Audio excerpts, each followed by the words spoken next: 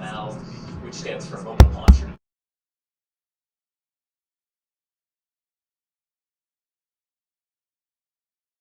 A bunch of things they want to do as they power the vehicle up at the pad for the very first time, go through all of those vehicle systems and mobile launcher systems and make sure everything is ready.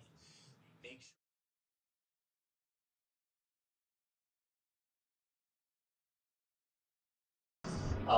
and then they will have, and all of that basically leads up to the team doing various practices, ultimately leading to the wet dress rehearsal. And what their wet dress rehearsal will be in early April, and I'm not going to give a date, and I'll go over that in a minute. But the date in early April for the wet dress rehearsal, that is basically the full practice countdown. You start the countdown and you take your launch teams through it all, as they will on launch day, complete with loading that vehicle and the ICPS with liquid hydrogen and liquid oxygen, just as you would on launch day, doing it at the same times, and then keeping the vehicle in stable replenish at the pad during wet dress for the entire time it will be that multi-hour process in the countdown where it's fully fueled, but they're going through their final checks. And then they will actually enter terminal count on the wet dress rehearsal, and they will count down to just under 10 seconds. And the reason they count to just under 10, but they don't stop at 10, is because in the 9.7-second range in the T-minus clock, that's when all the valves on the engines begin to open to start the sequence of allowing the various propellants to get to the ignition chambers.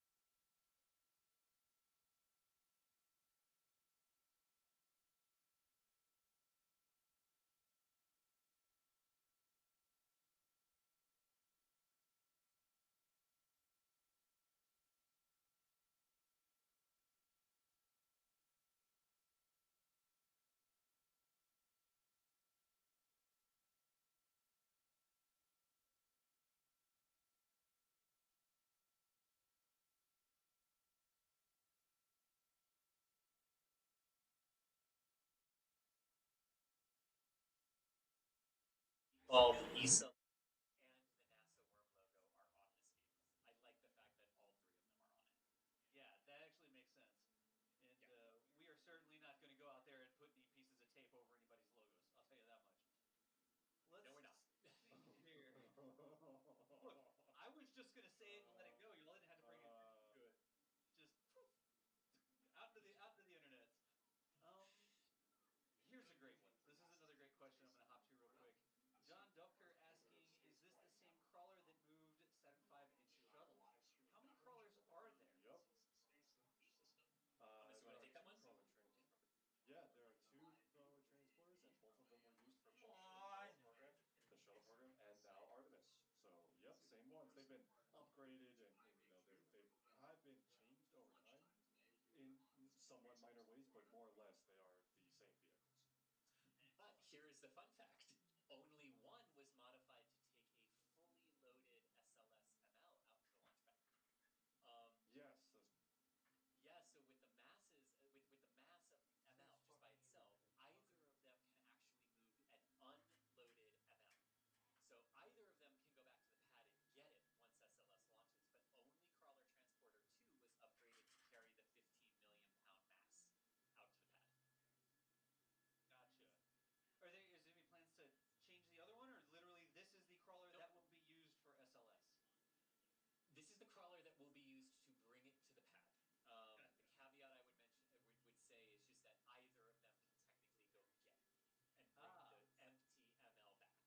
either of them can technically go get it and bring the empty ML back. But only one can bring, when SLS is actually on the ML, only Crawler Transporter 2 was reconfigured to actually haul it out. Makes good sense. All right. Let's see. See, I don't have interesting facts like that. Like, my interesting fact for the Crawler Transporter is that one time I stuck my hand inside the track and almost dropped my cell phone. Yes. You would never have gotten it back either. I would have never gotten it back. I was like, oh, look how cool this is. I'm going to use my phone camera to look inside. It was like a grease service port or something like that, and I almost dropped my cell phone inside the track of, I don't remember if it was one or two, but that's my interesting information. I did a couple live streams walking around the base of them, and they're huge. They're they are. How big these things are. And with Steven and Thomas, who are closer than where I am right now, like what I really can't wait for you all to hear is when the crawler comes by them, when you hear it pulverizing the rocks. That is just such an incredible sound. Yep. Also, I want to go back really quick. We were talking about the weight limits and how only one crawler can lift the full weight.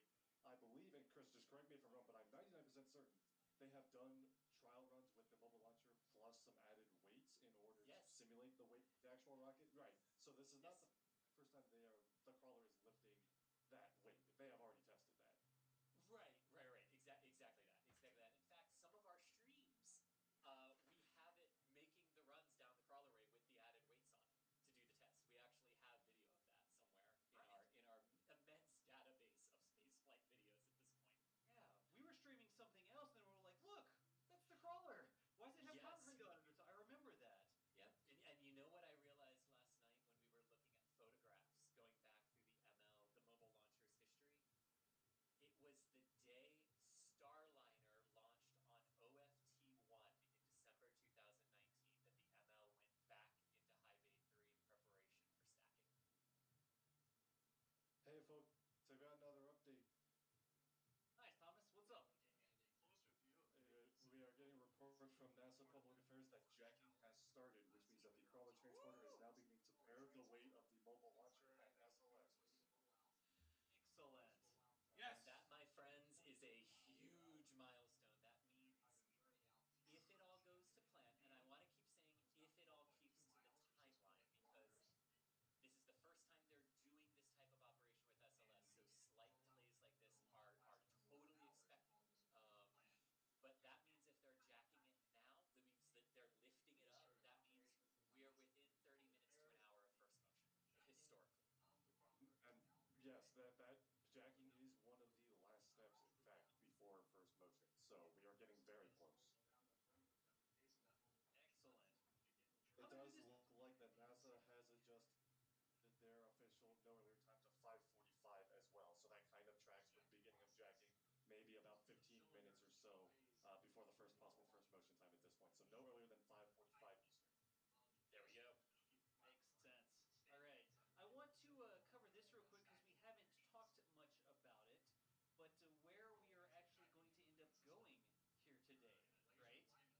So let me see if I can't bring this up. You mean our ultimate destination? Yeah, what's our ultimate destination today, Chris? Go ahead.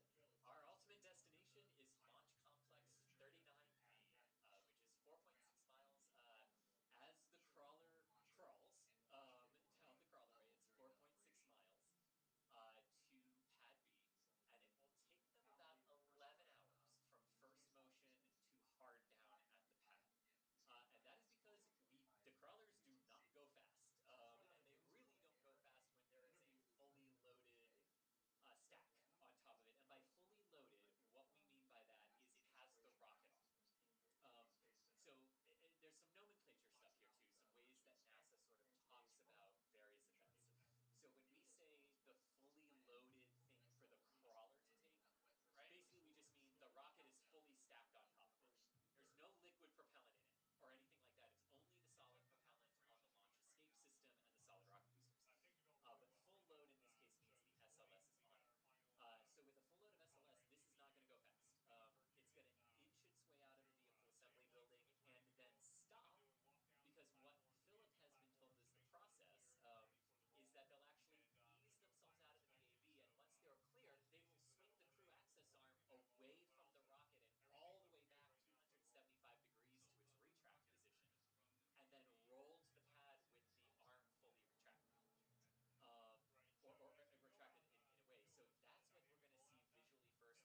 or that we've been told we'll see visually first once it comes out of the VAB, and then onward to Pad B we go, and that's our destination.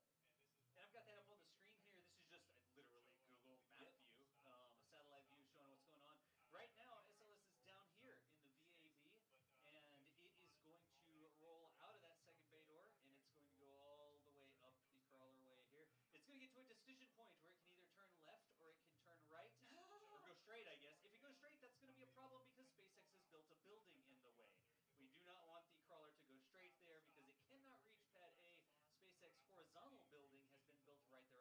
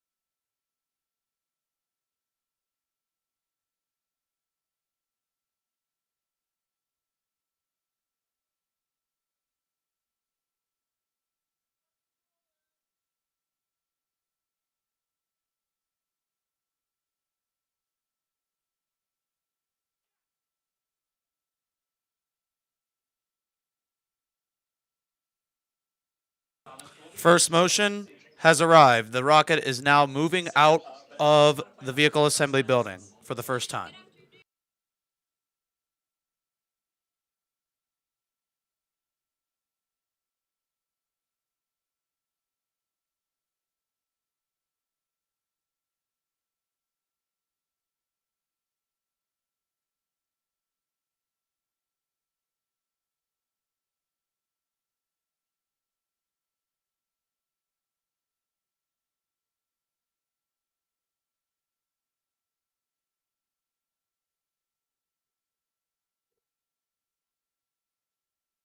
Seconds ago, and now both SLS and Orion are headed to historic Launch Pad 39B for a critical test that will help determine if we are ready for Artemis 1.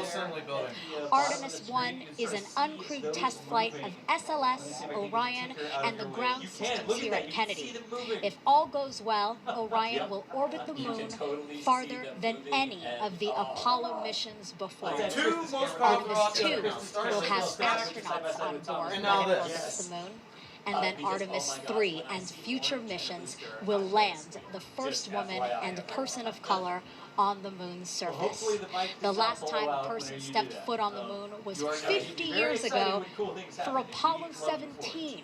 And that was the last time a moon-bound rocket left the vehicle assembly building. That's the cab right there when we were talking Now about close to 10,000 people have gathered outside the VAB to see today's rollout. Wow, look at that crowd. You know, it sounds like an easy operation rollout, but really it's not as easy as it may seem. Together, the rocket and spacecraft stand just taller than the Statue of Liberty. As you can imagine, you need a pretty impressive machine to move it all.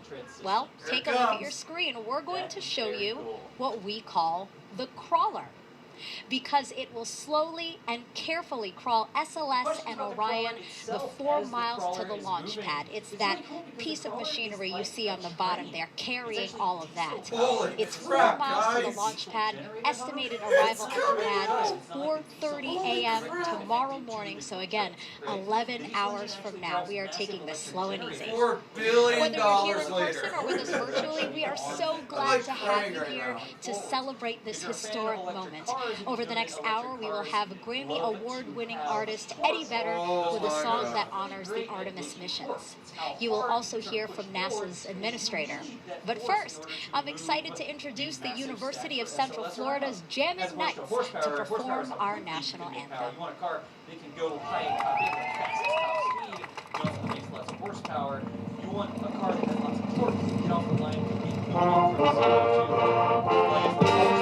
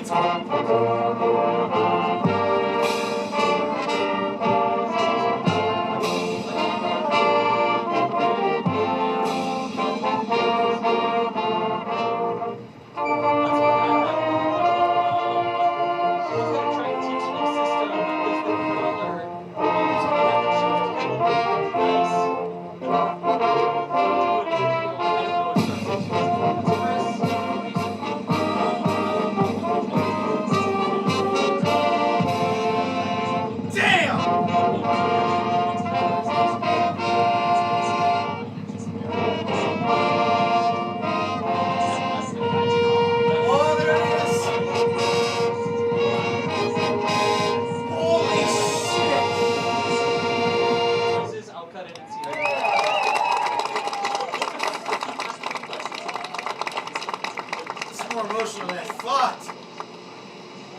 Here it comes! Holy crap, guys! Oh my god! Again, just getting that context. Look at the platforms behind it. Look at how far it's already come. There we got Starship stacked at the exact same time. They used to work on it. They started Oh my god. multiple levels throughout the entire height of the fab. And look how far the rocket has Wow. come to consider those platforms now. It's emotional. Very emotional. Unbelievable. Look, So cool. more people watching, but I'm interested in this. Check it out. Returning to the moon is a multinational ambition, the tireless work of more than 70,000 people across every state of our country and also different countries around the world. SLS and Orion parts were brought to Kennedy Space Center via trains, planes, ships, and vehicles for final assembly in High Bay 3 behind me. We are at Kennedy Space Center. Every piece of hardware necessary to return to the moon is now here. That's the mobile launcher, but look, the white part there, the pointy bit on the top, that's the SRB, and you can see some of the, we call this Sophie, Chris, the spray foam installation. They are being assembled, stacked, fueled, and primed for flight. Okay, 5 acronyms. Next time these engines fire, we'll be on the launch pad to send our uncrewed Orion spacecraft around the moon on a flight test for the Artemis 1 mission. Backlighting the orange. I think the further out it gets, the more orange it's supposed to be. They have one of the doors on the opposite side open. It's been a so journey you're of really seeing the 1,000 setting miles sunlight from factory streaming floors through the all gate. across this That's what you're country seeing the and little around the right now. world Yep. No kidding. to here. I guess I could have just done this. That orange. That's the orange. Yeah. Yeah. and- Wow! Weather And Channel now better the be stage has been on set. this. Just like you're seeing. We are seeing Artemis take her Already, place. You're going to see quite a color difference between the core stage and the interchange structure that connects the core stage to the part that has The framework to support the enormity of this moment can't be measured in renovations and rehearsals alone. But in the testing of a metal found much deeper. The tower is completely out. With each segment built upon the one before it, This is Chris's video. Big Thomas!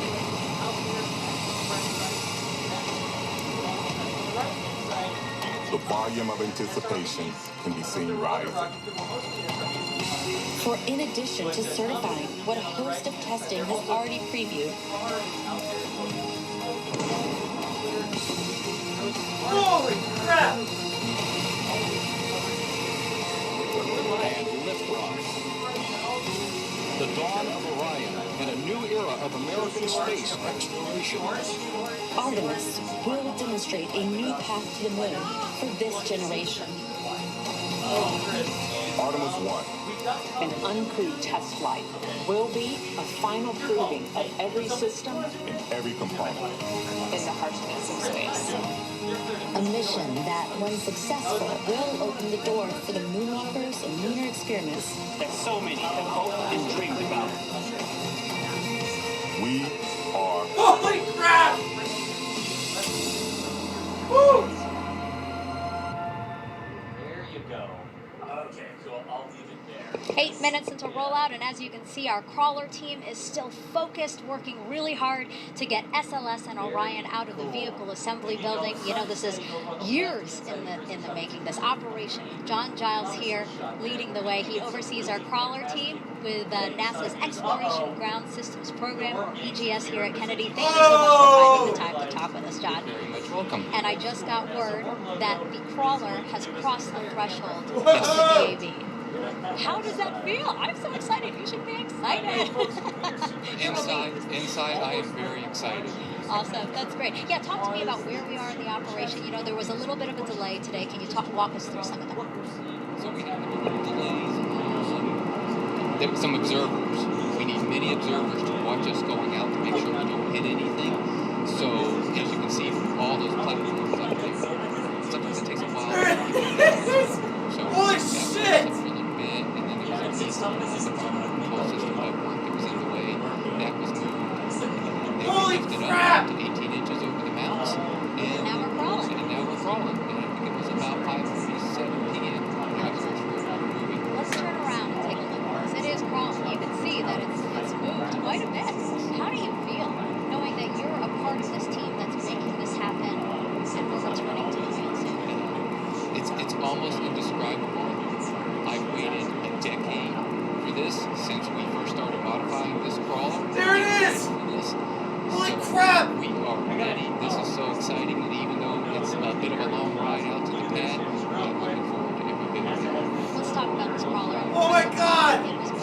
60s. Yes, it was. And the fact that we are still using that today is a testament to all the people that work on it, all the people that maintain it. It's not a render, right? We have lots of talented technicians who keep this thing going and maintained. And that's the reason we're still using this piece of equipment that's 57 years old. And we can see some of the video right here. I mean, this is the crawler that took out, we're talking about shuttle missions, Apollo missions. Talk to us about that. Every single mission. So launch pads 39A and B, all the Apollo missions. There it is! All the shuttle missions. SLS! And now SLS It exists! that launched their route on one of our 2 crawlers. Wow! It's the only way to get to the pad. Yeah, gives me goosebumps thinking about All the hate that rocket has had, it's so good to finally see You it talk rolling about out. the fact that Oh my god, everybody else should go modifications, right, to make sure that we can support SLS and Orion. So at the end of shuttle, Wow! they came to us and said, we have some new requirements for the SLS program. A bunch of requirements, but the biggest one was you have to be able to increase the weight you can carry.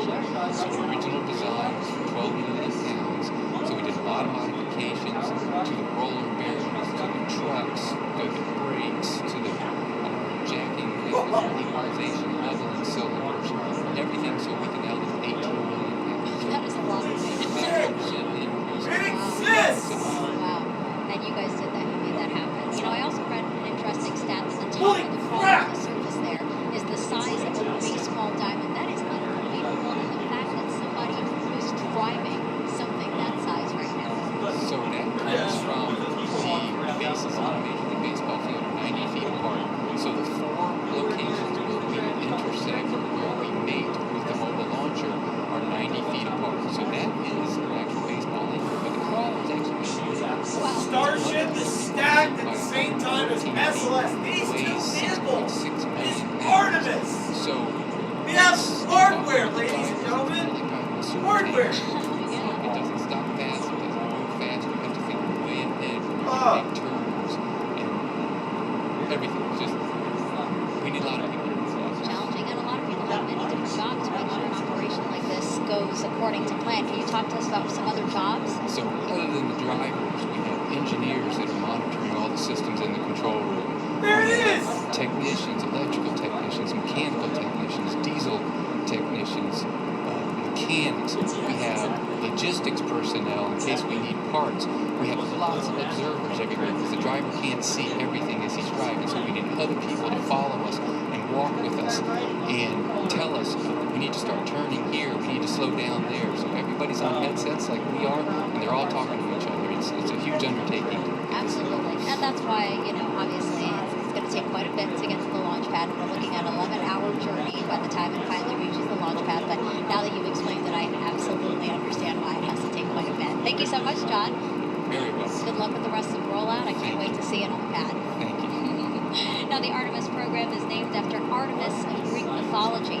She was Apollo's twin sister and the goddess of the moon. Artemis 1 will build on the achievements of those who came before us and create a permanent presence on the moon and inspire our next giant leap to Mars. We are going. The history of this agency is marked with broken barriers, once viewed as impossible, with science fiction turned reality, with innovations that have sparked industries all Look at that! SLS and Starship together! of peace for all humankind. Look at that! We soar in the skies of our planet. We maintain a human presence just outside of gravity, and we touch ports all across the solar system and beyond. We're going back to the moon, and this is why. The moon is a treasure trove of science. It holds opportunities for us to make discoveries about our home planet, about our sun, And about our solar system. The wealth of knowledge that we glean from the moon will inspire a new generation of thought and action. Without fail, every major program and mission NASA has invested in has led to technologies and capabilities that have shaped our culture. The breakthroughs of the Artemis era will define our generation and the generation generations to follow. The tens of thousands of jobs associated with propelling us to the moon today are just the beginning of a lunar economy that will see hundreds of thousands of new jobs develop around the world. This is not an ambition of one entity or one country. The exploration of the moon is a shared effort. Woven together by a desire for the greater good. Why the moon? Because the missions of tomorrow will be sparked by the accomplishments of the Artemis generation today. Because the ambition to go has already begun. And because Mars is calling, we need to learn what it takes to establish... Holy crap, guys, it's out! So let's keep close before pushing out. And so, we go to the moon now not as a series of isolated missions, but to build a community on and around the moon capable of proving how to live on other worlds.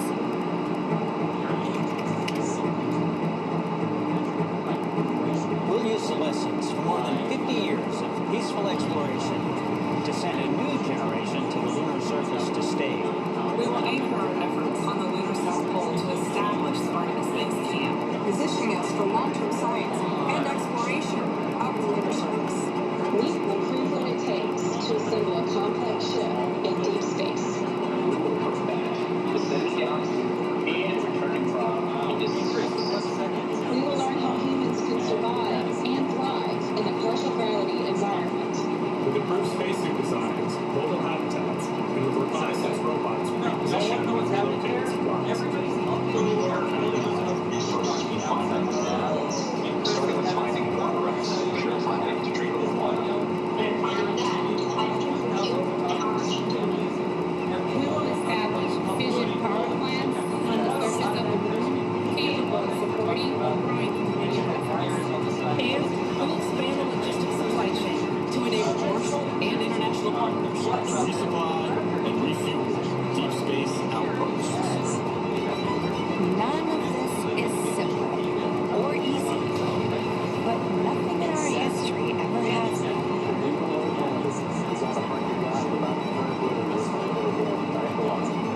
This kind of continuous lunar presence is a natural extension of all that we've learned in low Earth orbit. And what we will accomplish there will ensure the monumental missions to Mars are within reach. As we ready the launch of the first Artemis mission, and as commercial companies ready their lunar landers for the first private payload deliveries, we have already begun to take the next step.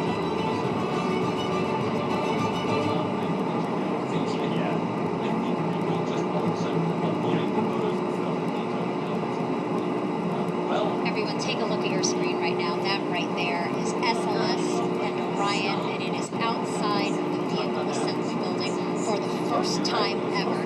It is giving me goosebumps just to say that, seeing it poised there. This is a historic moment, a big moment. We will remember this day for a very, very, very long time. Again, that's a wide shot we have there. You can see it outside. Again, that iconic vehicle assembly building. We have seen Apollo rockets out of there. We have seen shuttles come out of there. Now it is time for SLS and Orion. Crews are moving it all to the pad today for a critical test that will take place in 2 weeks. And joining me now to talk about that test is Cliff Lanham.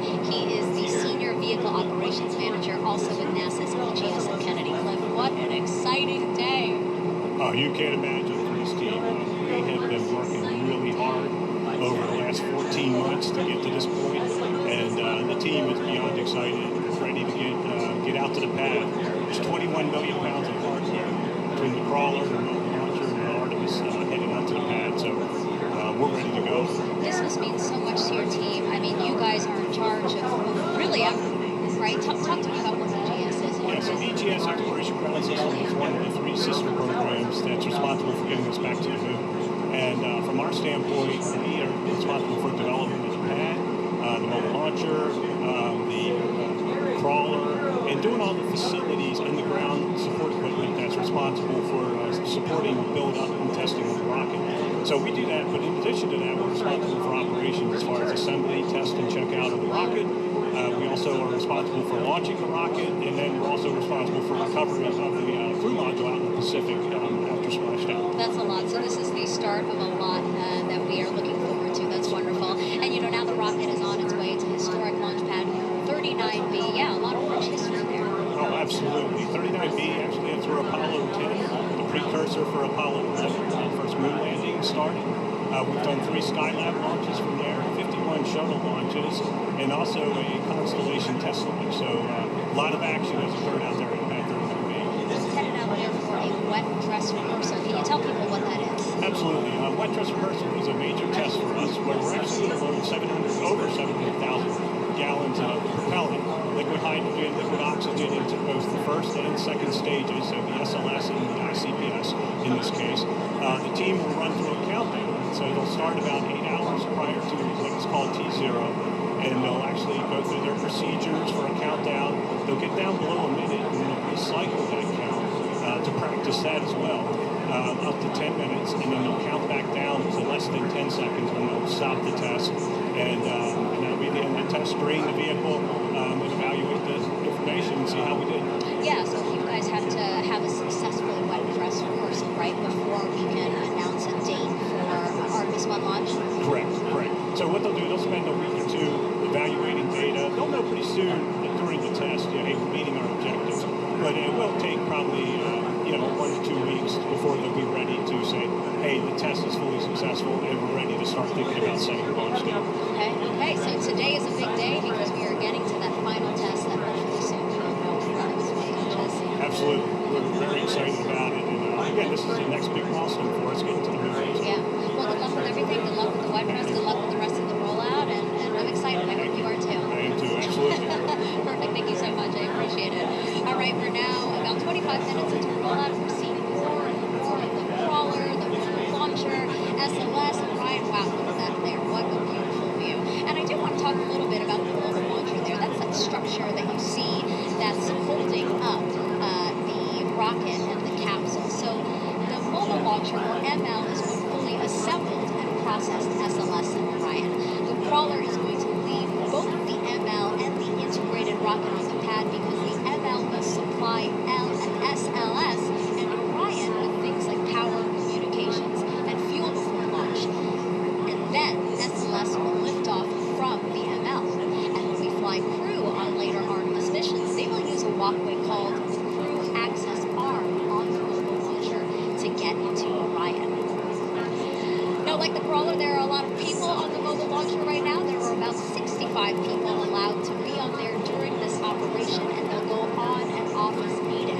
People like engineers, technicians, safety personnel, and the 2 elevators on the ML. This is really interesting. They will be turned off for this operation, so if anyone needs to go to the very top there, that is going to be quite all right, how about we check back in with the crowd outside? We had some rain yesterday, but luckily the weather today is gorgeous, dry, sunny, beautiful.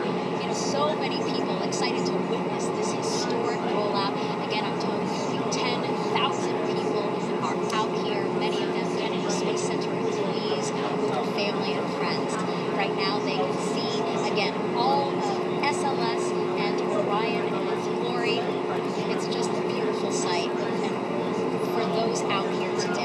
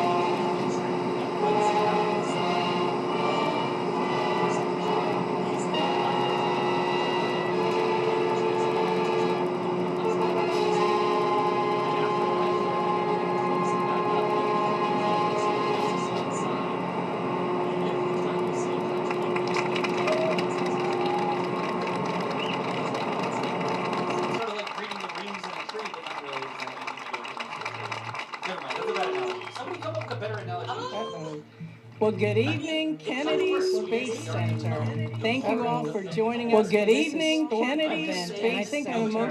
Thank you all for joining us for this historic event. And I think an emotional event for a lot of us joining us today with our workforce. I'm so happy our loved ones are joining us out here. Joining us today with our workforce. So many sacrifices. Our loved ones are joining us out here to this milestone. Many of you also have made so many sacrifices over the years to get to this milestone, supporting America's space program. Space Center and as we take 60 years supporting America's space decades of science and exploration, it really seems fitting that on the 6 decades of science and exploration, it really seems fitting our first step to returning to the moon. Celebrate this milestone, our first step to returning to the moon. Beyond the bounds every single vehicle that has carried integration and testing the bounds of low Earth assembly building has undergone integration and testing and launched right here from the Kennedy Space Center. Crawled down tonight this roadway and launched years here from the Kennedy Space Center. Development tonight, integration, years of testing, planning, space development system mated with the integration spacecraft will continue the space launch system, leaving the VAB spacecraft will continue its way to the pad for the very first leaving the VAB as you see in front of you to make its way to the pad for the very first time. Makes its journey, and just as all eyes are on the SLS tonight as it makes its journey, rocks the space coast and takes its maiden flight beyond the sky as it rocks the space coast and takes its maiden flight around the moon and then comes back to meet the challenge of landing a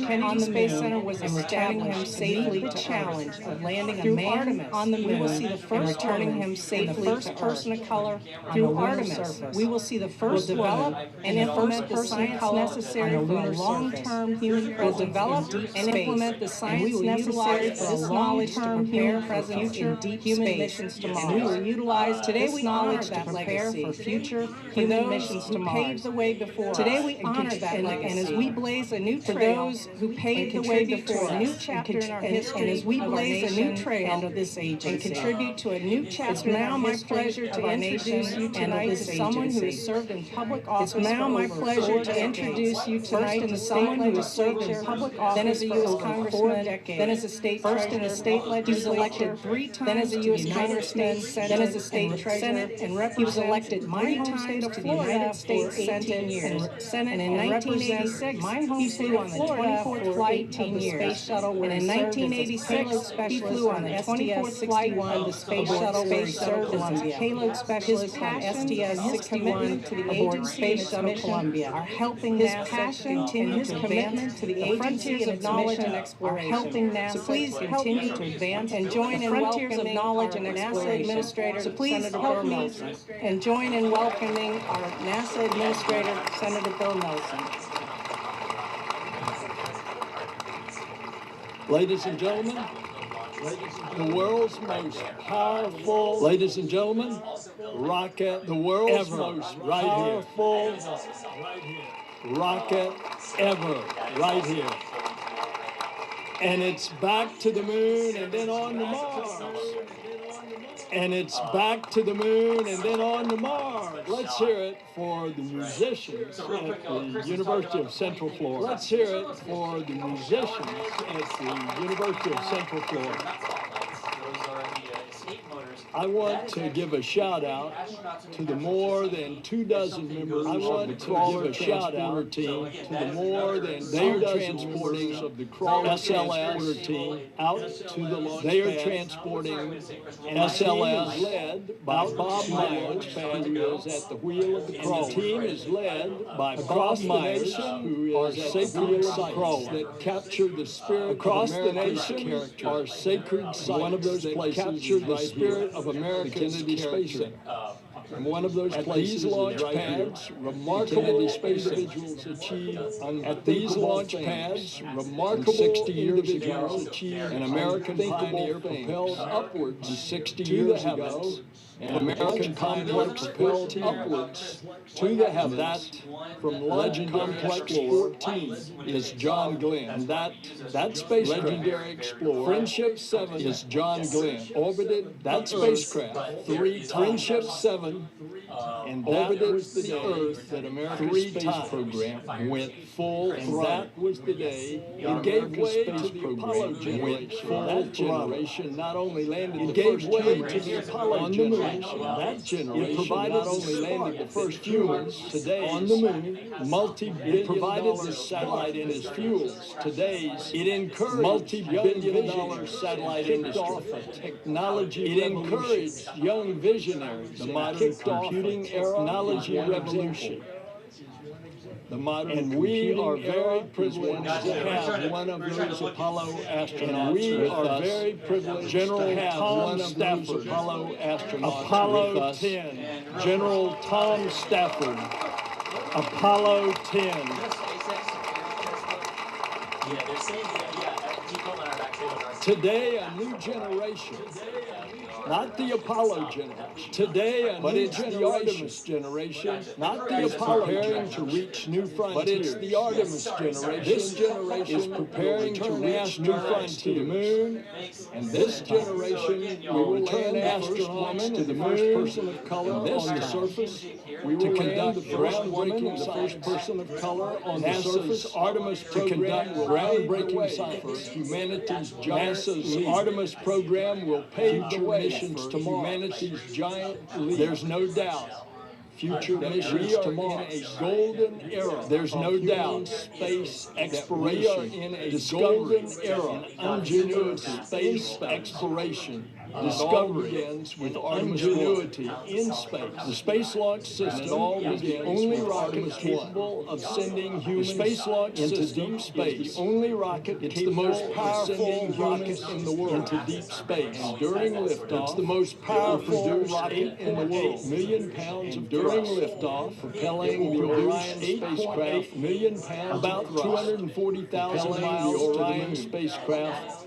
And about 240,000 miles to the moon spacecraft built for humans. And Orion will venture farther than any spacecraft. It will stay in space longer than any spacecraft designed for it stay in space longer than has any spacecraft without designed for astronauts that has ever done without docking to a space station. Over and after a 3-week journey, come home over faster and hotter than any vehicle. Orion will come home faster and hotter than any vehicle has before.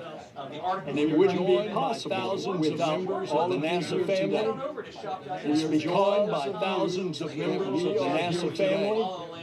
It's because of you has been a relentless spirit. Our workforce has been a relentless spirit. We never stop pushing the envelope of what is possible.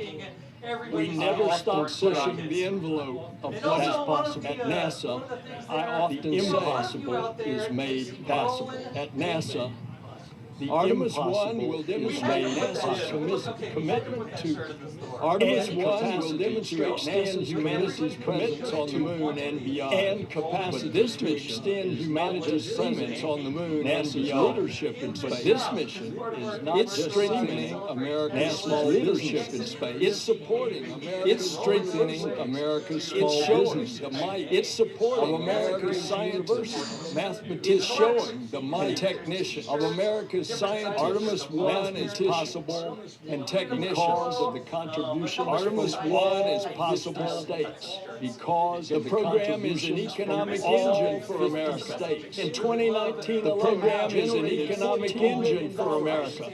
In 2019 alone, it generated $14 billion across the country and supported 70,000 in the 21st century across the country.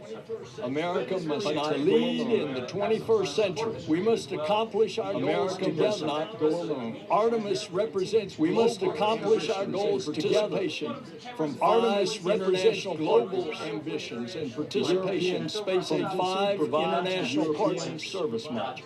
The European Space Agency provides the Orion spacecraft module that provides the powerhouse electricity of the Orion spacecraft, thermal control that provides air, water, electricity, propulsion in space, thermal control, air, water. This is a critical partnership. Orion in space, not just for Artemis 1, but for critical partnership missions as well. Not just for Artemis just 1, the but beginning. for the future Artemis Thanks to the missions. international collaboration, That's just the beginning. 3, thanks to the international collaboration, will fly on Orion. 3 so-called passengers and Helga will fly on named Orion. by the Israel Space Zohar Agency and the German Helga Aerospace Center, named are by two the Israel female Space mannequins. Agency and the German Aerospace Their Center. jobs are to two provide data female on mannequins. radiation levels during Their the mission. jobs are to provide The data third on passenger radiation levels is a male during mannequin the mission. whose name was decided The by third more than passenger 300,000 is a people male in a naming mannequin contest, whose name was decided by more than and 300,000 his name people in a is naming Commander contest. Munikin Campos. And his name is honoring Commander Arturo Munikin Campos, the late member honoring of the NASA Arturo family. Campos, helped bring the late crew of member Apollo of the 13 NASA family safely Arturo back to helped Earth. bring the crew of And Apollo a 13 surprise. safely back to Earth. Snoopy and his orange And a spacesuit surprise. will hitch a ride. Snoopy and his orange We're also spacesuit taking will advantage hitch of a additional ride. space on SLS. We're also taking advantage of additional in space on cooperation SLS, with Japan's several Aerospace CubeSats Exploration in Agency and the cooperation Italian Space Agency. Japan's Aerospace Exploration Humanity's Agency drive and the to Italian explore the Space cosmos Agency is not bound Humanity's by drive to explore the Discovery cosmos strengthens is is not not bound bound by borders. This mission, Discovery strengthens diplomacy. Will build a global This mission, alliance that this program, deep space, will for the build benefit a of global all. Alliance that, and of course, explores Artemis deep 1 space will be for the a benefit major of all. step. And of Our course, journey Artemis is 1 far will from be over. a major step. This will be the Our first journey in a is series far from of over. increasingly complex This missions. Will be the first in in 2024 of increasingly complex Apollo missions. 8. In 2024, to the first time since Apollo 8, the astronauts will return to the moon on Artemis 2 in lunar orbit. The astronauts venturing farther into space than any human orbit have ever before. Venturing farther into space than are not a series of isolated missions. Each and these are not a series of isolated missions. Each and component to build groundbreaking presence on and around the moon. Component to eventually be a presence on and around the moon. And eventually beyond. NASA dares to none of this is easy. Nothing but as NASA dares to achieve ever is. NASA knows we have shown for this pandemic. NASA knows how to why NASA needs continuity of purpose. Artemis personifies why NASA needs continuity of purpose, and were not achieved just by a single administration. Have not achieved, but across many just by a single administration. And I'm proud President Biden has shown strong support for these missions. And I'm proud President Biden has shown strong support should be seen as a triumph for our country and all of humanity. Be seen as a triumph for our country and all of humanity. I hope that the next humans walk on the moon, I hope see themselves in this new generation of explorers. They see themselves in this new generation of explorers, intertwined with the NASA's history, American story, intertwined the sky with the never-ending American story. The sky has never been the limit for NASA. Limitless potential. This is our opportunity to make limitless potential to bring down the barriers that limit opportunity in underserved and to bring down the barriers that limit opportunity in underserved and underrepresented as a community. It's time to anchor fairness NASA mission as a core. Artemis mission should show every NASA mission that they can. Artemis mission should show every child can dream it that they can dream it. If they can dream it, they will one day join the NASA family. As a technician or a mathematician, join the NASA family. Maybe they'll walk on the moon. As a technician or be mathematician who venture. Maybe they'll walk on the moon. Or be the pioneers who venture what NASA does best. We unify. This is what NASA does best. We inspire. We unify. And we discover this sacred and historical place. Humanity will soon embark on a new era of exploration. Humanity will soon embark on a new era of exploration. A flash drive. Aboard this spacecraft will be a flash drive from around the world. It will hold the names of over a million individuals from around the world. It will represent our contain more than names. It will represent who imagines themselves soaring in the skies. The child who imagines themselves soaring in the skies so they can build a rocket and a spacecraft. Who burns the midnight oil at the library so they can build a rocket and a spacecraft. Gazes up at the moon every night. The NASA employee, knowing that their work will soon return humankind to the lunar surface. That their work will soon return and when this monster rocket lifts off, in the heavens, it will carry every single person who dreams of discovery. Will see many more. Every single person who dreams of discovery. I want to thank all of you, many more in our lifetime. The whole space. I want to thank all of the family, all of these NASA, the whole space team. Bless you, the family and of NASA, the Artemis, and may the moon bless you, and then to Mars. The Artemis to the moon, and then to Mars. God bless you. That's what they're talking All right, now apparently, folks, as we shall receive, somebody wanted to outfit the break room at their rocket company, and so that has apparently been a thing. The store guy heard us talking, he was watching the stream, and he imagined he was talking to Celeste to achieve master specific My wife really just understanding how all these things are not that.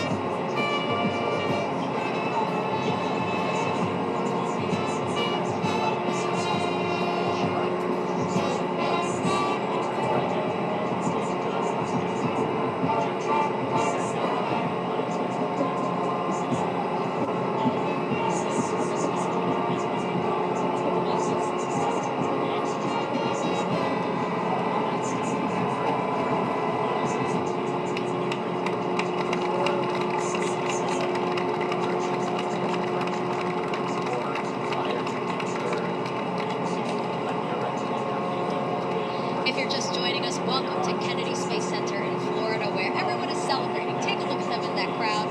They are celebrating what you see there on your screen. We just unveiled our brand new moon rocket, which you see right there, poised outside of the vehicle assembly building for the first time ever. Woohoo, right? I'm very, very excited about it. NASA's Space Launch System, or SLS, is the most powerful rocket in the world, and sitting on top is the new Orion capsule that will fly us back to the moon.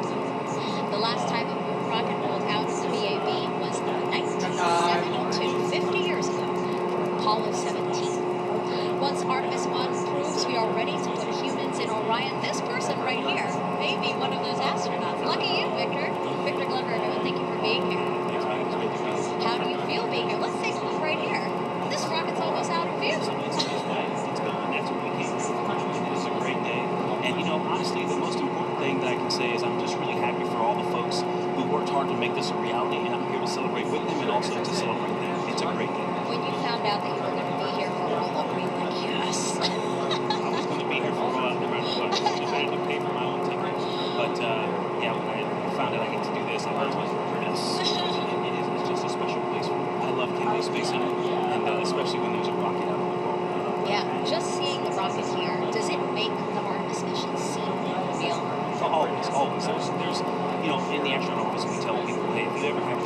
see space flight part, go do it. Doesn't matter what it's for, go see it. It helps you do your job better, and that's absolutely true today. I've seen a lot of PowerPoint slides, and read a lot of briefings about this, but to see it all stacked on the mobile launcher, on the crawler transporter, it just makes it so much more real. Oh, absolutely. And you know, you're again one of the lucky few. 18 astronauts were chosen for the Artemis team. How does it feel to be part of that team? Honestly, you know what?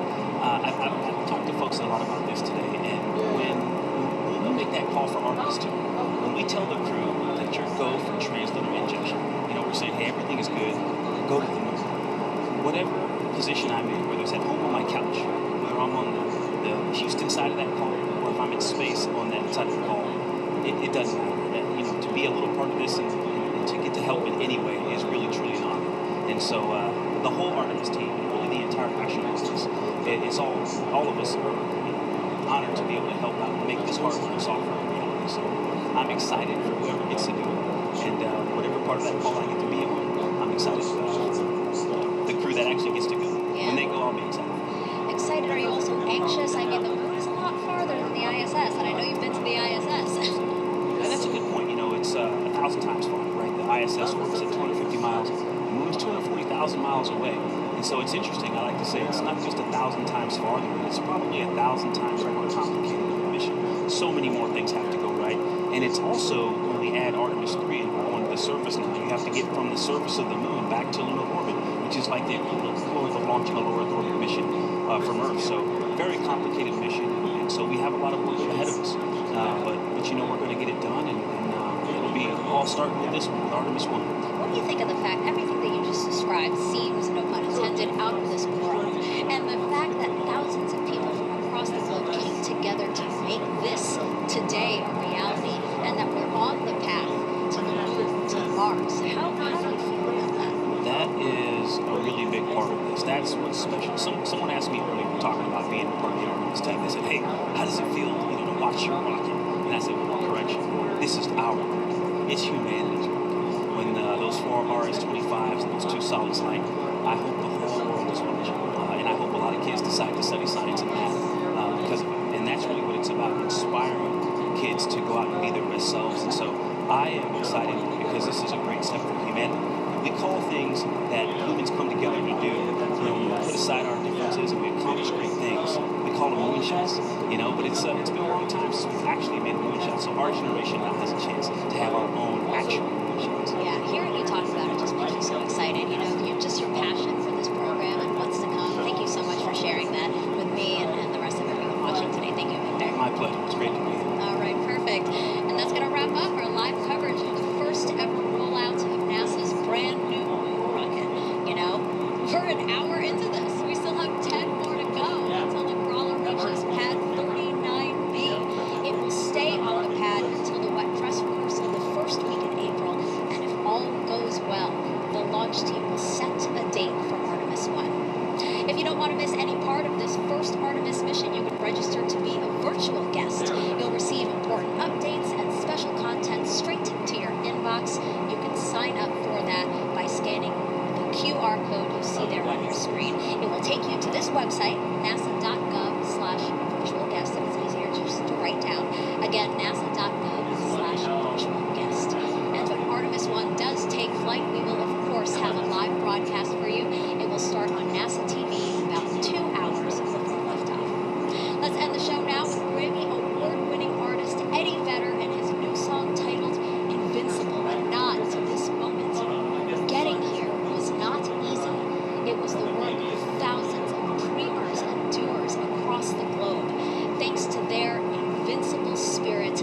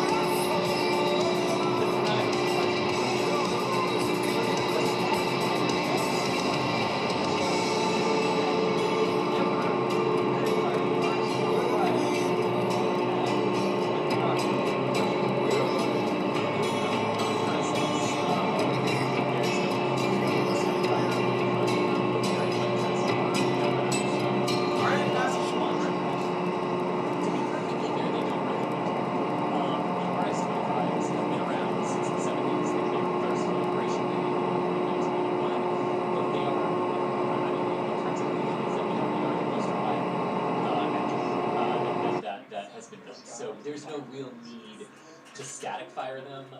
In this regard, the green run that the core stage went through when in 2020 it went to the Stennis Space Center in Mississippi, and then in 2021 it underwent 2 hot fire tests where they actually fully fueled it, took it to a countdown, lit the engines. The first time they had an issue where the ground test procedures that were monitoring it were the limits were set a bit too conservatively, so they had a cutoff just over a minute in. But then they came back and they redid it a couple months later, and it was a full duration hot fire with all of the test objectives met. So with that, there is no need to do it here at the pad. Oh, there we go. And plus, you've got those big And you really SOPs right next to it. yeah. Yeah. The shuttle did do static fires, Right.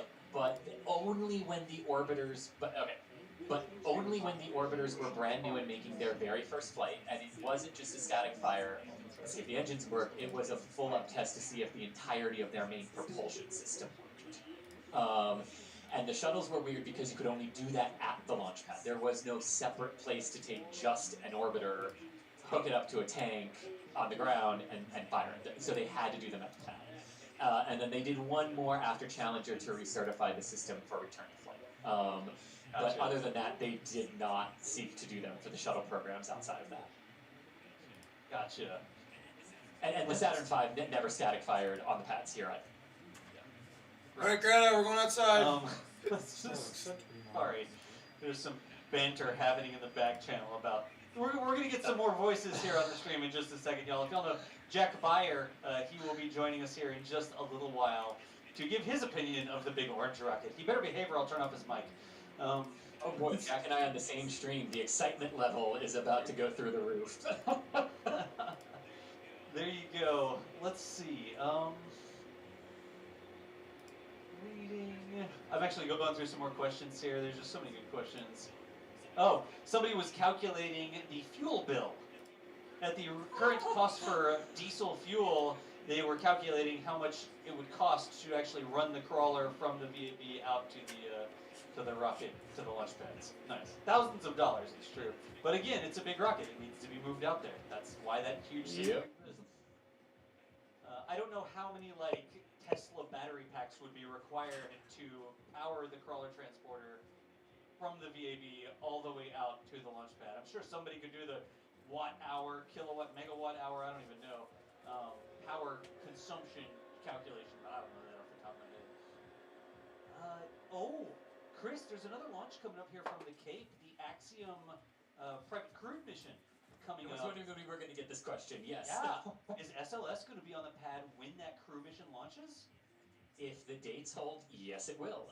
Axiom 1 as of this morning is April 3rd. So it did move a few days. That is also, like we were saying earlier on in the stream, the target date for SLS is wet dress rehearsal. And and before anyone asks the question, there's no way they can do them both on the same day because of the range assets and communication assets that have to support. And the other main reason is when you fuel SLS, Pad A is inside of the area you have to evacuate. So, that becomes a problem. So those two things will have to deconflict, and in all honesty, a crew flight to the International Space Station will almost certainly take precedence on the range. Just because if Axiom doesn't go on the 3rd, that could have a knock-on effect to Crew 4 and station operations, and SLS can go on can do its wet dress on the 5th if they needed to. It's not like, oh my gosh, if it doesn't happen on the 3rd, it's the end of the world for SLS. No, it can happen on the 4th or the 5th, and Axiom can go on the 3rd. Makes sense. That was a good question actually, because that will make for some pretty epic shots. Let's see. I mean, they normally like open and close the doors on the VAB, Chris. It's not like the first time the doors have been opened or anything, right? Somebody was just asking if this is the first time the doors have been opened. I've seen them in all different states, right?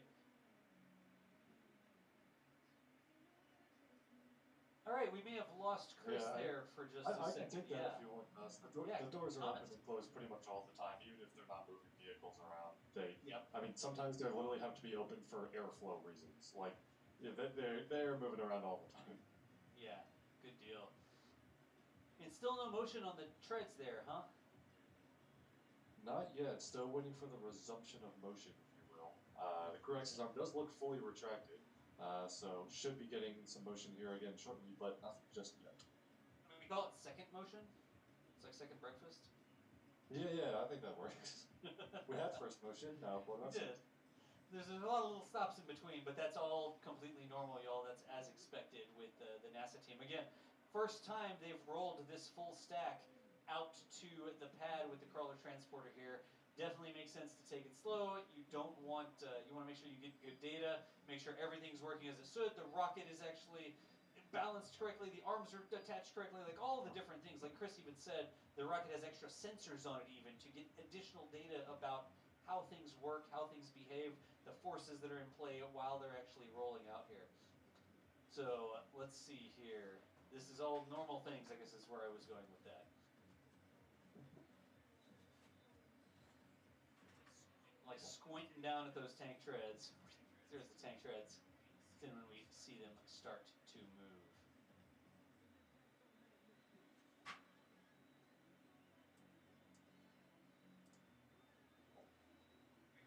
We are working to get Chris Gebhardt back as well. How you doing, Thomas? Is it like cold out there? Is it nice? Did you remember to bring some water? Did you wear sunscreen? Oh yeah, but definitely been drinking water all day. It has actually cooled off a little bit since the sun has gone down. It's a beautiful day for a roll out. The sky is clear. Honestly, couldn't ask for better weather today. Were you able to strap like a micro camera to a mosquito for me so that we can get a live aerial feed? You know what? If you give me the micro camera, I will find you a mosquito. I think the mosquitoes will find you. I don't think you have to go very far to find a mosquito. Although, we could go this route. Hold on. Removes camera. When vulture cam. We have some, oh yeah. Got some birds up there riding the thermals above the VAB. Let's see if we can get them. Remember how to camera shutters. There we go. Yeah, so, look at that. Got a camera strapped to or a drone that looks like a. Maybe, I don't know. How convincing is it after? Just insert it up there into the flock of vultures that's already flying around. We totally wouldn't do that, NASA. I promise we won't make a vulture-shaped drone. That's a bad idea.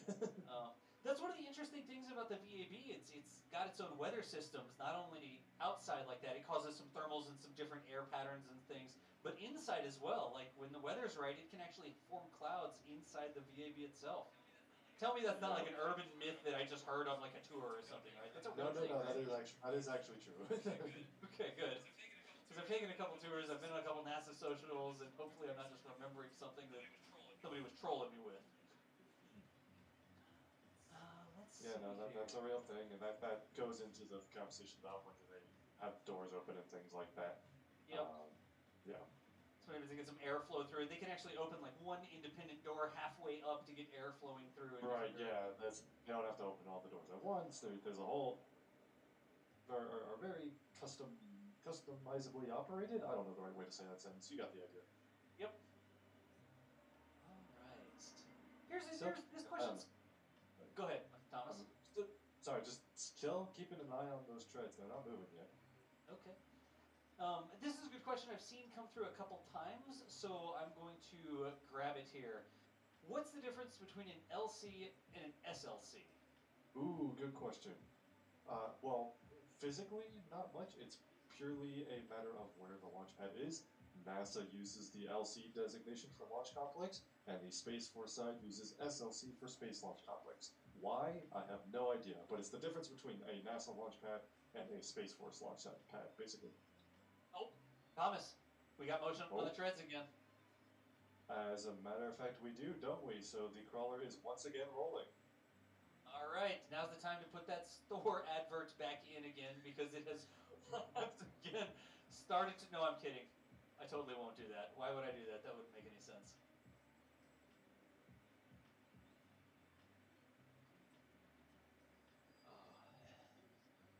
How you doing, Chris? We got you back? Well, you do, indeed, yes. Hello?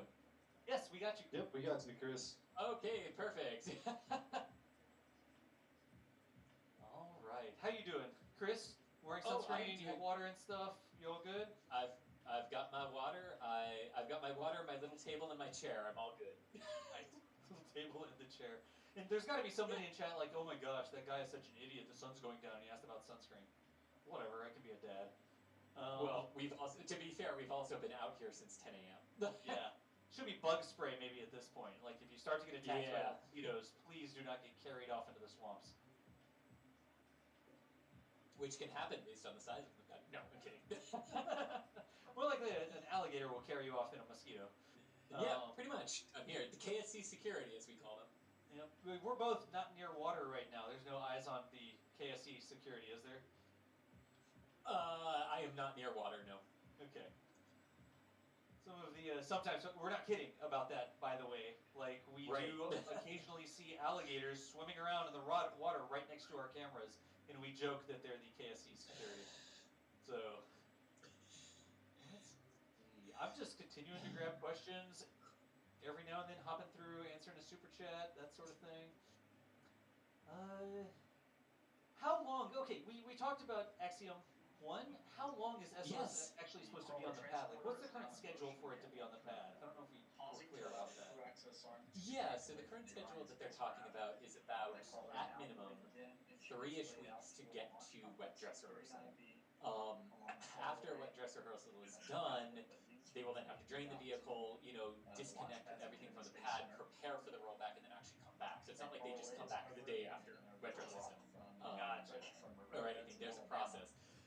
And of course, well, if everything goes to plan.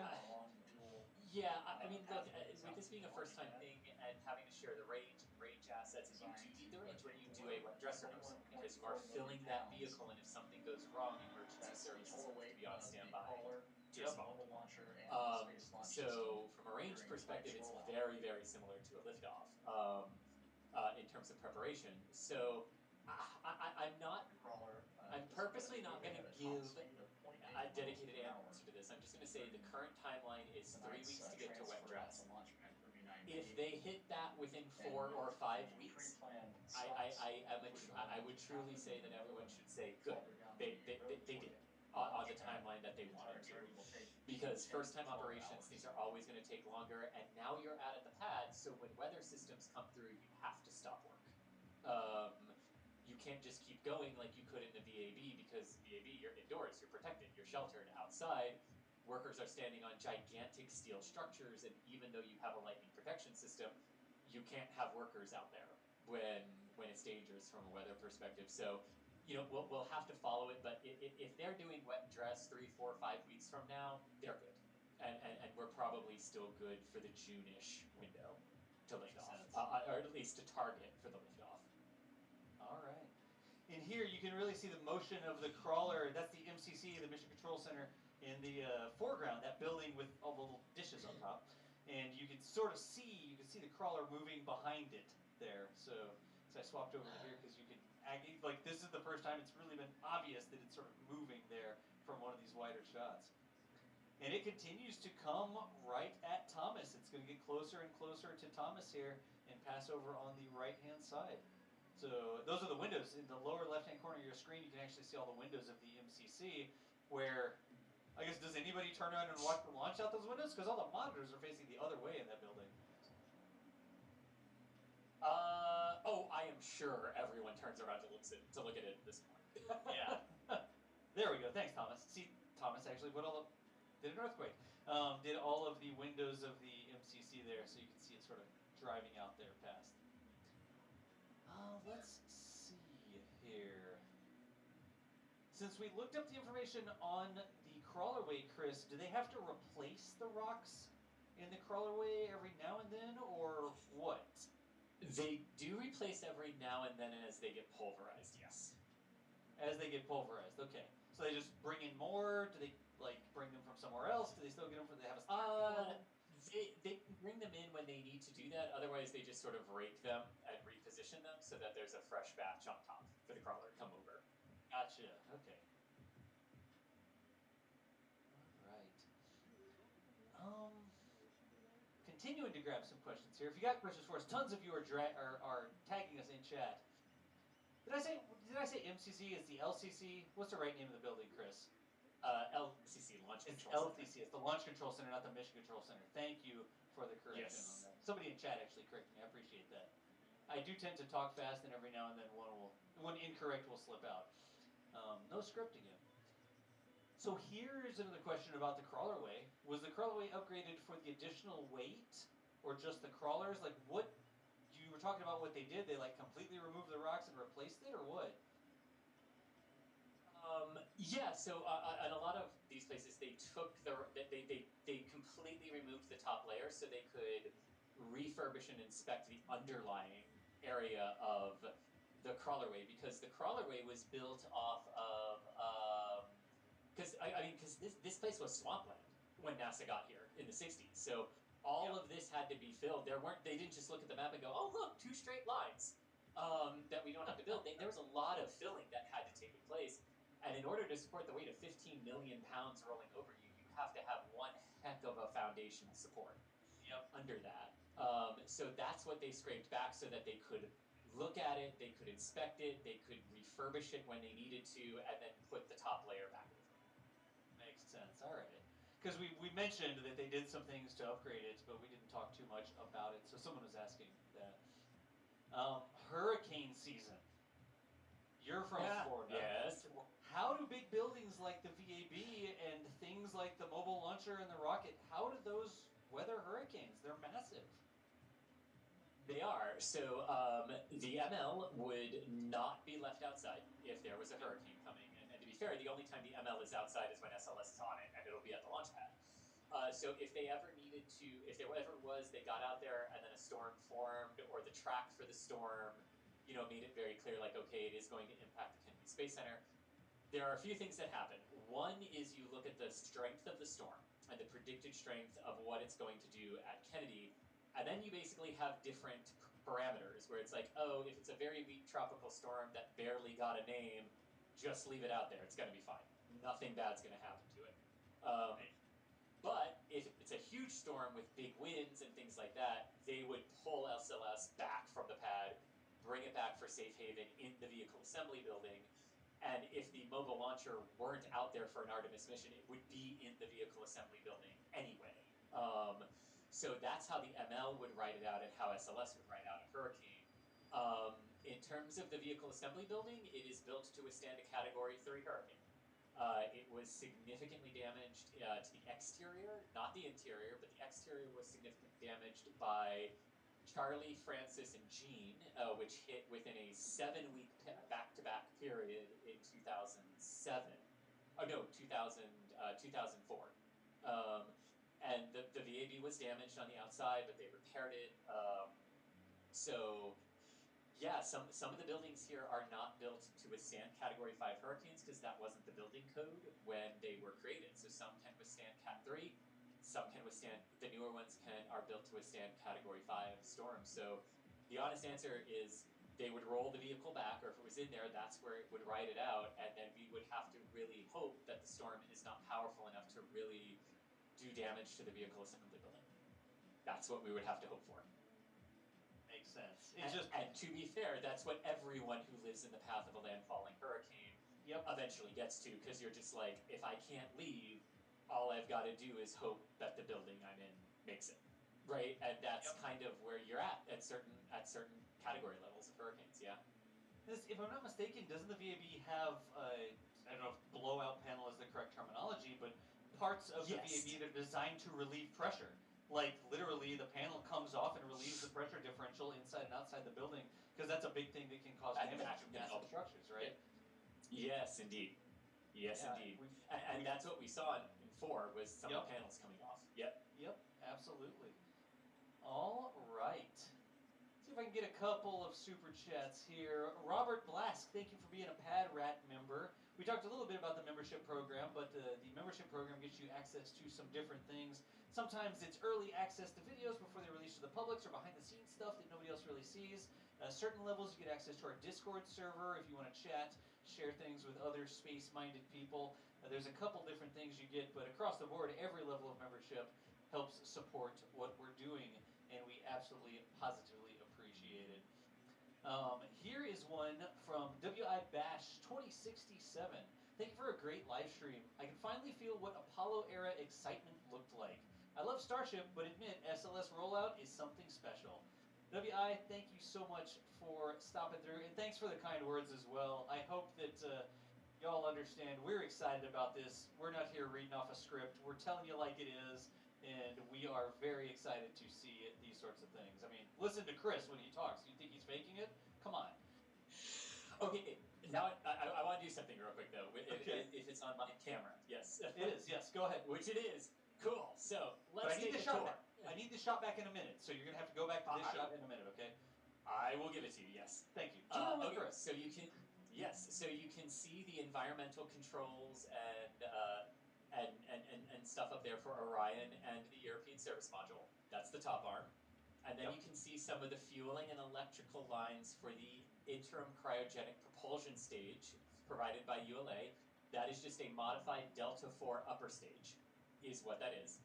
Then you have the intertank structure, and then right here you have this big arm that reaches out and grabs onto the side of SLS. That is the vertical stabilizer.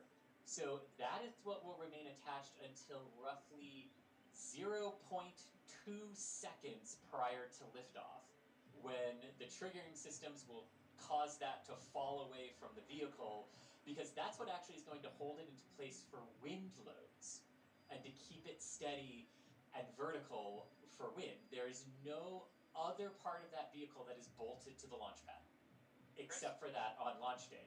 Yes. It's crawling out of your shot. Yes, I saw. Sorry. So that is that big vehicle stabilization system arm, and then we have the gaseous hydrogen vent arm that will vent the gaseous hydrogen away from the core stage of the vehicle and out safely. And then if we come there's the worm, and then as we come all the way down, you can see the tail service mass over to the left. And you can see the arm that sort of reaches over and grabs the base of SLS. Those are the tail service mass. That's where all the electrical, umbilical, and stuff that from the ground will connect, and how they will fuel the core stage with liquid hydrogen and liquid oxygen. You can't really tell from this angle, but you're only looking at one. There is an identical one directly behind it. One of them will handle the liquid, and people are on it. Oh yeah, people are on the ML. Yeah, people are on the ML. Look at that. I didn't know that. Sorry, I mean, I totally interrupted you there, but I didn't know that people were going to ride it.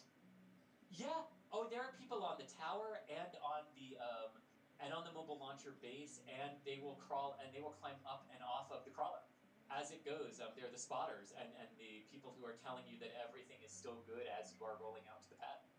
Worker coming down the stairs in the middle of the tower. Look at that. Yeah. Yeah. So that was surprising to me. I thought it was like, oh, clear the area, nobody within this amount of distance, like, you know, the sheriff's going to show up and kick everybody off the beach or something, right? But there's literally people riding the mobile launcher and the crawler with the rocket. There is indeed. There are indeed, and that is a very normal thing during rollouts. Good deal. The sun, you start to see the setting sun there, not the sun itself, but the shadows and the color changing on the ground. We were sort of trying to see if it was going to make the turn into the sun before the sun set, but with a little bit of delay, it doesn't look like we're going to get direct sunlight on SLS. So there'll be a whole other time where you have to say, the dawn of a new era of whatever. Like, you're going to have to do that when the sun comes up tomorrow, I guess. I did want to do a thing real quick, Chris, and your camera's going to be important here. There's a lot of people that watch our channel, and not all of them are here for SLS. I know, I'm not dumb, right? There's a lot of people, and they love SpaceX, and they love Starship. So for the first time, I wanted to do this, because I can. We've got a live feed from Starbase, down in Boca Chica, Texas, the SpaceX Starship Development and Test Facility, and then Kennedy Space Center there in Florida. Those are both live cameras seeing two massive rockets. These are the rockets for the first Artemis missions, aren't they?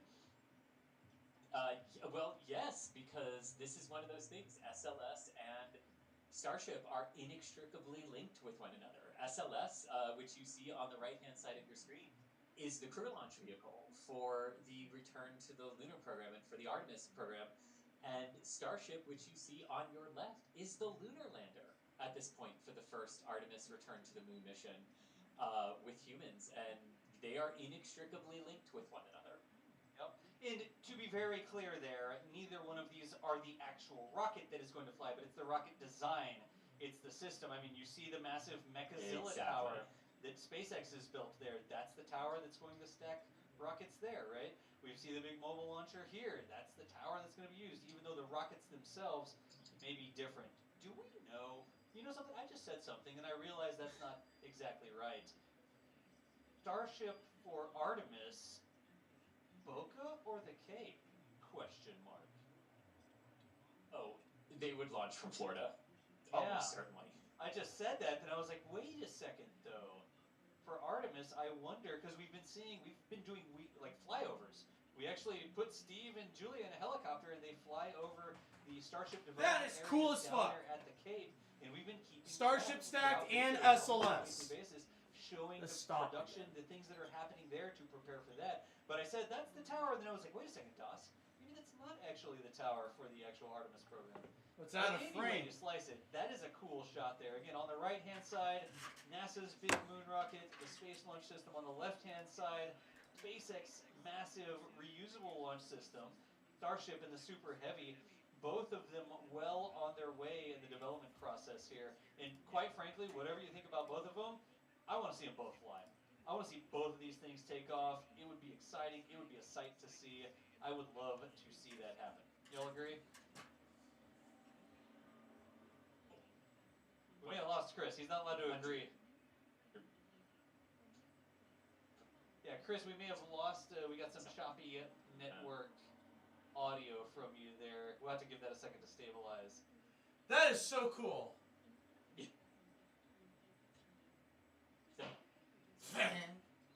Yeah. Chris, maybe we need you to reconnect. If you can hear me, please reconnect to the server real quick, and we'll see if we get better audio from you. Sorry about that. Yeah, cool. You know what?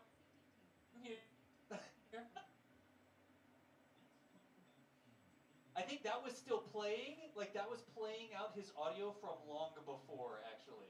We'll see if we can get Chris back on comms here in just a second.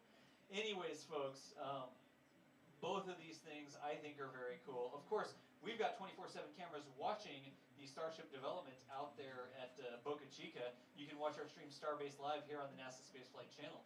If you like cranes, there's a lot of crane action that happens over there. Just a couple days ago, we saw the chopsticks stack that Starship up on top. Chris, we got you back.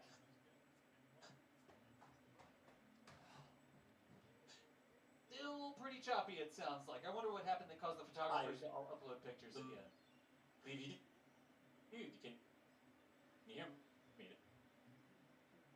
Yeah, we are not getting stable audio from Chris, but folks, give us just a second to work on that. We'll get right back into the Q&A here. Again, answering questions. I see some super chats coming through as well. Let me see if I can't get a little bit better audio from Chris, and we will be right back with continued coverage of the rollout of SLS there down at Cape Canaveral. How long should I keep it on this scene? Should I change it off of another scene? I'm like trying to see. Bender Chris, Robotic Chris. No, Chris isn't a droid, it's just the way that the cell networks work. It happens on occasion. I'm not rehearsing anything. I never rehearse. That's not a thing that I've ever been accused of doing. Hey, Chris Barnett, coming through with some curly L's. But unfortunately, you're suffering from anxiety and depression. I'm sorry to hear that. But I am loving your coverage and can't remember the last time I laughed so much. Chris, thank you so much for saying that. Like I've said a few times, I know we're not your straight-laced news coverage. We want to make it interesting. We throw a couple little jokes in and things like that. We want it to be available for all ages. Like everybody could put this on the TV, and I'm not going to say anything that that you don't want your kids to hear, or that my mom would start texting me being like, "Toss, what do you say?" But that's not how that happens. We want it to be something that everybody can share. So thank you so much for the kind words there. It really is important to us to be able to make this available for everybody and be a positive light in everybody's day. Even if you just stop through, ask a question. You don't even have to ask a question. Just listen to us run our mouths for a little while. I'm so happy that that brightened your day a little bit. Thank you so much for the message there.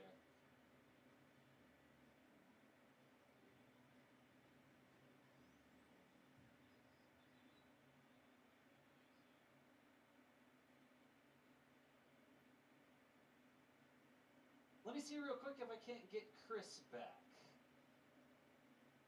Chris, try right now. Do we have you? Can you hear me?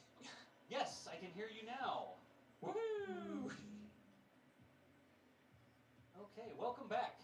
How are you doing? Yes, indeed. Go on a vacation, take a break? I wish. I forgot to breathe. I just keeled over. Don't do that. No, not at all. All good. So how are you no, doing? I think people just started uploading video and photos and things like that, and it just kind of, did its thing. Yep, it happens on occasion. Let's see. Give me just one second. I'm working a technical thing just real quick. Yeah. Well, as you can see right now, so SLS is has sort of paused on the crawlerway again right now, which isn't unexpected because at this point they're sort of aligned to just go when it is time to go. But another thing to remember, this is also a big fanfare moment with the NASA administrator here and a whole bunch of higher ups at NASA. So not unusual that they would stop it right here just now. On its first one, but when it starts to roll again, it probably will go unless there is a reason to stop at that point. Gotcha. I gotta hop back here. I was informed that I did a poor job of cropping my video sources there. So now, if you want a nice screenshot of the two massive rockets side by side, there's a nice clean screenshot. It looks like there's a Tesla driving in front of SLS. Look. Well, as I said, they're linked. There you go, they're linked. Nice. Okay.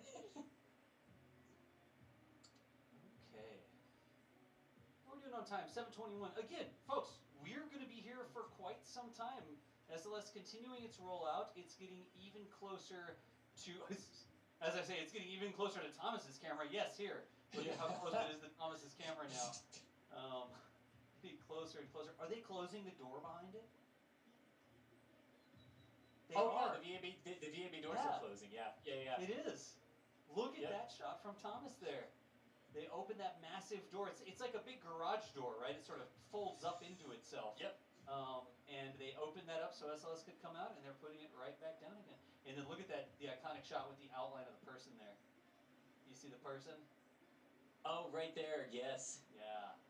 Yeah, at the base of the tower. Look at that. That's cool. Even they've got on a dark shirt. They're right there on the white wall of the VAB. It's like really obvious there's a person. Like that's a really, you can see into the VAB, the lights inside the VAB. Wow. We get an enhance here. Well, see, there's two people, but one has on mobile launcher camouflage. He's wearing gray, and I didn't even see him.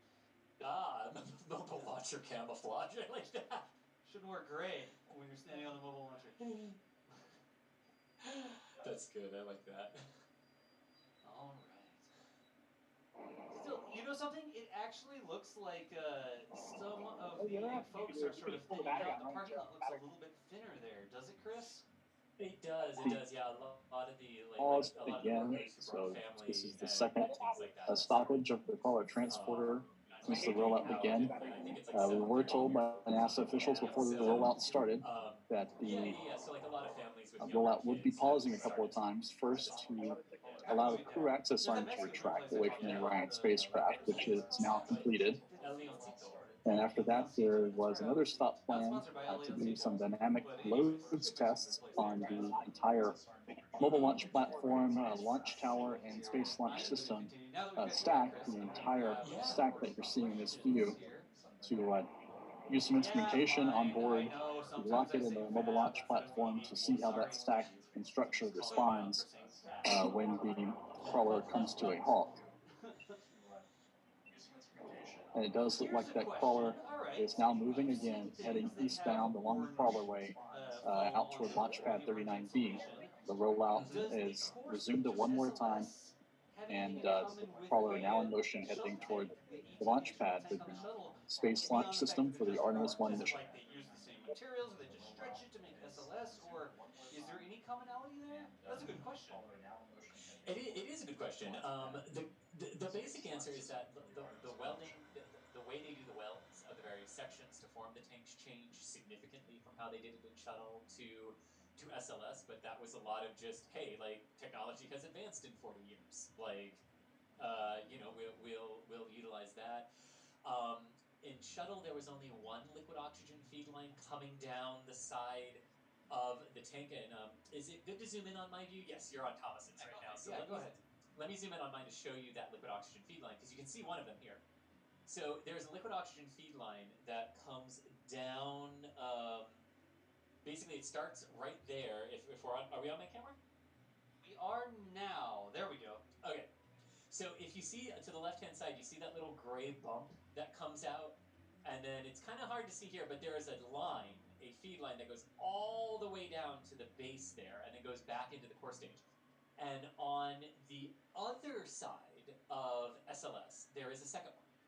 So each liquid oxygen feed line feeds 2 of the engines on SLS, whereas Shuttle only had 1. So that's a big difference between how the tanks operated. The engine section is also mounted directly to the tank, so the aft structure of those tanks now has to have a thrust section to handle all of that. Whereas the external fuel tanks only, for the Shuttle, only had to carry, they did carry the thrust of the stack through them, but basically through the solid rocket booster connections. The orbiter itself had the main engine propulsion compartment, whereas the SLS core stage now has to have that as well. Other than that, yes, the hydrogen and the oxygen tanks are just stretched to account for the added propellant that is needed in them for the larger system and the 4 engines. And the intertank structure is very similar, but not identical to the shuttle tank. So, yes and no. Okay, makes sense. So it's not just that they're both orange. It depends. Once again, like there's a lot that goes into it. It sounds like. Yeah, when NASA uses the phrase shuttle-derived vehicle, it basically means we took components and changed them to what they needed to be for SLS. Right, makes sense. Okay.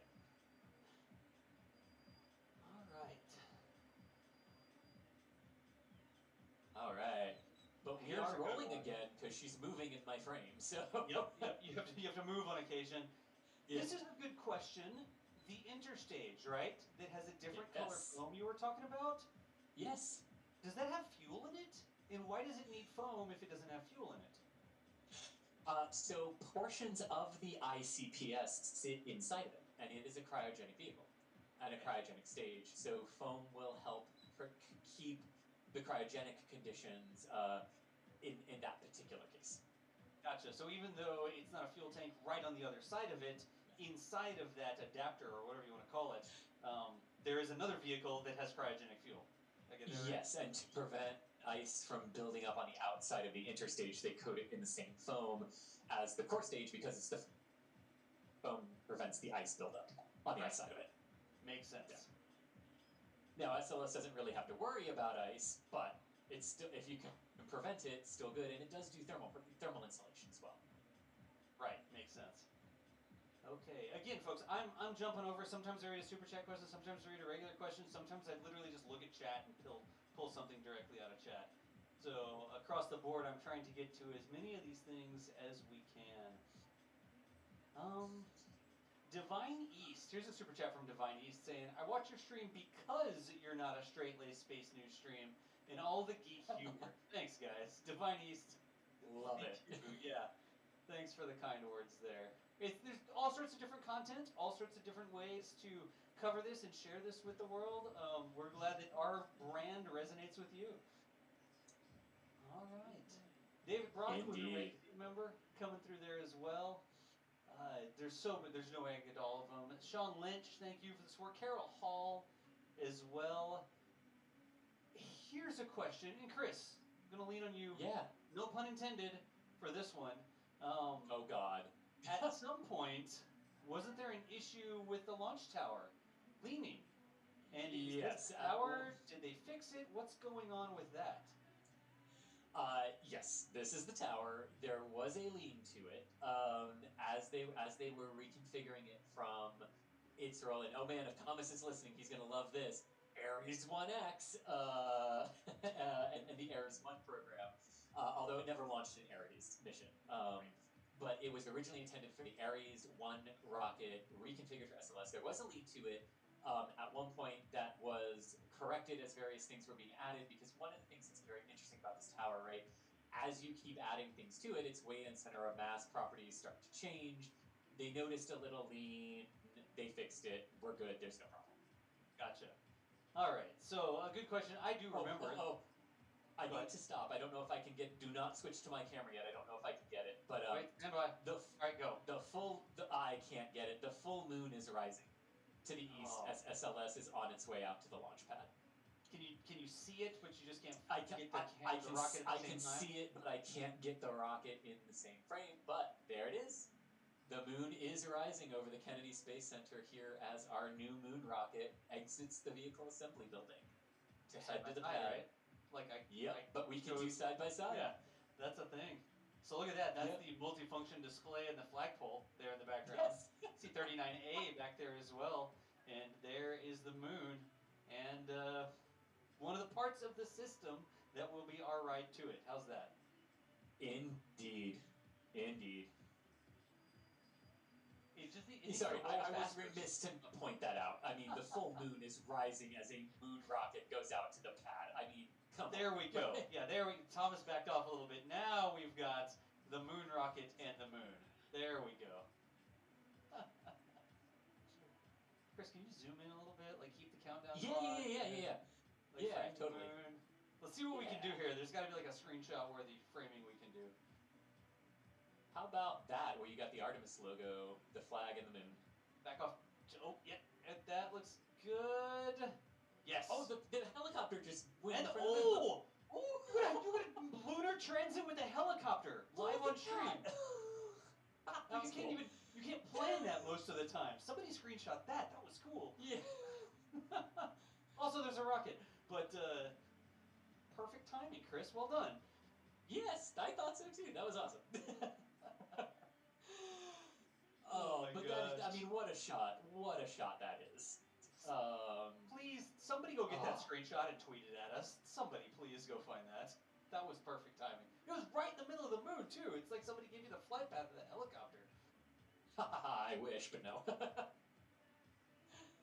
Yeah, just some we're gonna try that. Like as it rolls down the pad. Unfortunately, it doesn't look like it's gonna be like the moon right behind it. But as it rolls down the crawlerway, is the right way to say that. Hopefully there'll be some sort of framing that has the rocket and the moon and whatever. You know, certainly that's something. And I'm sure NASA photographers will get a picture of it at some point tonight as it's rolling with the moon. Yeah. Somebody's over there on top of the VAB right now or something, and it's like the perfect. Actually, don't know if that's the perfect shot, but whatever. It might be actually. Pretty that close. might actually be pretty close to the right shot. Yeah. Yeah. All right. Very cool. Let's leave the moon up there for just a minute, and the rocket's rolling by. Thomas, keep the rocket going, and we'll leave the moon up, and we've got the little MFD down there and the flag, and just everything. Sounds good to me. DCMC, thank you for the support. We got Chris earlier. Yeah, we got Chris. Pebnets, appreciate you as well. That's actually an interesting, I guess, observation. Pebnets was saying the shuttle had the rotating service structure, the RSS, and the Saturn V had a service structure. They could be moved into space. Servicing structure, the MSS, yes. Yep. But SLS doesn't have any big macro structures like that. It's got the crew access arm that sort of swings into place, but that's not a big thing like the shuttle had. No. What you see is the entirety of the access they have at the launch pad. There is no other structure, there is nothing. And that is because SLS is going to operate very differently from how Apollo and Shuttle did. So when Apollo got to the pad, they needed these prolonged month flows because they would do fueling tests, wet dress rehearsal tests, making sure everything was ready for the opening of the lunar window. They had a whole bunch of things that they could only do out at the pad.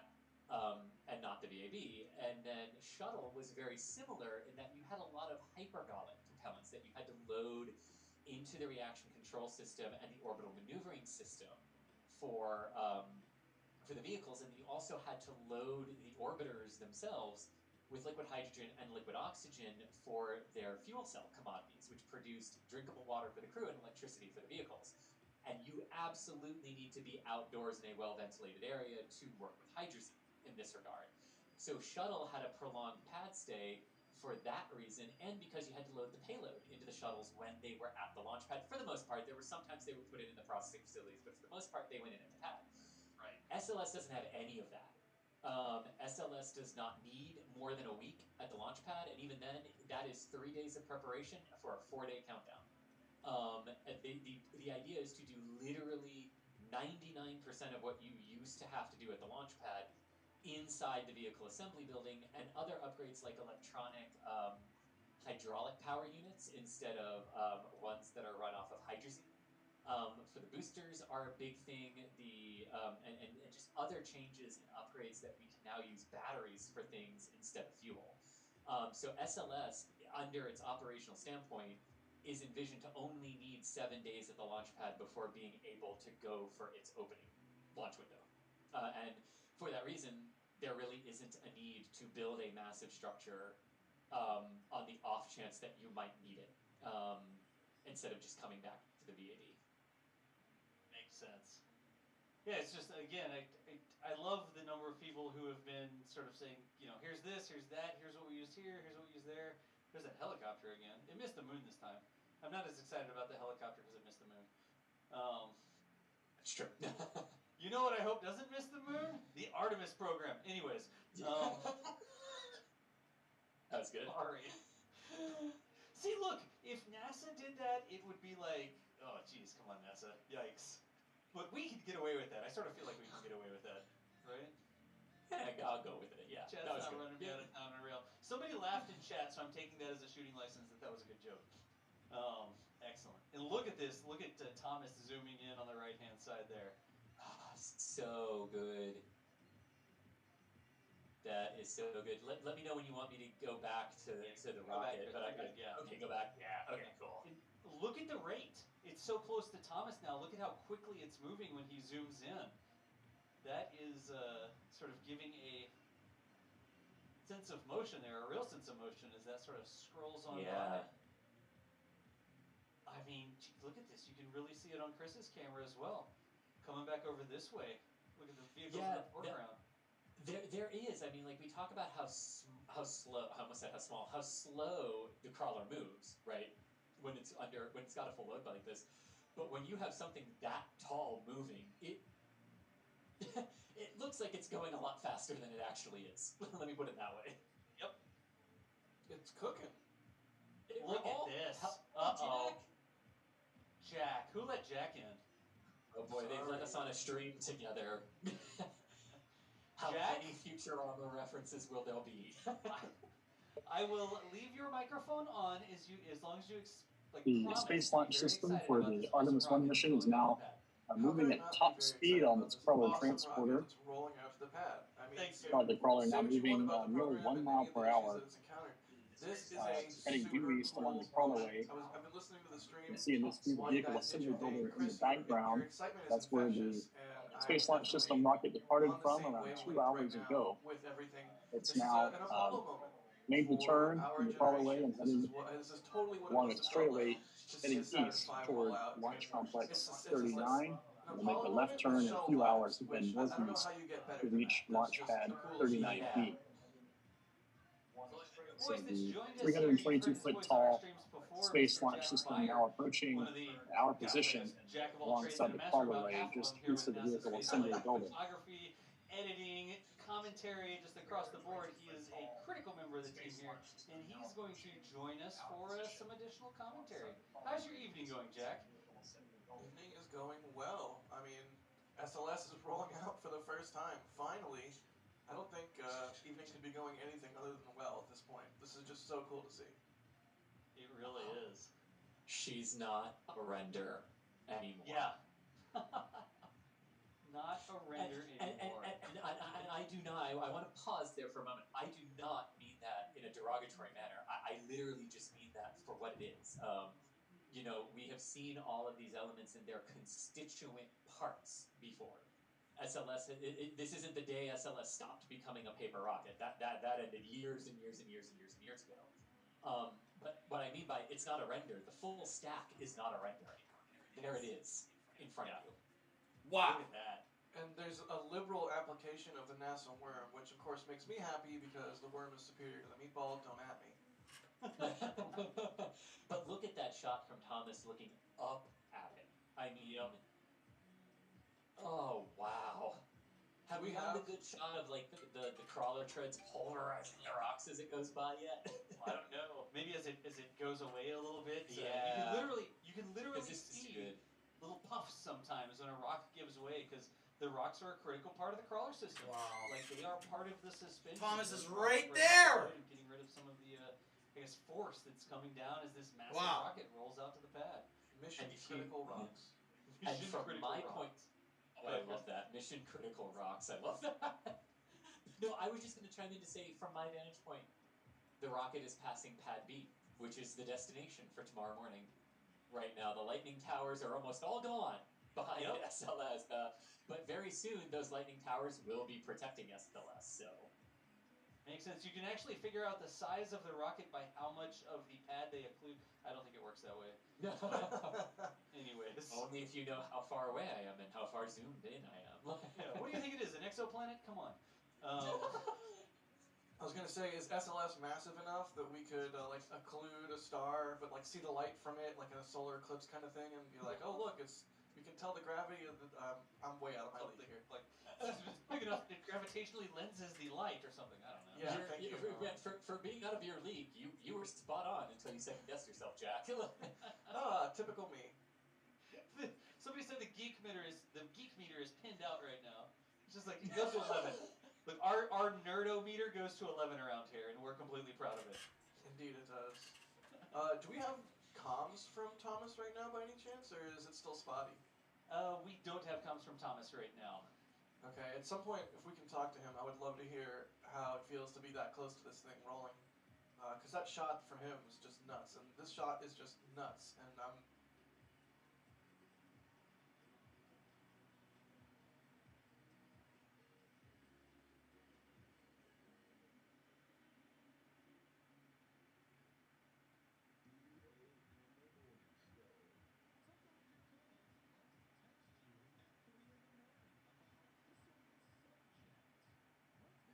Done that.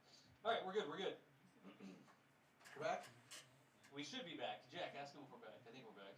Hey, are we back, stream? Give us a 5x5 if you can hear us. Yeah, I show that we're back. Just another little bit of a hiccup there, it looks like. Yep, there we go. 5x5s in chat. Thank you, everybody. Yeah, what you were just saying though, Jack, that's what I like. We're not in communication right now with Philip, but he is there. He's right there at the crawlerway with it. He did a whole bunch of interviews earlier today, and now he's out there. And I mean, he is Mr. SLS. I cannot wait to hear what he thinks of this. And Yeah, if y'all don't know, I mean, I know NASA Spaceflight, we've got like a big team. We've got a bunch of different people covering a bunch of different things. So if y'all don't know, Philip Sloss is like our resident SLS master. Like he knows the ins, the outs, the what have yous. He knows it all. And he is there on site today, and I'm super glad that we were able to have him on site today because, again, he is the SLS master. So that'll be super cool to get his take at some point during the proceedings here. So I've got a cool thing I want to touch upon for SLS that we sort of hinted at earlier, but we haven't really delved into. Okay, touch the cool thing. Yeah, okay, so as it's going out right now, we talked a little bit earlier about the big vertical stabilizer, the arm that sort of grabs the vehicle at the top of the core stage before it cones inward at the lighter foam area and goes up toward the white part where Orion is. There's a big arm that grabs it, right? And when it's out the pad, that is just wind stabilization, like just to keep it pointing upward, right? So it doesn't wobble around in the wind while you're trying to fuel it and work with it. Right now for the rollout, the solid rocket boosters have their hold-down bolts installed, but that is just for the rollout. Unlike the space shuttle, which kept all those bolts and they had to pyrotechnically fire them like 0.3 seconds before solid rocket ignition, so the bolts would separate cleanly in enough time so Wow. when the solids lit and the vehicle started to go, you wouldn't have a hang up of that stud of that hold down. That's just absolutely For nuts. SLS, they will remove those bolts once she's at the launch pad, and literally the thing holding the vehicle to the pad is its own weight at that point. So they have eliminated the pyrotechnic chains that were needed to free the shuttle and everything from the launch pad, which immensely reduces the complexity of your system. So you no longer have to worry about, oh no, what if one of the hold down bolts doesn't disconnect? You don't have to worry about that anymore. It's literally the physical weight of the vehicle holding it to the pad. That's wild. Does that have something to do, perhaps, with the whole twang thing that the shuttle stack I believe it did. Yes. Yeah, that the shuttle had to continue to be bolted because the asymmetric thrust when you lit the main engines at the crew cabin, the whole thing would move by 25 feet backwards and then sway back to vertical at 0 for the solid rockets to light and for you to lift off. But yeah, I do believe it was the twang maneuver from it that required the hold down bolts to remain. Yeah, I love it when a guess proves correct. Yeah. Or potentially correct. But yeah, if we have like younger viewers or what have you watching, or just recent space fans, and you're not familiar, the whole entire shuttle stack, when they lit the shuttle engines, would do a sort of wiggle, like back and forth, and then when it snapped back to vertical again after like a second or something, that is when they would launch or ignite the solid rocket motor. And launch it. Sorry, boosters. I listened to that conversation. I wasn't going to correct you, but yes. We are going to get the shot. Yes! We are? Oh, sweet! It's going towards the moon. It's literally going towards the rising moon right now. Wow. Yes! To the moon. But yeah, so there are no pyrotechnic hold downs on SLS anywhere. Even the swing arms that will disconnect right at T0 when the solid. So the signals to basically separate the arms is the same signal that will be sent to That is ignite so the solid cool. rocket boosters and everything. So there's one, that vertical stabilizer, that will be triggered basically 0.2 of a second prior to T0 in solid rocket ignition because it has to swing downward out of the way, whereas all the others sort of go out to the side to clear the vehicle. But then all the others, it's a series of pulleys that will release the clamps and everything. There are no pyrotechnics to hold them up on this, which is a huge improvement in safety. Yeah, that's really nifty, and it's sort of a SpaceX-like thing. SpaceX famously eschews pyrotechnics where they can, although there's a bunch on Dragon still. Yeah. It makes sense. You want to eliminate those sorts of things where you can, and they have eliminated those on. I did not know that. Thank you for that, Chris. Yep. And to be fair, that came out of an interview that Philip did with some of the SLS folks. Oh, nice. Yep. Go, Philip. See, I didn't even know how that access arm, the crew access arm, was going to set itself up. I was like, is it going to retract into the tower? Is it just going to kind of hang out at a 90 degree? I had no idea it was going to go a full 180 degrees like that, and sort of be tucked away the way that it is. What a cool shot. It is. My gosh, just there she goes.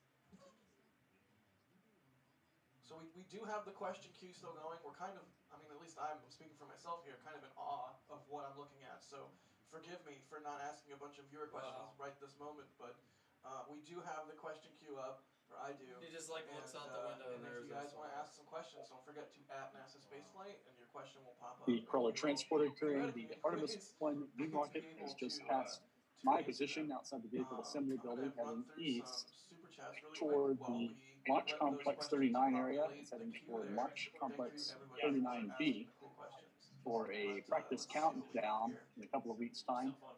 Spectacular views of the 322-foot tall rocket, the most powerful ever in terms of liftoff thrust to ever make this journey out from the vehicle assembly building toward the launch pad. I'm totally okay with it. I love to see things like that on the feed, like to see people at the beach looking up at the rocket, and to see people on the side of the road watching it, like whatever. I love to see that sort of thing, having people interested in it. I'm okay with it. Indeed, I'm glad people are excited, and hey, you know, the best camera is the one you have on you. Take some cell phone photos, why not? I'll try and limit the amount I'm a curmudgeon. No. Well, one thing too, while we wait for some questions to come in, that's pretty cool. It's a quick thing. This is actually the 6th overall vehicle that the crawlers have been tasked with taking out to pads here. They took the Saturn. Wait. Yep. Saturn 5. Yep. Oh god, no, just do it. I fail. The Saturn V moon rocket configuration, the Saturn V Skylab launch configuration, Okay. Saturn 1B, the Space Shuttle, Ares 1X, and now SLS. Love it. I love it, and we all got a little bit of Thomas points there because we said Ares 1X. Exactly, we did mention Ares 1X. Let's see, I'm going to do some super chats really quick because, I mean, we can't keep the lights on without y'all support, so thank you everybody for doing the super chat. And the members and all that stuff. PebMets, thank you for the support there. They say Shuttle had rotating service structure, and Saturn V had a service structure that could be moved into place. Interesting, SLS will not have service structures to assist in prepping the vehicle at the pad. Does that kind of go back to what you were saying, Chris, about them trying to do everything they can in the fab? Exactly. Yeah. Very in this case, because it's only a week-long stay at the pad to your first liftoff attempt, 3 days to get connected, and then 4 days to do the countdown. Yeah, there's just no need, really. Very cool. Yep. I love that the Bay News 9 truck just driving off screen like, we got it, we're done, we're out of here. All right, Bay News 9, you go have some food and relax. We're going to stick this one out. Driving back to Tampa, I assume they're going to Tampa. I don't know where Bay News 9 is. No, it's Tampa. You're correct. Tampa? Okay. I didn't know of any other bays. Like, nobody talks about Miami Bay or Cocoa Bay or anything. So yeah, right. The only reason I called that one out specifically is because I grew up in Tampa. But anyways, Colin. Oh my gosh. Colin S. I don't even know what to say to this. Colin S. with $100 super chat. Thank you so much, Colin. Again, we can't do what we do without y'all's support. Whether it's $1, whether it's $5, whether it's just clicking the like button and the subscribe button. Thank you so much, Colin. $100 is an incredible vote of confidence in our coverage, and you better believe we're going to take that money and turn it around into more awesome stuff like this, because holy cow, I can't believe we're able to show Starship and SLS, both Artemis program rockets, in one live stream, just because it's like a superpower that we have, and we have that superpower. We're like Birdman, and you guys are the sun. So, so thank you so much. I like that. I mean, I don't know. I'm so hopped up on adrenaline right now, seeing this thing roll out. It might not be making sense, so apologies, but I digress. Colin S., thank you again, and their statement, along with this extremely generous super chat, which we are extremely thankful for, is related to the Orange installation, and maybe you have addressed this before. I know most of the space launch system is non-reusable, but recalling with what happened with Columbia, is there any concern of a similar risk in terms of foam debris strike with the SLS? Thank you, love your channel. I'll just take this really quick and there's Starship. Yeah. It took me a second to get that back, Jack. Sorry, I was working on it. No, it's cool. I almost wonder, like, someone should do the math and see if the distances from the camera is similar in this case. Like, is the scale kind of lining up at this point? Yeah, I would love to know. I didn't do the math on that. No, like how much zoom, like I didn't try to do that. Somebody should, though. I'm not saying you should, but somebody should. But Colin, to answer your question, I think part of this has to do with the fact that there is no, like, orbiter hanging off of the side of this stack. That's sort of the benefit of having a vehicle that is vertically stacked and doesn't have an asymmetric load. That is, I think even the shuttle at one point was supposed to be on top of the stack, and then they moved it to the side of the stack. Early designs, yes. Yeah. So, Chris, please go ahead. Feel free to. You are totally good. Keep going. Yeah. So that is the thing. Is there's the crew capsule is way up top. It is shielded by the launch abort system sort of cone there, and it is at the top of the stack. So it's sort of hard for anything to be liberated off of the stack and hit the very important crew portion because it's, again, at the top of the stack. So maybe there would be like a risk of some foam hitting an SRB or something. I'm not quite sure if that's a concern or what have you. Yeah. But, the other either way, the crew part is up top where it's safe. Yeah, and the only part I will add to that is what you just said about like foam coming off and hitting something. The really large pieces of dangerous foam that were on the shuttle external tank are not needed on SLS. And they had already removed a significant portion of foam from that tank after the Columbia accident. But SLS does not have that. So even though there was a moment 2 flights prior to Columbia where a piece of bipod ramp foam, which was the same area of foam that broke off in Columbia 2 flights later, broke off of Atlantis' tank on 112 and impacted the electronics box on the solid rocket booster, and they were never able to repair that.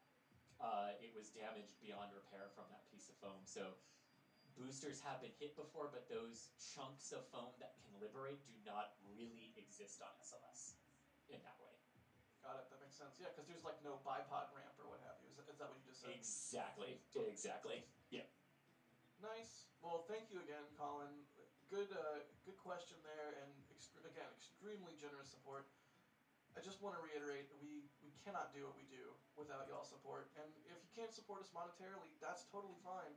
We still appreciate the likes. We still appreciate just you watching the stream and hanging out with us as we get goofy and try to stay, at least speaking for myself, try to stay on task. Speaking of staying on task, I'm going to read a couple more of these super chats. Let's see. Hamster Space Nerd is asking what are the 3 towers in the background. I have no idea. I don't know what those are. Sorry. They're incomplete until the 4th tower gets there. There you go. Yeah, the 4th tower's on its way to join them. But I do want to stop really quick because we talked about this at the very beginning of the stream. So if no one heard this earlier, there are only 3 lightning protection towers at Pad B, because that is actually a design when they looked at the sort of footprint they needed to cover. One of the experts in lightning protection said, well, what you really need is 3 with this type of catenary wire system and 9 grounding lines to the ground. And if you do that, it is a 1 in 10,000 year chance of a lightning strike not hitting the towers and hitting inside the protected area of the pad. And that is why they went with 3. But even more so, they're not just lightning protection towers. There are 4 weather stations on each one of those towers, 12 in total, marking the first time that Pad B or A has dedicated weather stations at it. In the entirety of the Apollo and Shuttle program, they had to make launch pad weather wind decisions based on the closest weather station 5 miles away. And now, Charlie Blackwell Thompson and her team will have 12 weather stations to intimately know the weather conditions at that pad for SLS's fueling ops, which is very important. You don't want electrical potential and lightning when you're fueling the vehicle. Everything. Like, they will have immensely accurate data about that launch pad now. I love how they went from 0 to 12. It's like some engineer was in every meeting, was like, but what about the weather stations? We need a weather station. Finally, like 2 years down the line, the guy leading the meeting is just like, fine, you want a weather station? Have 12 of them. Yeah, and to be fair, we learned that this week, or last week, when we interviewed Jose Morales, who was the Pad B reconfiguration lead, one of the people who was responsible for going into the pad and gutting it from all of its 1960s technology in 2010 when they got the pad after Shuttle and Ares 1X. And I mean, the pad, like the physical concrete pad, looks the same. Everything else is new. I mean, almost literally everything. The flame trench is new, the flame deflector, the water tower got a huge refurbishment, the lightning protection systems, the weather systems, the fueling systems, the communication, the data systems. They ripped 1.3 million feet of copper wire out of that pad and replaced it with 300,000 feet of fiber optics. They took like 60 racks that were needed to process all the computer information and took them down to like 20 with the technology upgrades. That pad is essentially brand new for SLS. Super duper cool. Here's hoping they get to use it a whole bunch of times. Let's see. I'm just looking at, there's so many good questions, I don't even know where to start. I know we've answered this one a couple times. Jim Barry's asking, are those real loaded solid boosters or just dummies? This is a real rocket, my friend. Those are loaded solid rocket boosters. This thing, you fuel it up, it'll be ready to go. Obviously, there's a whole bunch of testing to be done between now and ready to go, but this is a real rocket. There's no dummy parts on what you're looking at right now, which is part of what makes this so fantastically exciting. Yeah, it is, and like you just said, like this isn't a prototype just going out for a fueling test. That is actually the Artemis 1 vehicle. That is the one, the whole thing that will lift off here no earlier than June. So very, very, very exciting. having seen 3 main shuttle engines and 2 solid rocket boosters launch something into space, I think it was Atlantis specifically. Holy cow, that was amazing. 4, like are on SLS, 4 main shuttle engines plus the 2 boosters is going to be, I am not going to have words. I'm just going to probably scream and weep alternatively. Well, yeah, if you thought my excitement of seeing it come out of the VAB was enough, you might hear that. You might hear my scream when it lifts off worldwide. Yeah, it'll be the scream heard around the world. Yeah. But really, your excitement was so infectious, Chris, and I was excited for today. I was ready to see this thing happen, and very excited for it because it's a big milestone in human spaceflight. But waking up, turning on the stream, it's like just listening to the joy in your voice and Thomas's voice and Das's voice. It's just it warms the heart. It really does, and it shows like how much we all care about this stuff. It's so cool to see this thing finally rolling out. And look at the spotlight that they have on it now. It's just like, yeah, what a shot with the moon, the spotlight, with 39A in the background, the lights on 39A. Just wow. I'm wondering, like, what side is that spotlight pointing at? Like, when is it actually going to light up the rockets? Yeah, I would honestly have expected them to have spotlights on this side of it first too, but maybe those are the spotlights that are just going to take it like the rest of the way, like when it passes it, so they can have so there can be a stream the whole night or something like that. Yeah, I'm looking from like multiple angles, trying to figure out when the spotlight is going to light up the rocket. It's all good. I appreciate the fact that it's going to the moon. Like, yes, rocket, moon, we're good. Let's see. Katya, thank you for the support there. Musical Wolves saying, where is the invisible orbiter? Thank you for the support, always, Musical Wolves. Oh, man.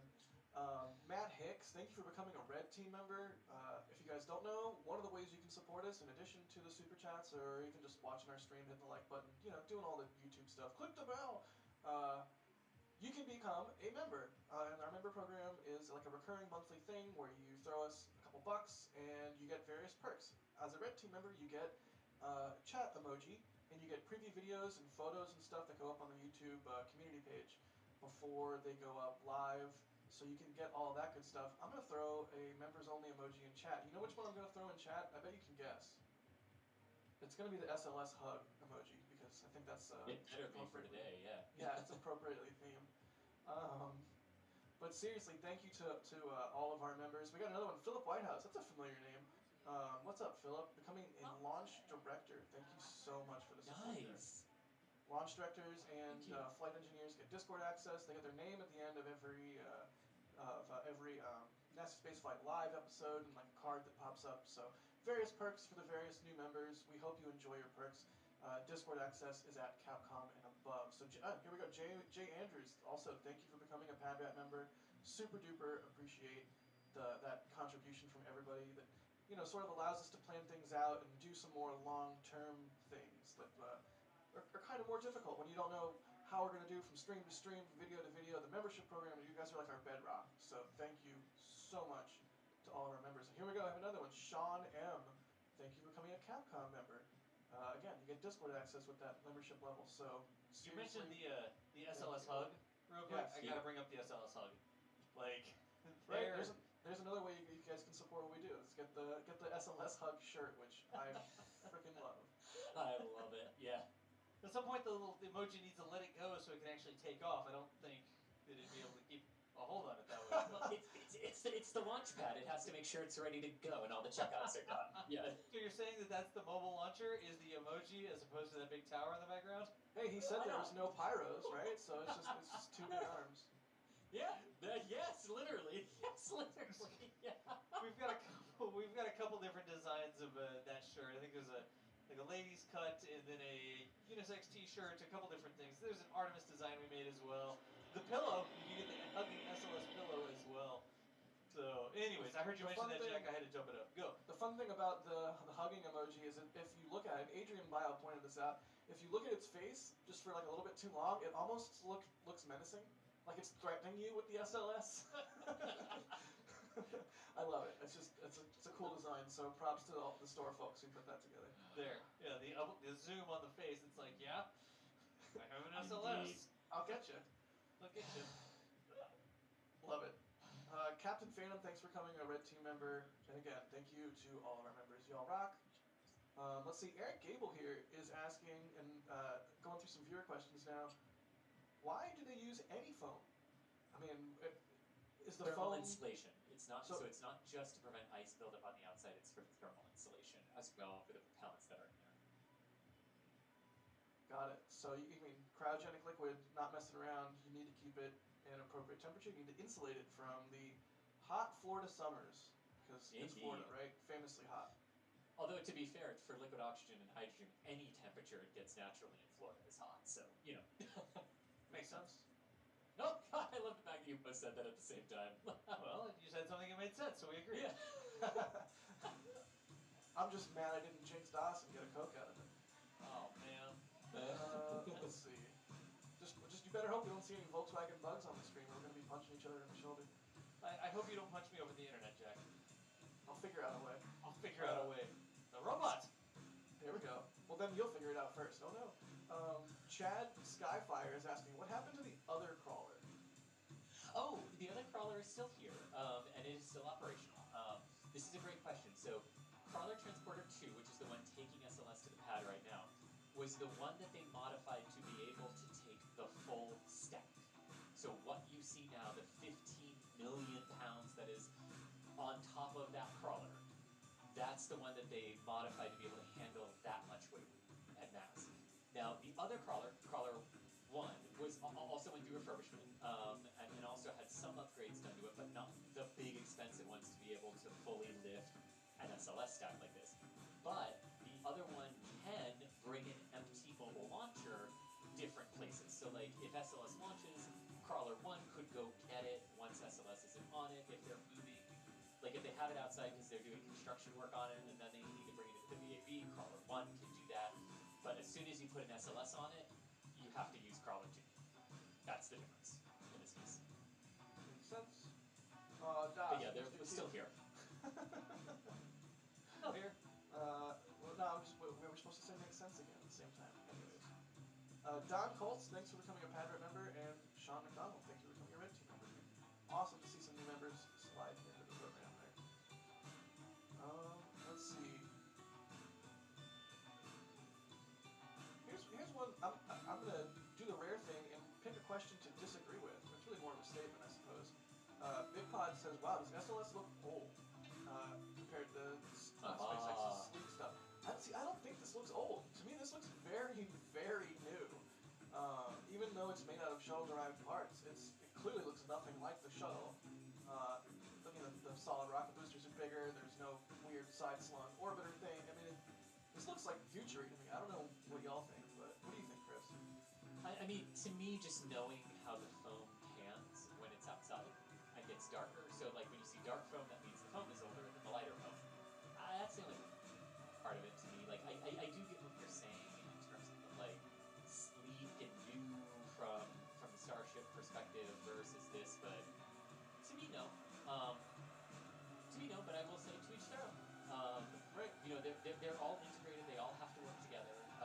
Here, SLS is not separated from Starship, and Starship is not separated from SLS. Starship is the lunar lander right now, and SLS is the crew launch vehicle. So they're inextricably linked with one another right now. But I will say to each their own on that. I personally think this looks gorgeous. Dead Cert in chat is saying, at last, a proper rocket. Look at that build quality. I mean, that is definitely something that should be noted, is this is not a prototype. This is a full-up vehicle that will do its job, all things considered. Versus the constant iteration of prototypes we're seeing on the Starship side. That's kind of what makes this so cool, is that this is a full, ready-to-go vehicle headed to the launch pad for the first time. Yeah, and as we've said, on Starship streams before, and it is worth saying for SLS now,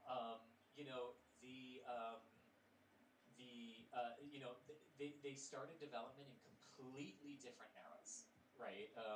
There was a congressional mandate that SLS be something, whereas Starship didn't have a congressional mandate, right? So, we're just seeing two different agencies, arrive at similar things, whereas NASA has more constraints to it than what SpaceX has. Yeah, that makes perfect sense. Here we go. Zero Fox in chat says, it looks like someone built a Saturn V out of shuttle components. Yes.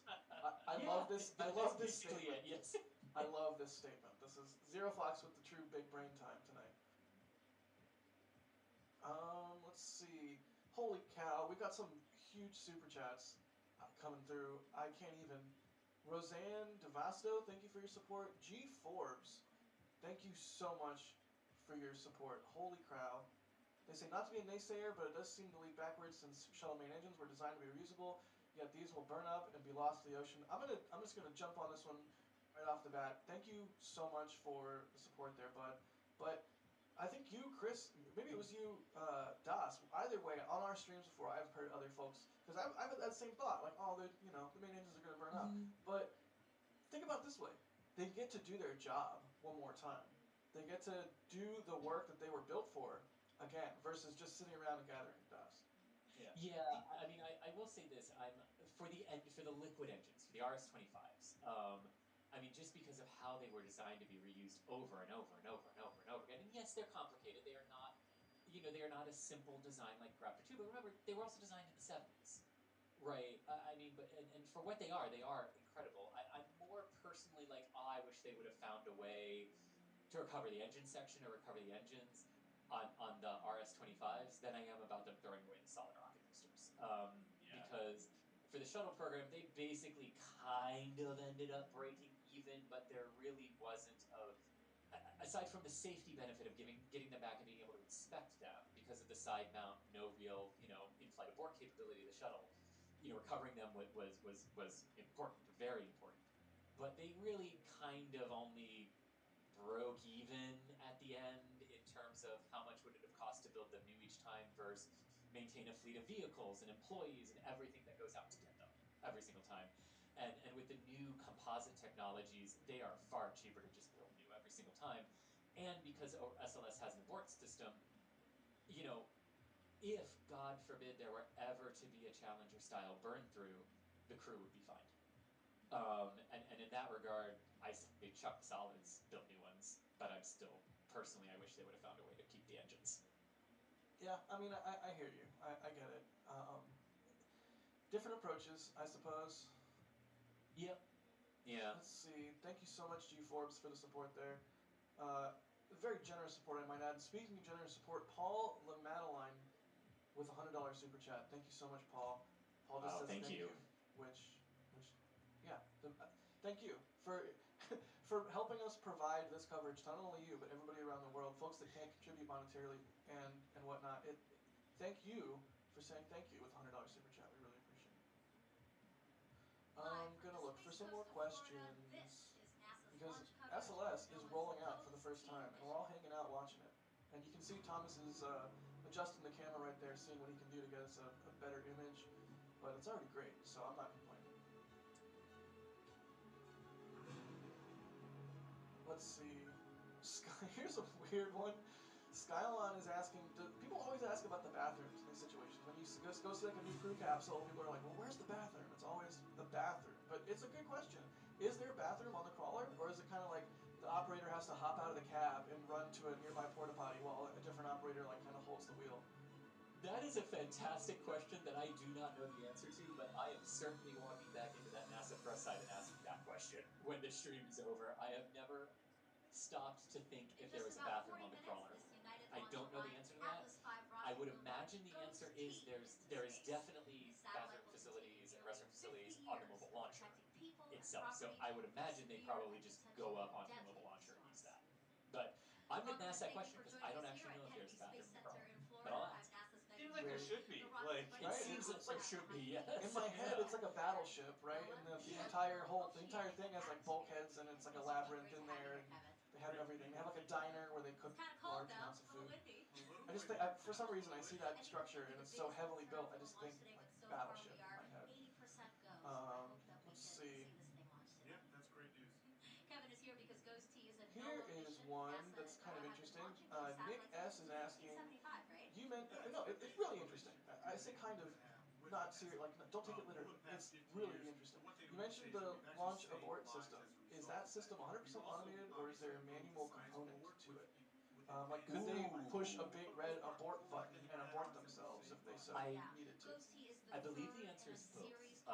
It is automated to an extent, but I do believe every crew vehicle, because Dragon has this, which leads me to believe that if NASA made SpaceX and Boeing put a manual abort button or pull lever in Dragon and Starliner, that there better be one on Orion, or that's a huge catch-22. I would imagine that there is a physical abort button if you need it, or lever, or something that you can trigger in that cabin if you needed to in case it didn't work.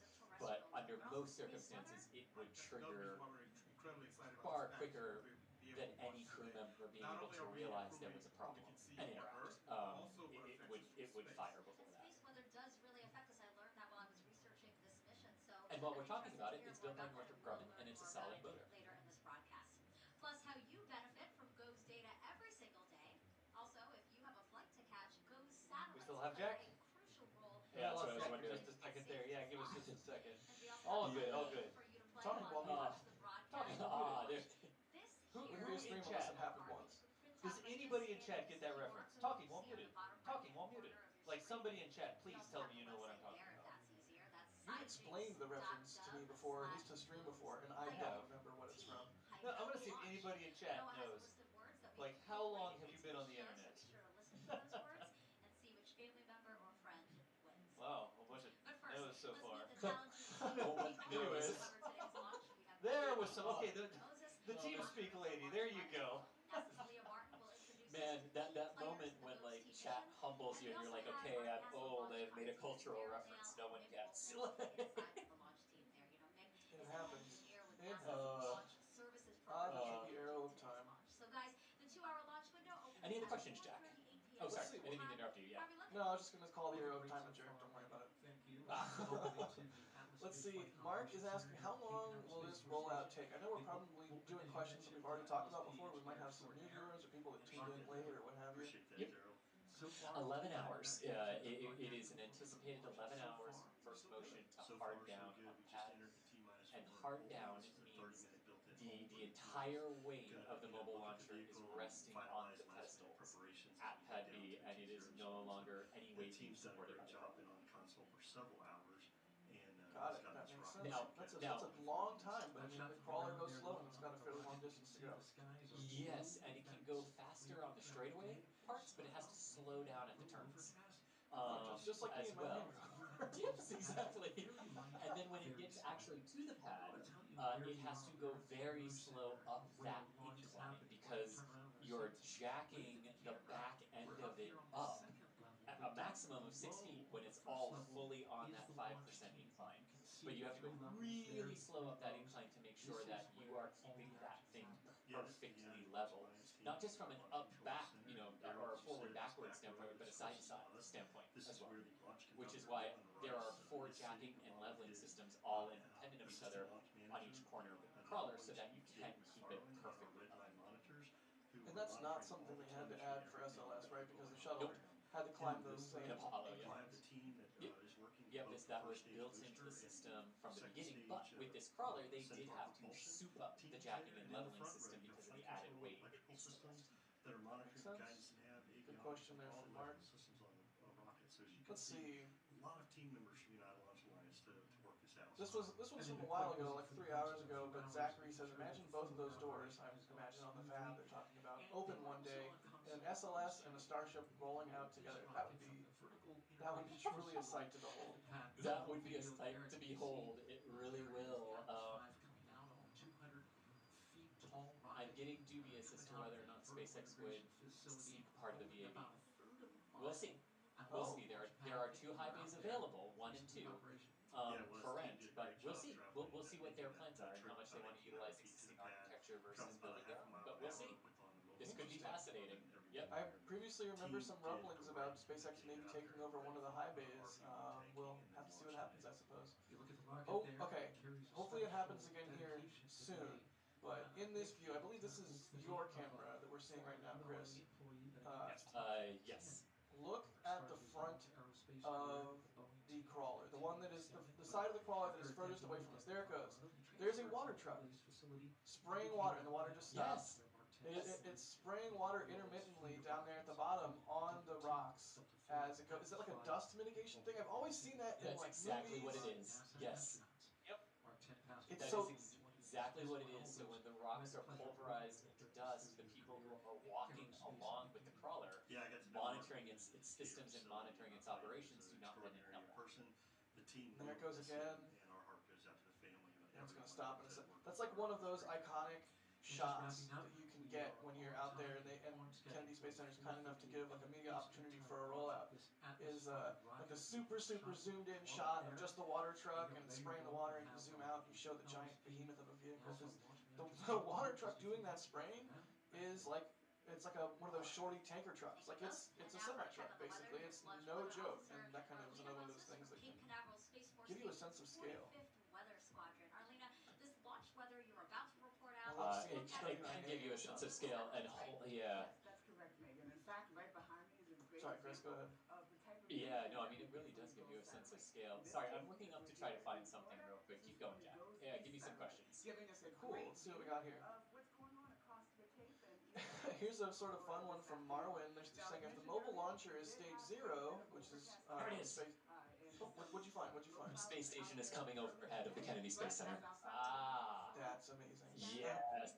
I hope there's some launch photographers out there shooting a long exposure of this. Like you can see it, really Chris? Yes, I can see it. From Thomas's view, it's going to come right over the VAB if he's got it. Well, do you want to point the camera at it? Yeah, well, mine's the one on SLS. Do you want me to take it off Yeah, SLS? that's okay. Yes. No, it's fine. Okay, I just didn't know. I didn't know. Sorry. Let me see. There it is. A bright That's little the white space dot station. coming over the vehicle assembly building. That is the IS. I'm actually zoomed as far out as I can. That is the International Space Station making a transit over the Kennedy Space Center right now. No kidding. What I mean, that just seems so serendipitous. The ISS has Logos. Chris, get the logos. Branding. Tilt down a little bit. Sorry. Yeah. Yes, there you go. Okay, whew. I'm so used to centering things, can you tell? Yeah, the little dot in the sky that's moving really fast for a little dot in the sky. It's not blinking. It doesn't have nav lights on it like a plane would. That's the International Space Station. I hope. We're pretty sure that's the space station, right, Chris? There's nothing that moves that fast. Okay, It's the good. space Yeah. station. Yes. That's the International Space Station. Going over the NASA VAB. What a catch! The moon's coming up, the space station's going over. God. The ISS Yes, has I just opened the ISS tracker app since you made me second guess. Yes, it is directly overhead of us. No, Yes. we knew it was going over. This is the right time. I said that's the ISS, right? But yeah, seems to there have they photobombing at opportune moments. I mean, it flew over the night that SN8 flew. There was a really nice pass over Boca Chica. Here it is, passing over the VAB on the day of the first ever SLS rollout. How far to SLS? Can we get SLS in frame at the same time? We're going to. Yes, it's headed in the correct direction for that. Nice. Because there's a pad B in the bottom corner, all lit up. Pad B has all the spotlights. That's where they deploy all the spotlights. Yep. Look how bright we're that is. about It's to. nice. Yep. Yeah, that is a I'm really good honestly pass. I'm It's not like honestly a surprised aiming it at all these cameras, all these lights, just to see it. That's awesome. So that's why we say it will But I'm going to do the shot. Western Hemisphere with a second ghost. There they are. Absolutely. So between Together. the two of them, they'll be able to cover this portion of the hemisphere we're talking about from. So that, folks, is the International Space Station. The dot in the upper right-hand corner, making a flyover of the Kennedy Space Center as SLS on the right-hand side of your screen is rolling out to Pad B, and Pad B almost directly in the center of that frame It right has a now. 5-panel solar array. That is absolutely fantastic. You can see all the lights, all the spotlights pointing at the sky. That's Pad B that Chris is talking about. ISS is the dot in the sky, upper left-ish, and then the mobile launcher with SLS, power transporter, the right-hand side of the screen. That is very cool. Super cool. The plan is for GOES-T to replace one of 2 GOES satellites already in orbit. That together. I'm just like marveling Very cool. in the moment for a second. That wasn't like a little piddling, like low on the horizon pass. That was straight overhead, and it's still super bright. So what's going to happen is eventually the ISS is going to enter the shadow of the Earth. The sun is directly shining on the ISS. photons bouncing off the big solar rays, coming back down to our camera, into the internet modem, out to y'all on YouTube, whatever. But that right there is going to go into the shadow of the Earth. We're going to not have photons anymore. It's just going to blink out all of a sudden. That's what you watch for with the ISS. When it enters that shadow, it literally just goes from bright to blink, and it's gone. And for like that fraction of a second, you can see it go white, red, orange, black. Like it's just so quick as it transitions in those colors. It's really cool. Yep. It's one of those things that you can observe with your naked eye that makes you feel like you actually are standing on a massive spherical rock that is illuminated by a star like 93 million miles away. It's like, hey, look, the planet's shadow. Neat. I've drugged people outside before, like if standing in the cul-de-sac like a crazy person, like the neighbor comes out, what are you doing? Oh look, it's the ISS, look, you see that dot? That's the ISS.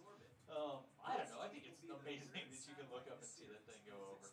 Oh, it really is. And I have done the exact same thing. Like I've dragged family members outside at parties to be like, we're going to watch the station go overhead. Let's at the hotel, I'm like walking out the lobby of the hotel, like telling the person at the front desk, the ISS is going overhead. Remember the ISS? Like, there was a time where I was I forget, I was going out to dinner with like a family friend and their family or something like that, and right beforehand there was an ISS pass, and it was like, no, we'll come in a minute, and join the dinner, but the ISS, like there's people in a spacecraft that are going to fly over our heads in 3 minutes, and we would be remiss if we did not stand out here and enjoy the fact that we can watch that. Yep. That's like the cherry on top of the whole stream here. I mean, SLS really coming out, the crawler, the moon coming up, the ISS going over, the fab all lit up. And I'm pretty sure I've lost the ISS. I'm pretty sure it did exactly what you said it would do there, Docs. Yep. We've got some little camera artifacts in the sky, but those are from the super bright lights that they've pointed right at the people who are supposed to be watching the crawler. Right. And speaking of the crawler, there it is again. There you go. All right, good deal. Oh man, that was cool. Thanks for snagging the ISS in the shot, Chris. That was like some nice on-the-fly camera work. Yeah. Jack, did you see the helicopter transiting the moon earlier? I did. That was legit. That was really dead cool. center, like exactly in the center of the moon. You couldn't have planned it better. There's been some cool moments on this stream. I gotta say, it's for any SLS haters that are still watching this stream for some reason. I mean, honestly, at the very least, we are getting some really cool imagery tonight. So yeah, absolutely. All right, so here's the fun question I was about to ask before we got all hyper about the ISS, or at least I did. If the mobile launcher stage 0, what would the crawler be? Stage -1? Well, so this is one of those things, right? If the pad is stage 0, yeah, is this not 0.5, and is the VAV like not 0.1? Like, yeah, like. What is the comparison here? I like that. Yeah, I like this kind of thinking. Really quick here, True North, thank you for the support. Andrew M, thanks for the support. Dustin Toops, thank you for the support. He says, in the shuttle area there was a porta potty tucked in the crawler. I would assume it is the same for SLS. So there's a little bit of follow-up there from Dustin, in case Dustin's correct. I don't know. I haven't fact-checked Dustin. He could be completely wrong. I love that. If that's correct, I would hope that part of the upgrades to the crawler was an actual bathroom. Or, I mean, I know there's no plumbing, but you know what I mean. Like, yeah. Let's see. Harry Strange here. What's up, buddy? Thanks for the support. You say warms up satellites. Aaron Kuzu, thank you for the support. I assume Harry's talking about like optical imagery that he's going to gather from said satellites. That's going to be fun to see. Oh, if SLS on the pad. Oh, cool. That's going to be super cool. You know what? As soon as SLS gets to the pad, Google Earth. We need an update. There you go. Yeah. Or at the very least, just follow Harry, because Harry's the guy in the sky with all that cool imagery. Let's see. BP2211, thanks for the new membership. Coming in at Red Team. Super appreciate you there. And all of our members. I'm going to keep saying it, because I really mean it. Let's see. Jeffrey5524 says, crossing fingers that this launches. Well, it's gonna launch. It's a matter of, will it be fully successful? And I suspect with all the work and care that's gone into it from so many people around the United States, that it will absolutely launch and do well. And I can't wait to see it. Hopefully with my own eyes.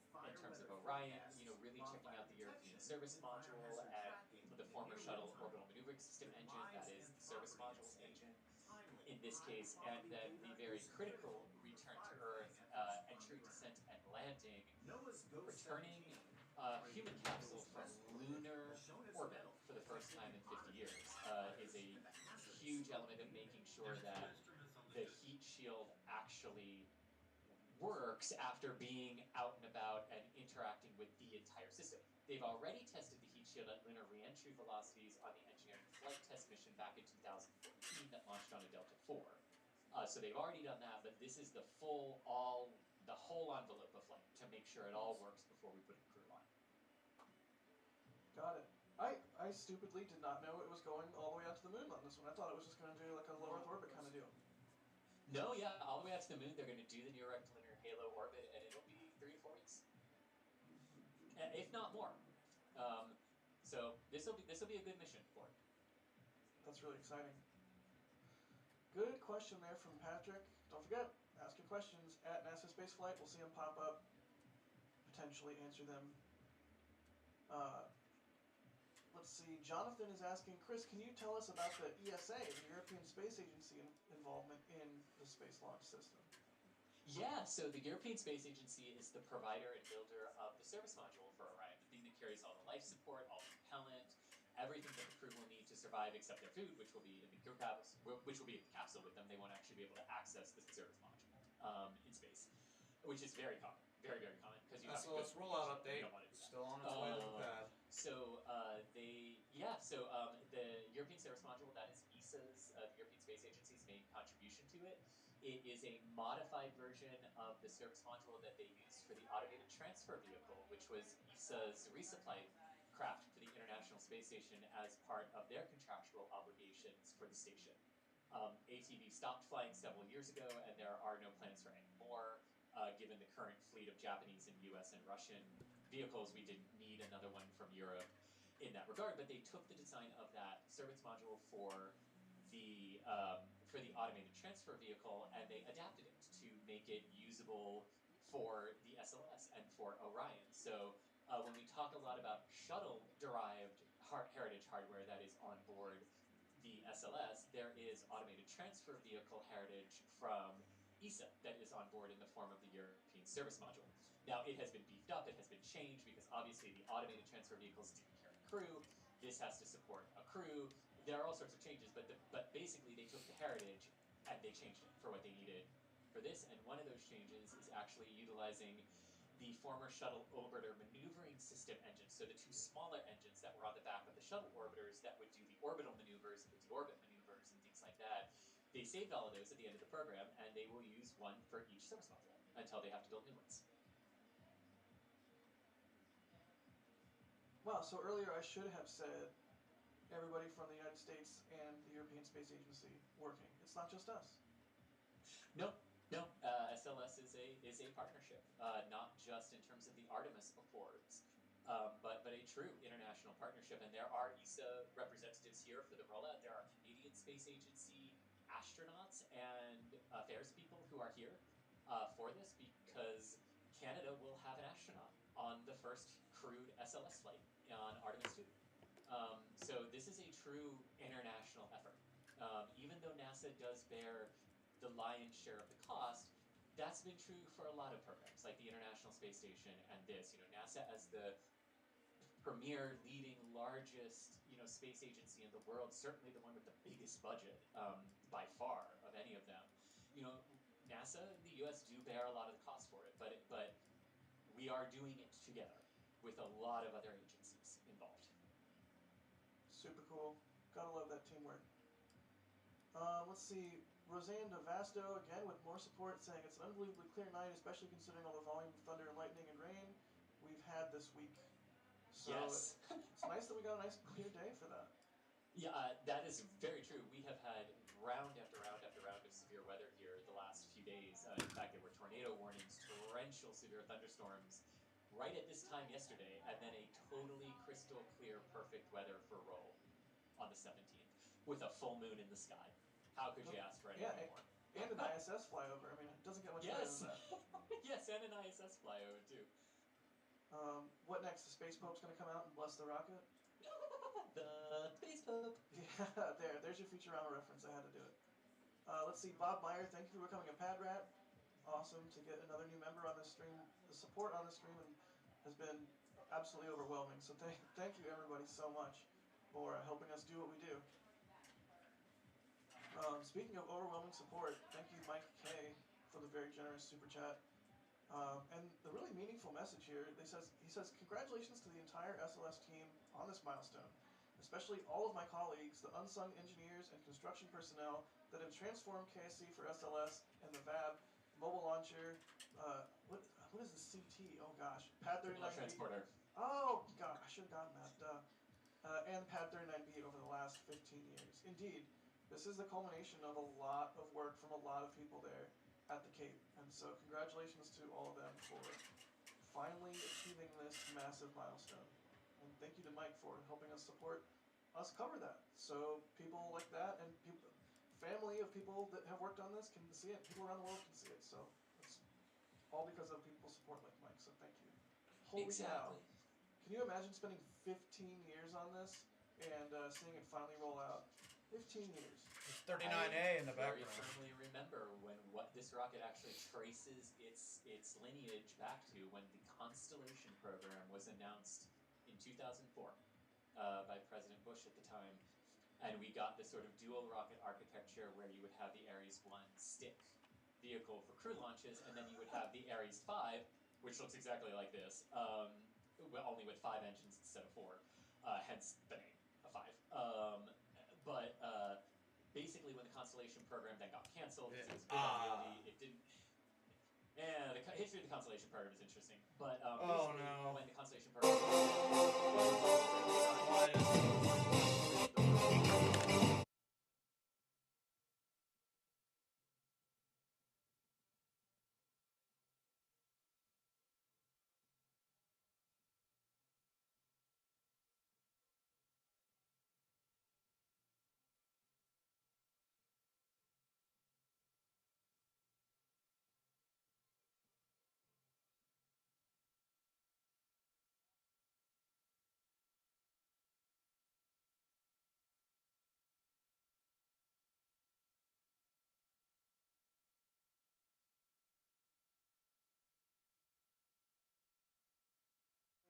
This is the day where they finally rolled it out. It looks, I mean, obviously way better than... Oh, there's a trail, what? It looks like the rocket that we've been waiting for. Yep. Because depending on how you mark this, it's 11 years since the formal creation of the SLS program. But you could legitimately say...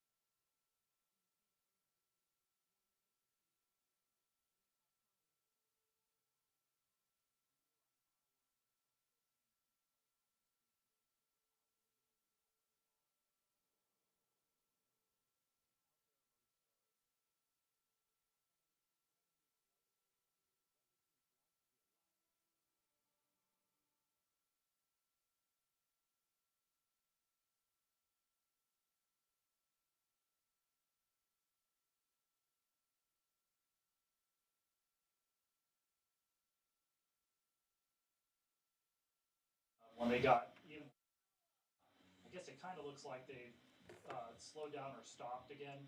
I don't know if they're checking checking the engines or letting bearings cool down or something like that. That's actually a question I have for you, Philip. What causes them to stop? That isn't a problem. It would be stuff like if they're seeing high temperatures on bearings and things like that they would need to they would stop and let them cool down for a little while. And I suspect they'll stop when they get to the pad gate. That's right before they take the incline, and we were talking about that I guess last week. Good evening again. This is Stephen Clark reporting live from Kennedy Space Center. They'll probably make sure that This evening, you've been watching the Space Launch System for the Artemis 1 moon mission make its way out to Launch Complex 39B for the first time. The SLS for Artemis 1 began its journey from the Vehicle Assembly Building shortly before 6 p.m. Eastern Time, or 2200 UTC. The trip is expected to take around 11 hours. And the launch vehicle on top of the cargo transporter on its mobile launch platform is now approximately 1 mile into its 4-mile trip, 4.2-mile trip out to Pad 39B. Should be arriving out there around sunrise, maybe a little before sunrise, if everything proceeds on schedule through the rest of the night. Hit it directly except through the VAP today. Once at the pad, the ground team from NASA's Exploration Ground Systems team will connect the mobile launcher to the launch pad's component lines and data and electrical systems. And then go through around 2 weeks of preparations to set the stage for a wet dress rehearsal test. It's currently scheduled for April 1st through 3rd. And on April 3rd, the rocket will be filled with cryogenic propellants. The launch team and the Launch Control Center here at Kennedy Space Center will run through a practice countdown before cutting off the countdown at T-minus 10 seconds, practicing the procedures and exercising the launch vehicle and ground systems that will be used for the real Artemis 1 countdown on launch day. I think I had heard they were going to make it to the pad gate, which is again, they're still on flat terrain, around 2 in the morning, and then we're going to continue to keep this live view of the Space Launch System live on YouTube overnight. However, we're going to end our commentary at this time. Relatively on schedule. Stay tuned for further coverage of the Artemis 1 launch campaign on spaceflightnow.com, as well as on our social media pages on Twitter and Facebook. 9:30 UTC. And of course, we'll be back again with a live stream and live coverage of the next launch from here at Florida Space Coast. That's currently scheduled for tomorrow night at 11:23 p.m. Eastern Time, or 3:23 a.m. UTC Saturday, when SpaceX is scheduled to launch a Falcon 9 rocket from Pad 40 with 53 more Starlink internet satellites. So until then, I'm Stephen Clark, reporting live from Kennedy Space Center. Have a good night. I don't know if you all talked about that, but it sounds like the Axiom mission right now is penciled in for the same date as the Announcement on the pad. P0 day for the wet dress, which is April 3rd. So, but I these type of things tend to deconflict themselves. So are they ending their live coverage? We'll see how that goes. But they've got a decent amount of work once they get hard down on the pad. Yep. And check it out, Philip. They must be watching the stream because you mentioned you wish they had the lights on, and lo and behold, they've got a light on the rocket. So. Yeah, I think I was wondering if because we'd heard that they had a couple of sets of xenon lights, and we weren't sure when they were going to turn them on. I think maybe they turned them back off, and they're like, let's wait until we get behind them a little better. But it's still kind of cool. The mobile launcher's got all of its lights on, and it's got running lights now, which I thought was kind of cool. Yeah. You can see those. I think you can see those flashing. Oh yeah. Yeah. So, but yeah, this will be. It's going to be an interesting couple of weeks here, seeing how they progress. I thought I would, if I have a minute here. I'm going off of memory here, but this is what I'd heard about the wet dress countdown. So the announcement. It's going to be like, at least they're going to take it. Jeremy Graber's the assistant launch director, and I spoke with him early this week, and for them, they're treating it like a launch day. Obviously, they won't start the engines, but they want to treat it like a launch day because it really is, in a true sense of the phrase, dress rehearsal. So they want to do everything the way that they're going to do it on launch day, and then that'll allow them to see how things, and if they need to make adjustments, they will. But it's a 2-day countdown. I believe he said that the countdown clock will start at, I hope I got this right, 43 hours and 40 minutes.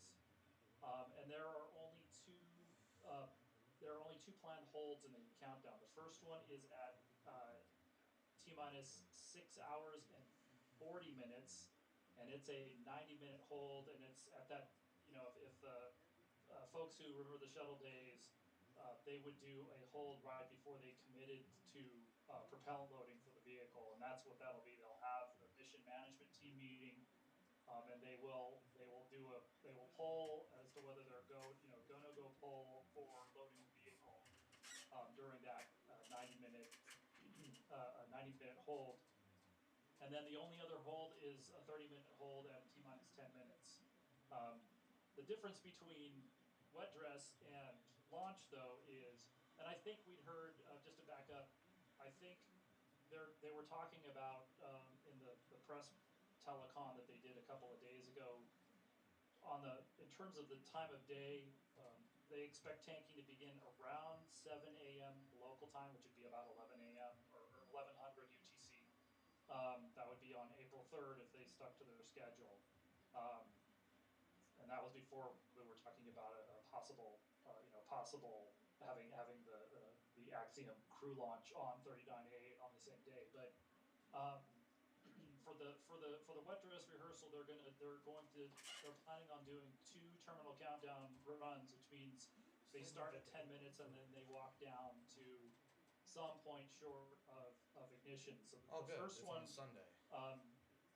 If folks who read some of the Green Run articles that we did, they have a test objective, and what they want to do with this test objective is demonstrate that the vehicle you can hold inside of a couple of minutes before liftoff.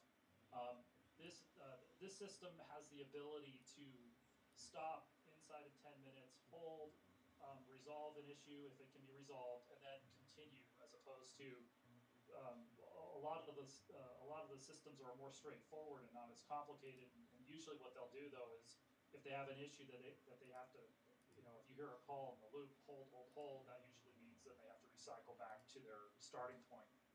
So for this vehicle, the test objective is they'll demonstrate 3 minutes of hold inside of the 10-minute mark.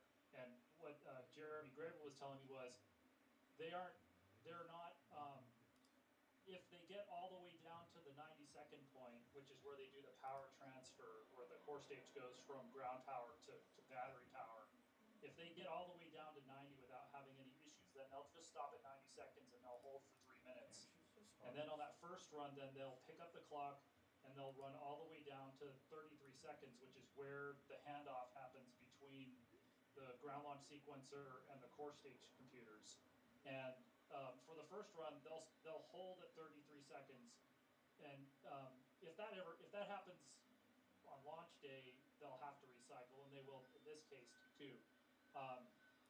They can only stop, the latest they can stop the countdown and then continue is 90 this seconds. This guy got right up at the fence. Chris wanted to say Probably something. not a good I want to ask a follow-up question. In shuttle, you could count to 31, and that was your Holy cutoff point. shit, this guy got Why is it close. 90 for SLS and not 33? Right, and that has to do with the 90 seconds. At 90 seconds, the core stage goes on battery power, and you have, if you have a nominal flight, it runs about 500 seconds from engine ignition to MECO, and then the vehicle has to continue to power its systems for a few more minutes after that. But if you were to have like an early engine shutdown, for instance, you might have to run 15 minutes or longer on battery power. And so what they protect for is the batteries have a relatively short life, that they can power all the systems in the core stage and the boosters. We'll get the boosters separate after 2 minutes. So that's why 90 seconds for this vehicle. So what would happen is, and what will happen in the wet dress rehearsal is the first terminal countdown run, they go down to 33, they'll hold for a second, to do some configurations, and then they'll recycle back to T minus 10 minutes and holding. And one of the things that they'll need to do during that hold is they'll need to they'll need to bring the core stage flight batteries back up to full charge. There will be some other things in there that they'll need to reset. And then in the second, after they're saying give or take, it'll probably take about an hour to get. It won't take so long to recycle the clock back to 10 minutes, but then they have to get all the systems configured so they can pick the count back up. And that process from start to finish will take about an hour. And then in the second run, once they pick up, they will count all the way down through, assuming that they don't have any issues. They'll count all the way down through the handoff. And so what happens is that the GLS milestone for this vehicle is at 33 seconds. And you have this interesting thing, and I don't know, I'm not sure how it worked with shuttle, but the GLS milestone is at 33 seconds.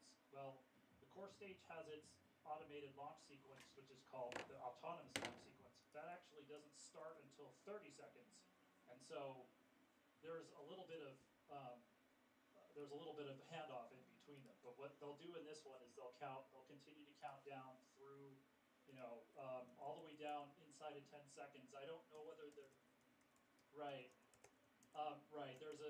I think they'll probably avoid doing that. So like one of the big things that the vehicle does, the core stage does, is it opens the pre-valves up and lets the fuel start to reach the engine inlets.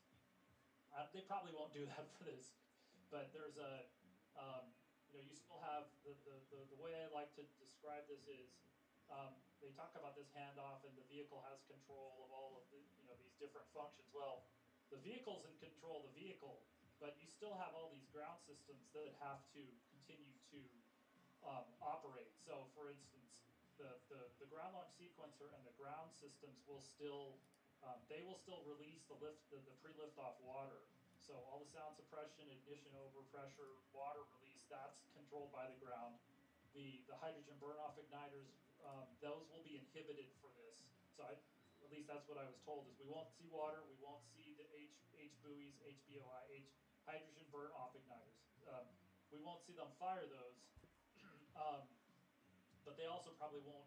Well, I guess we'll find out. But at 10 seconds, the core stage is running the launch, and the last thing that it does is it's expecting the ground to give it a go at 10 seconds. It's a go for engine start. If it doesn't get that from the ground, then it'll stop. And so I don't know if we're going to see that for this test, because that might be the way that they stop. But they will cut off before. Oh wow, look how before DOS they get has to the engine impress. ignition, although it's not. I knew it! It Much was the time exact in same camera. Clock time, but there's 2 seconds. They in use the between. exact There's a same lot camera of I have outside. Dynamic activity going on in that. Justin's like, you don't know shit. No, I My only literally question there, guessed it to perfectly. follow up is when you talk about they're not.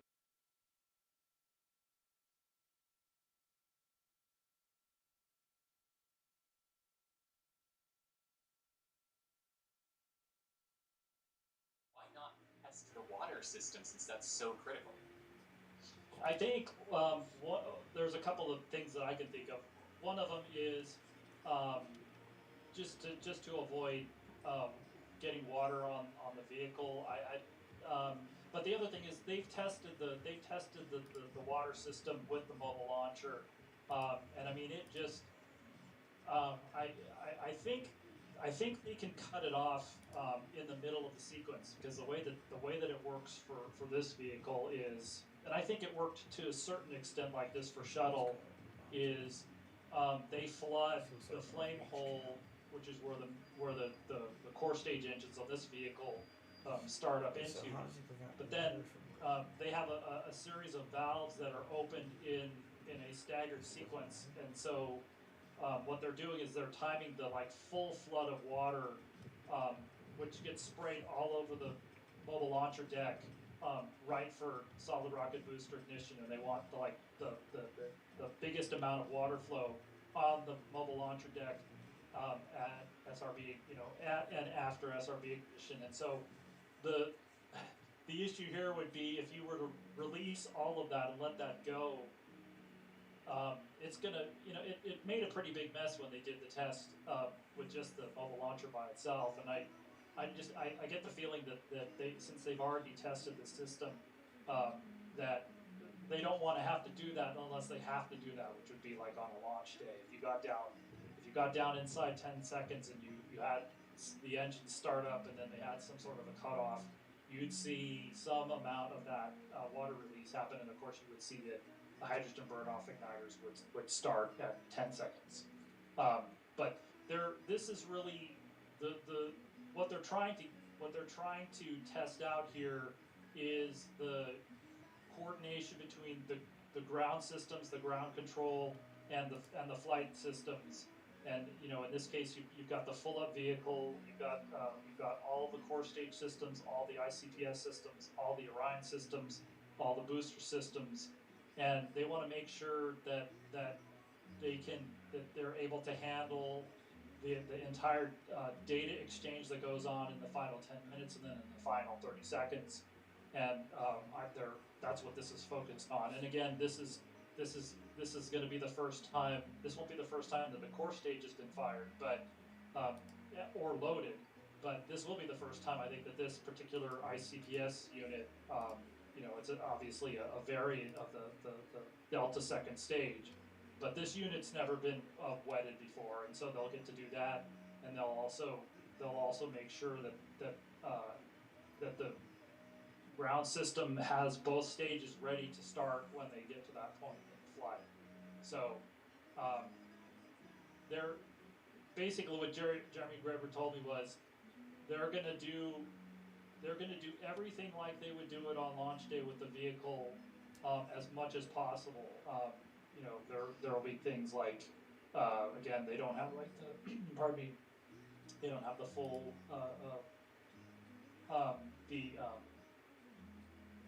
what do you call them? The name is escaping me right now. But the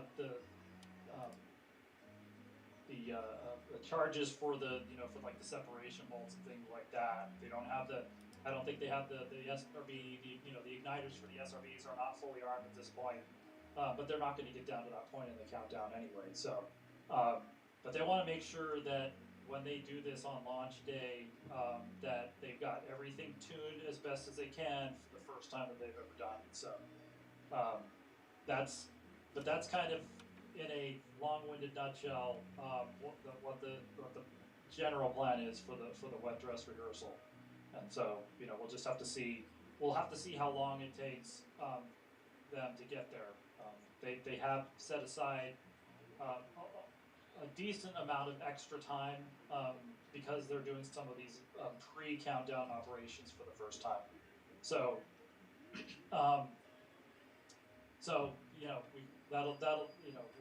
we're still talking to NASA about whether we can get Christie to come get Christie out here again for that and how much we're going to get to see and hear for the wet dress, but. Hopefully they can get to it here pretty soon, and we'll just have to look forward to that. Yeah. Again, folks, all right, you know how sometimes it's like, oh no, is there somebody on this plane that can fly the plane, and there's no actual pilots on the plane, but somebody knows enough about the plane they can fly it. If we ever need to launch SLS and all of NASA has been wiped out by like the Cocoa Beach zombie outbreak or something, Philip here can probably launch SLS. I'm just saying. Philip. Yeah. Thank you so much for all the detailed information. Of course, Philip was going around interviewing people, talking to engineers, talking to the people in the program, getting all the details that he uses in those the updates we do. He's been on NSF Live, our weekly show that we do on Sundays. Massive amounts of articles and informations that are documented. But if you need an expert who knows about SLS, or you want to learn more about the technical details of SLS, Mr. Philip Sloss is the person you want to follow around here. Philip, thank you so much for all that. Yeah, no problem. I think Christy was. I was telling Christy if he needed any if he needed to spell a spell to answer some questions or anything. But I think he did such a good job. He didn't need me to that much today. So excellent. So I stole down to the crawler way to watch it roll by. So that was it's pretty cool. It's pretty cool. Hopefully we'll have some. Well, you saw the shots from Thomas's setup out there, and hopefully we'll have some more stills and video coming up in the coming days. Yeah, absolutely. In fact, we do have some more things like tweets and stuff like that that we can show to people. Let me see if I can't grab a couple of those really quickly here. Yeah, while you grab those, I'm just going to reiterate that I would love to have Philip on my zombie survival team. Philip, will you be on my zombie survival team? Sure, no problem. We can coordinate like our meetup spot when the stuff goes down off stream, so that we don't get ambushed by rival parties. But yeah, that sounds good. There you go. It looks like I'm having a little bit of trouble, but really quickly, y'all, I'm going to put a couple links into chat because we did have Space Ghost Steve, Mr. Stephen Marr was out there. He's got a couple photos. He's going to be editing and adding some more photos into the mix. Let me see if I can't just put some of these links into chat for you to check out. There is Steve's Twitter. And also, Mr. Nathan Barker. I was remiss to mention that Nathan was out there as well. Came all the way down from way up north and has a couple photos on his Twitter as well. So let me get a couple of links over here for Nathan too. Some of those still photos, we mentioned we had some photographers out there that were close in documenting what was going on. Also going to be some more of that going on tomorrow. But make sure you toss a follow to Nathan and Steve at the very least. I know Thomas was really busy with the live stream camera that we were running. I don't know, maybe Thomas, are you still on? Just type in chat. Just tell me, did you take any pictures or tweets or anything that I should link up in chat? Yeah, I think we saw him here for a second. I don't know if I think they're still telling us we need to be back out here at 6:45 tomorrow morning. So, but that again, that'll hopefully we'll have some nice shots and video of the vehicle at the pad at that point. So. I don't think I'm not sure we're going to be out there long enough to do another live stream. That's unfortunately because, but again, I know NASA's got a live stream up and we'll certainly be peeking at that overnight. I don't know if Chris has panned over to the pad, but they've got the pad lit up in the Xenons tonight, and that's obviously they're waiting for the vehicle to get there. So hopefully they'll have those up all overnight, and when it gets to the pad surface, it should be pretty cool. Yep. Yeah, we've seen Pad B all lit up with those lights. It's super cool looking. I'm so excited to see this thing get closer to the pad. Also, like you said, the stuff from the morning, once the sun is up again, is going to be really, really exciting to see. Excellent. Real quick, y'all, I know that a ton of people have been here supporting the stream tonight. A ton of people asking good questions, liking the stream, 7,000 likes, almost more likes than there are viewers right now, which is definitely something to thank y'all for. Just across the board, we're so happy we were able to share this with you. This is what we do. The NASA Spaceflight team, we've got cameras, we've got live stream equipment, we've got jokes. Sometimes they're good, and we love to go out and share what's going on in space with you. That is sort of what we do. So make sure that you sub to the channel here, click the little button, turn on the notifications. You can also follow us on Twitter at NASA Spaceflight, or I guess just NASA Spaceflight on Twitter. You can follow us over there and you'll get lots of notifications and screenshots so that if you don't want to miss what's going on with live streams, you can find it out there as well. Also, massive thanks to all the people with all the super chats. It's one of those streams where there's no way we could read them all. SLFR, thank you so much. CAMP Railroad, good to see you in there. I recognize your name as well from some of the older tank watching streams. JP Heller, another person of the membership program. G Forbes says, moving past my engine reuse questions. Yeah, thanks, G Forbes. ISS and SLS was priceless. $50 there. Thank you so much, G Forbes. Just across the board, here's one from the Czech Republic. DCMC231, watching from the Czech Republic. Viren is a Capcom member. There's no way that I can read them all, y'all, but across the board, I really do appreciate all the kind words here. Caleb says, y'all are the best. Appreciate all you do. And let's see here. Oh, here's another good one. Anthony Cahill from Canada. Got some Canadian dollars in there. I remember watching STS-135 land on my 12th birthday. Today, nearly 11 years later, after a long wait, right? It's amazing to see its successor one step closer to getting humans back to the moon. Thank you guys for streaming it. Anthony, thank you so much for the support. We are so happy you're able to join us. We're able to share this with you. People all over the world, thank you so much for watching us. That's another very cool thing we can do here folks that are literally geographically diverse all over the planet watching what's going on. But I do think that now it's time for us to sort of spool things down. Looks like we've got one late breaking awesome shot from Steven here as well. Check this out. Even says, what a day SLS has left the VAB, and look at this dark silhouette shot from Steven here. You know So something? cool. I can't fit the whole thing in the screen here, so I'm just going to link this up in chat, and y'all can hop straight on over, check out that awesome image, the awesome photo from Stephen Marr there. Make sure you toss a follow to Stephen there while you're on Twitter as well, if you want some more cool stuff. Let's see here. Real quick, thanks to all the NASA spaceflight folks as well who showed up for the stream today, making it possible to answer questions and run things in the background. Out in the field, we of course, like we just said, had Stephen Marr. He was out there taking some still photos for us. Also, we had Mr. Tell me he's in the list. Nathan Barker. Yep, there we go. All right, we've had Mr. Nathan Barker out there as well. Be on the lookout for some more photos from him. Chris Gebhardt was there too. Chris, thank you so much for the Q&A. Thank you. Oh, my absolute pleasure. Can't wait for sunrise tomorrow morning. That's going to be a cool shot. And yes, then also Mr. Philip Sloss. We just heard from Philip about all the beautiful technical details that make this rocket go, I guess is the right way to say it. Thank you so much, Philip, for everything he does to keep up with SLS here with the NASA spaceflight team. And let's see here. Hey, in the background, Michael Baylor's always helping out. We don't do streams unless Michael's involved. Also a massively important part of the team. Just have to scroll through his double alphabetized list here to find his name. There we go. Found it. Jack Beyer was in there as well. I feel like we should sing this or something, like the news line. No. I don't know if I'm talented enough to do that. Oh, man. Thank you so much for joining us, too. Yeah, of course. I'm just glad I could join in the excitement. That was a blast. I love that Chris is still clearly very excited, despite it having been like 4 hours now. Yep.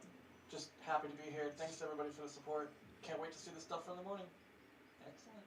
Hey, you know something? Another mention here. Pauline Acklin, helping with some of the designs that we have there in the merch store. I want to make sure we give an extra shout out to Pauline. She is part of the reason that we have some of these new merch rollout designs. If you didn't get one of those yet, we have the Artemis design, the SLS hugging design. We got t-shirts, coffee mugs. I am going to load up one of those They See Me Rolling shirts and then just wear it all over NASA next time I come. I'm just going to wear it all over. But Pauline helps us out with a lot of those shirt designs to get them out to the world in a timely manner so y'all can get a hold of them. Worm Mafia. I like it. Billy Charleston. Well done. Pauline is awesome. You're right there, acting unit. But acting unit. In any event, the entire NASA spaceflight team one more time says thank you so much for joining us here this evening for the first rollout of SLS. We'll be continuing to cover that. My name is John Galloway for NASA Spaceflight. Look around in the morning for more NASA Spaceflight photos, probably an updated article, and all sorts of ways that you can keep in touch with what's going on in spaceflight. You don't have to go home. You could actually stay here, but the stream's going to end. I'm actually going to send you all over to Starbase Live, our 24/7 stream, live from Starbase down in Boca Chica, Texas, where they continue to work on those Starship rockets, another part of the Artemis program here, pushing us back out to the moon and further on into the Mars. I was going to say stars there, but then I said I could go to the Mars. Figured that worked. That's the cue I should turn off the mic, though. Folks, thanks so much for watching, and we will see you nerds later.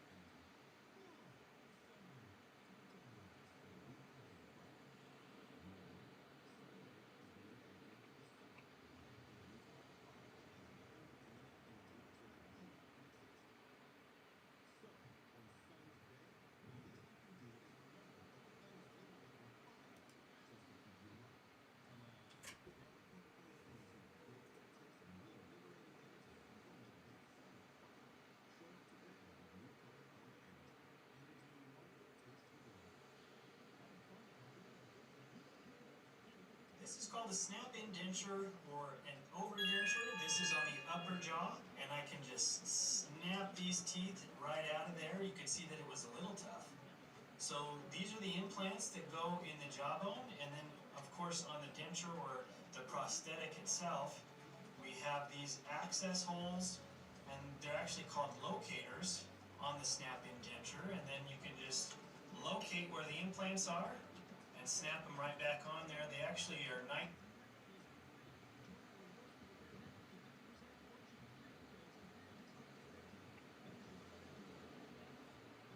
on their content in YouTube, and we get to be one of those networks sharing the planes. It's a good feeling, Manila.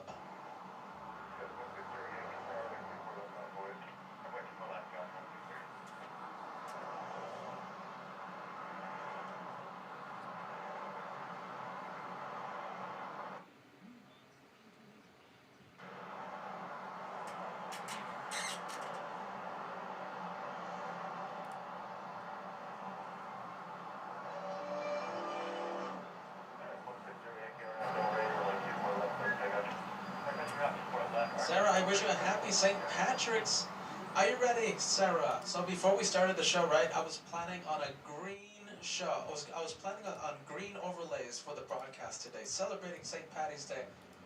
The computer, though, did not accept the images, and we're running late. We were already starting 4 minutes late. I wanted to celebrate St. Patty's Day on LA Flights. I really did.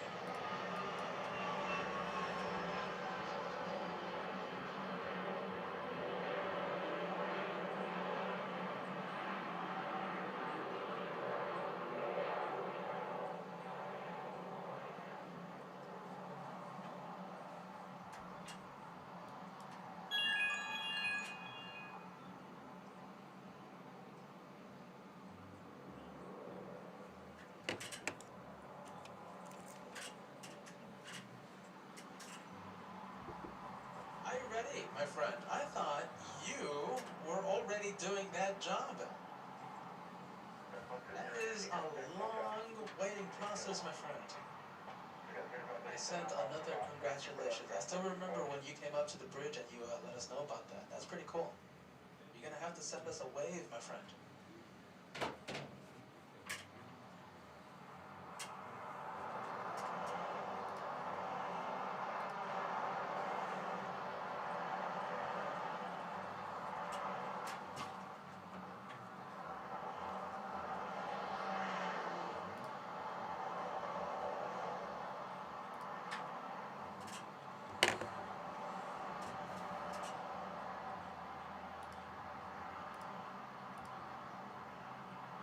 Katie, a little bit of both. Okay, so when I mentioned about the creepy critters coming out on this location, everything, a little bit of everything.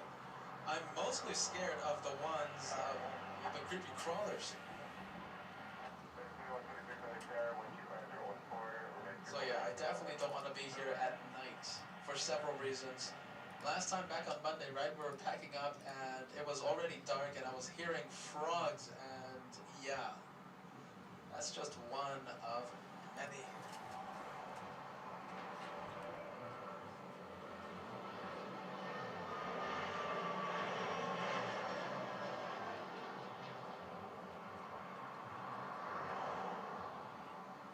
SkyWest at 3364, flying in from Eugene, Oregon, and Embraer E175, flying 1 hour 42 minutes.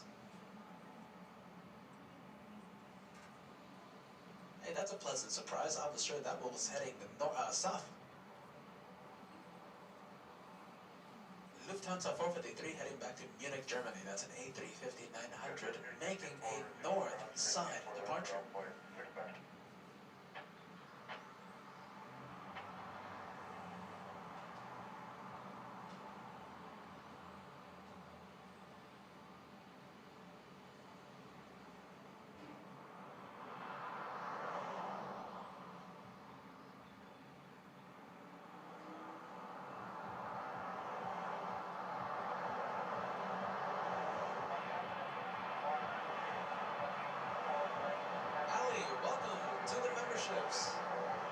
Welcome to first class, Hallie.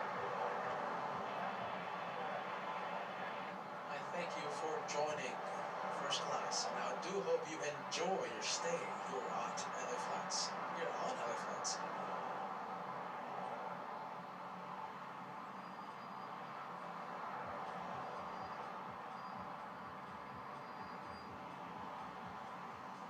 I was afraid, my friend, you stopped your trend. I didn't see you the past few days. I think I just missed you. Boeing 747, day 25 of watching LA Flights. Day 25 and counting. Here's to many more, my friend. Here is to many more.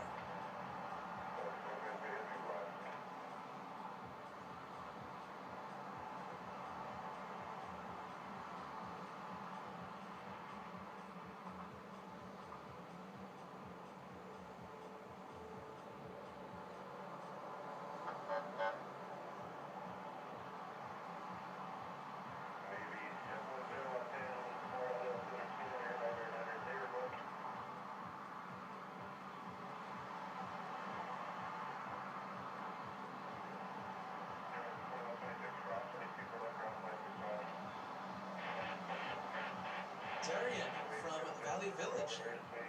Thanks for everything. Hope to ride a 747 someday. Been on the 37, on the 57, on the 67, 777s, and the 80, the Dreamliners. Darian, you gotta make that quick, my friend, because right now Lufthansa is the only 747 in service, well, here at LA at least. Korean Air flies their, well, keeping their 747 airworthy, but right now just doing cargo missions.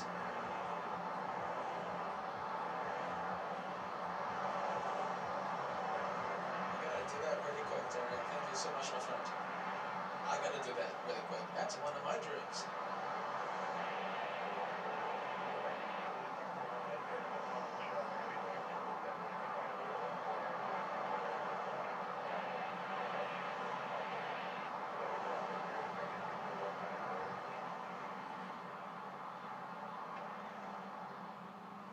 How are you, Erica? Hey everyone, happy St. Patty's Day. Hope you all remember to wear your green. A shout out to Frank, Erica. Welcome, Erica, to another day. Happy St. Patty's.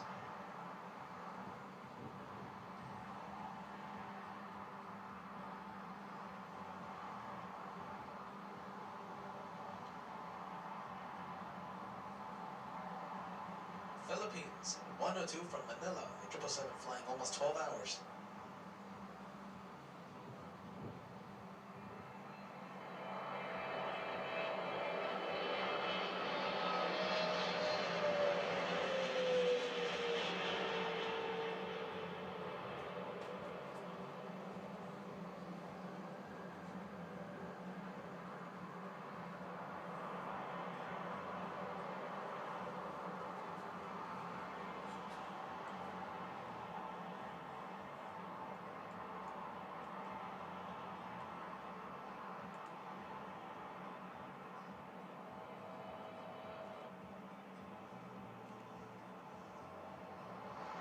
The A220 Delta 773.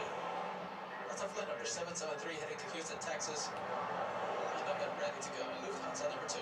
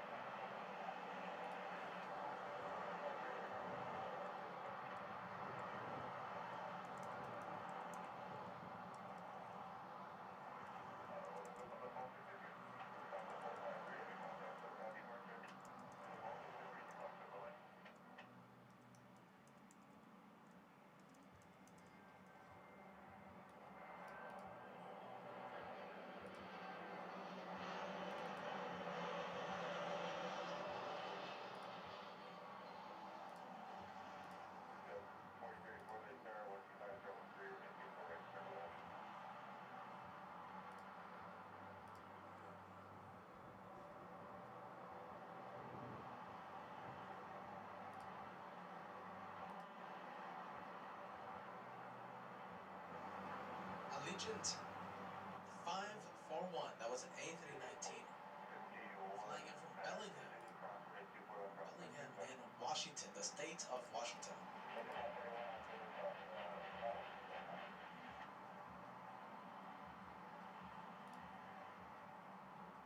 Sandra saying Pilot Cam. Yeah, Pilot Cam making a return to LA flights.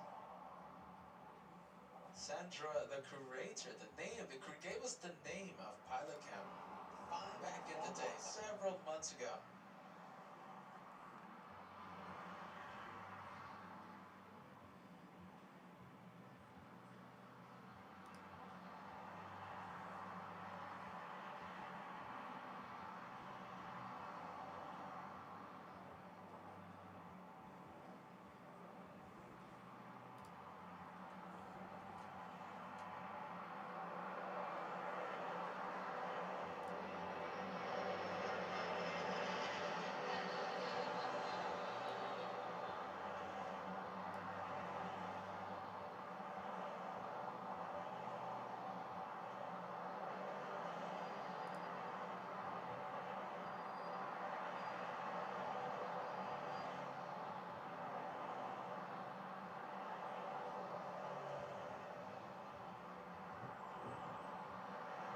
Hey, guy, can we see sunset, please?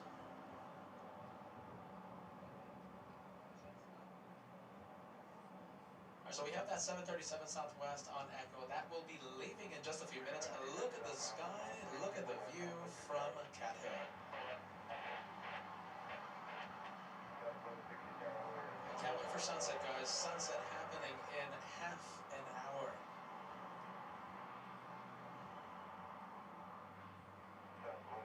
Abby, this comment's a few minutes old, but Abby's saying that sunset is gorgeous. You haven't seen anything yet, Abby.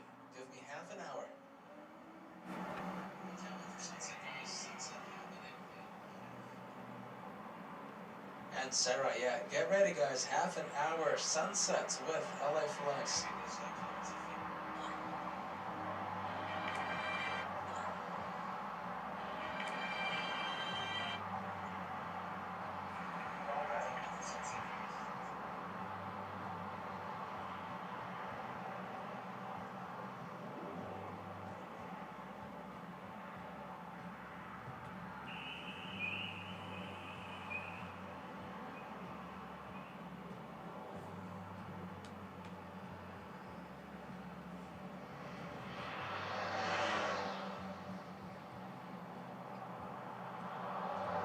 Yeah, look at that. Okay, so everyone happening in about half an hour. Watching alongside with Frank. Beautiful sunset.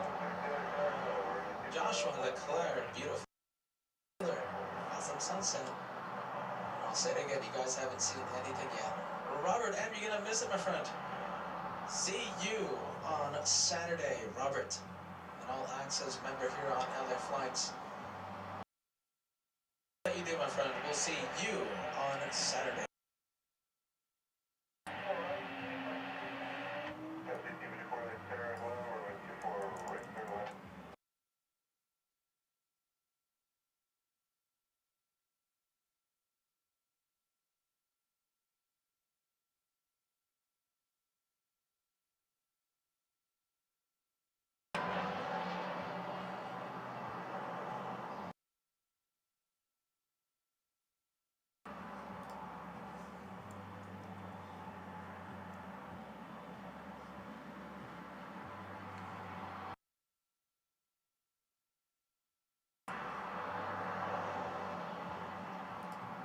And that's the one making all the sounds, everyone. That's an A220 heading to San Antonio, Texas, Delta 720. Already lined up and ready to go. We have Southwest 1160 heading to Phoenix, Arizona. A 737 next generation plane with and powered by the CFM 56 engines.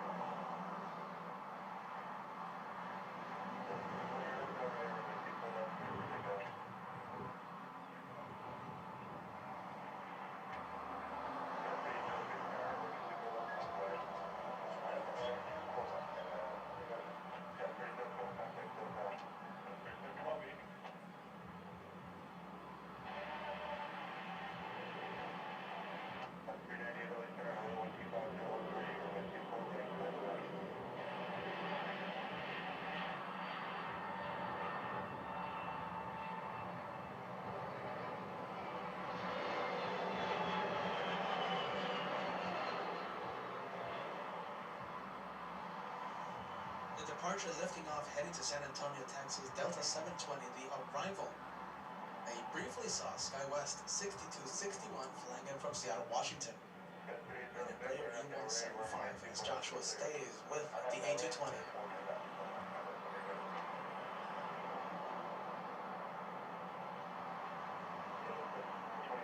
Silverberry, welcome back to the channel. Welcome back. Silverberry saying, I love getting home and brain tired. And then there's other flights.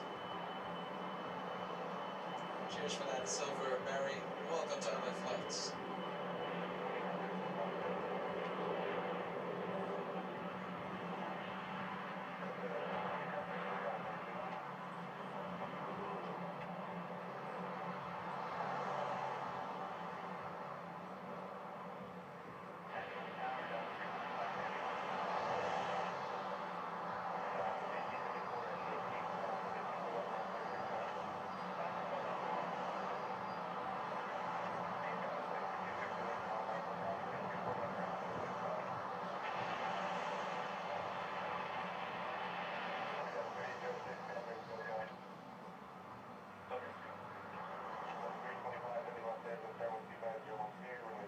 Southwest 2429.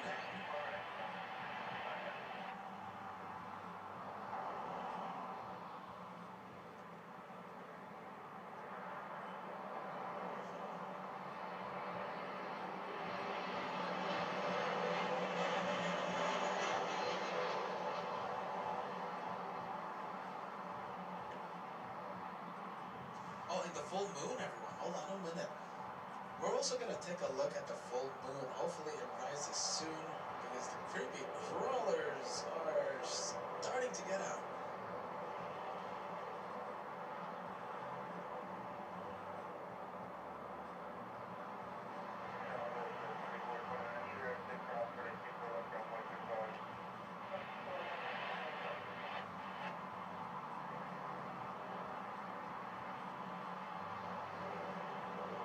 So the moon should be rising in just a few minutes. I can't wait to see the full moon over Los Angeles.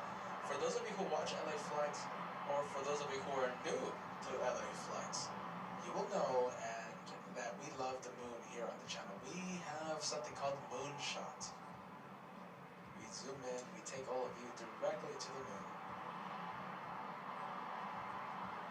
And of course, we also have that sunset coming in. We have the last plane of the broadcast coming in just a few minutes. China Southern, the second A380 of the day. I can't wait to see that.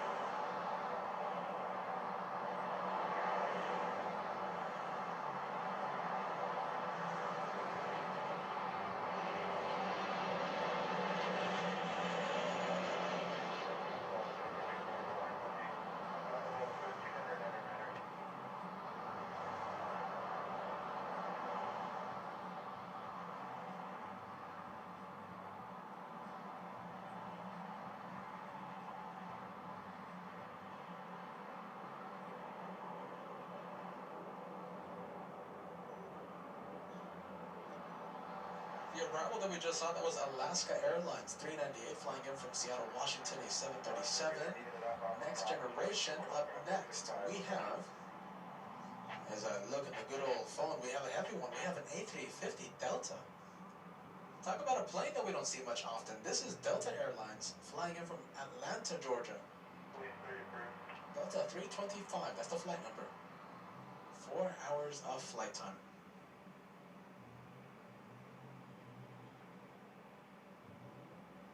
Sandra, don't say that right now because I haven't seen any. But this location is, let's just say, it's not the most hygienic one. So right now, that word is forbidden for the next hour. I don't want to bring them in. Because if I see one, I think that's the end of Get In with LA Flights. If I don't see it, they're not there.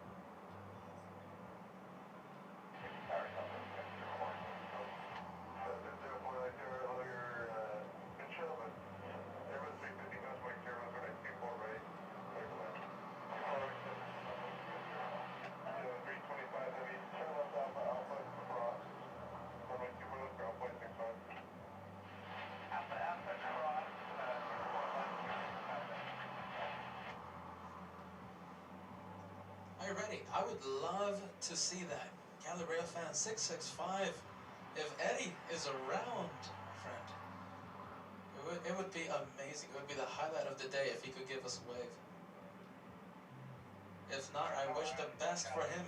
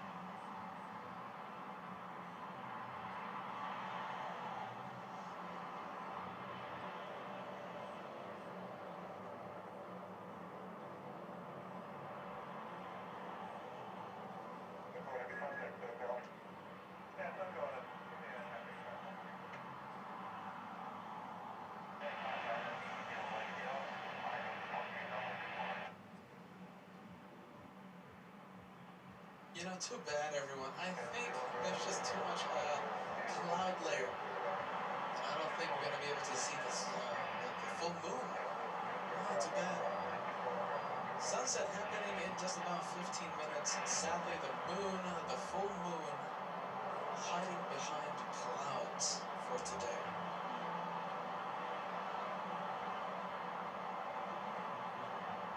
And talking about the clouds, right, Katie? Now, we love the ISS. Joshua has done amazing work tracking the ISS before in the past. But these clouds are pesky and giving us trouble.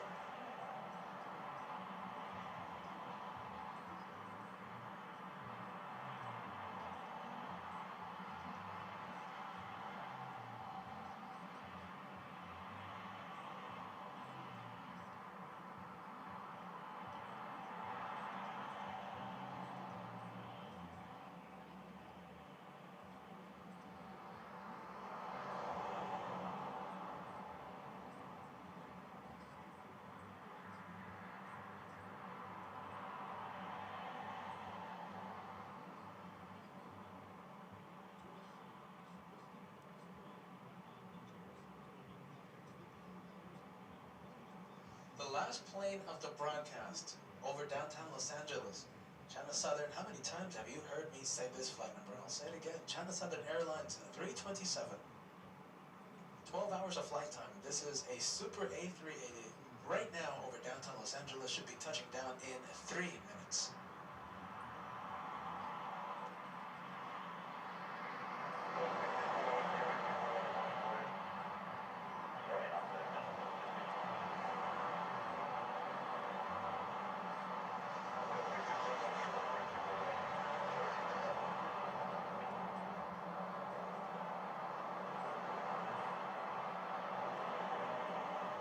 Thank you, Blue Sky. A €2 tip. Your camera work is outstanding. It is all thanks to the amazing cameraman. He is my brother, Blue Sky, Joshua. Welcome to LA Flights, my friend.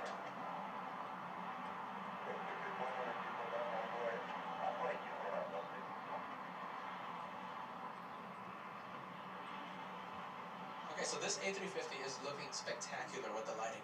Imagine the A380.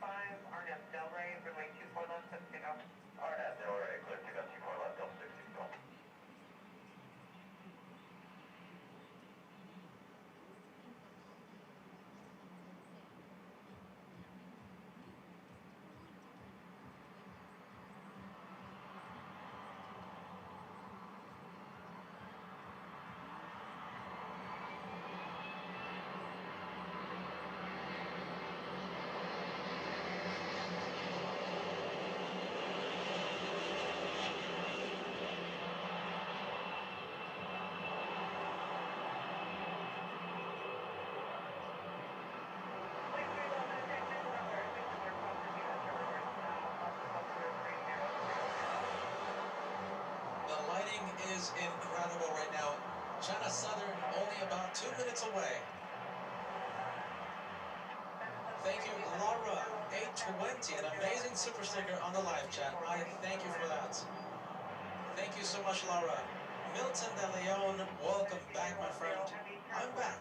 Missed you guys, sending us a $10 tip.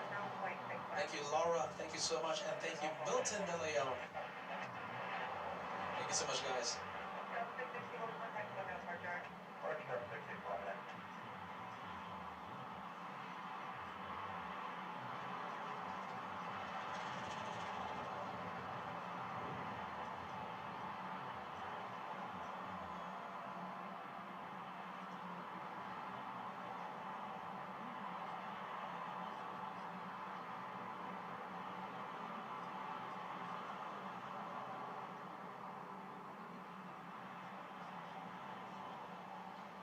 It's so far away. Still quite far. It's gonna look better. Don't worry.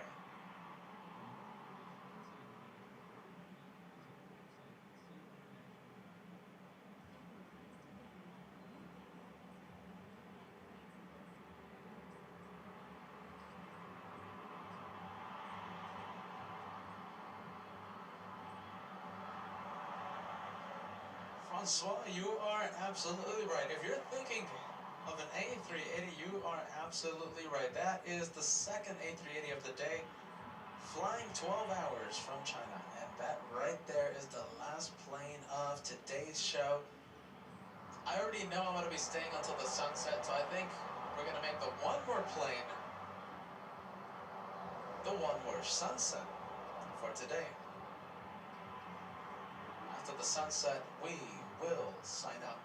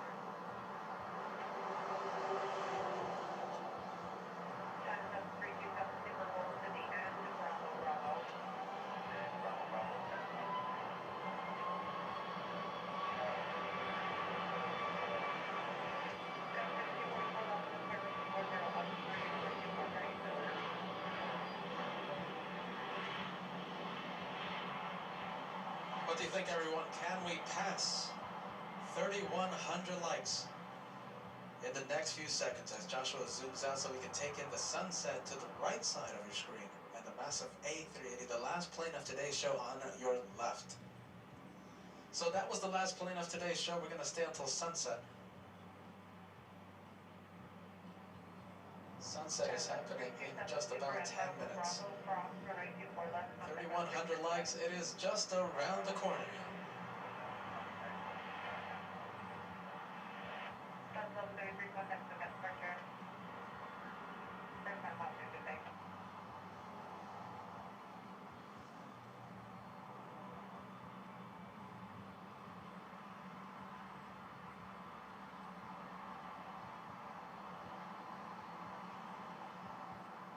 Thank you so much, Jim. A380 tip. Thank you guys. A delight to watch those A380s land. 2 of them, my friend. Sadly, only 2. I'll say it again. I think you've heard me say this before. Maybe not you, but other viewers. Back in 2019, I got to see, I think, 7 or 8 A380s in one day, and that was just a normal day of plane spotting. Those were the days.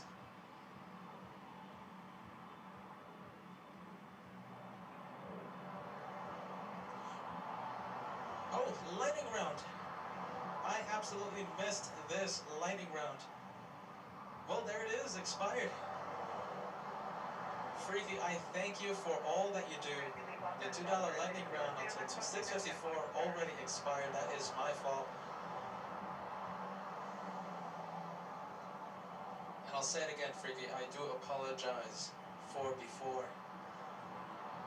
You're an incredible viewer, Freaky. Thank you so much.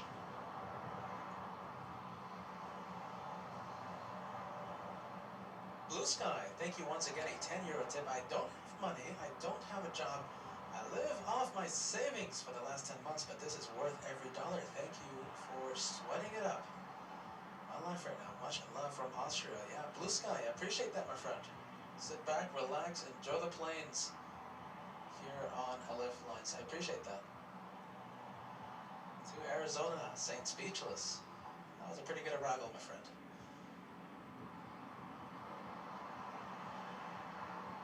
Thank you, Trish. Doing that $2 match challenge. Thank you so much. The challenge already expired. Thank you, Freaky. Thank you, Jim. Saint Spectacular. Thank you, Brian. Much appreciated, my friend. New moderator here on LA Flight starts on Saturday. I thank you, Brian.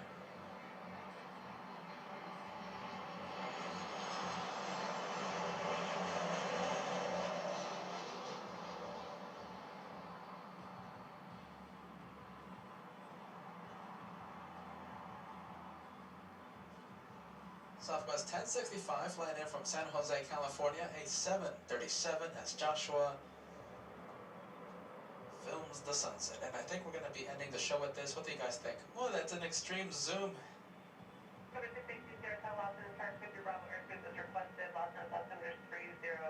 you, Brady. BR16 watching in Thousand Oaks. Sending us that $2 tip.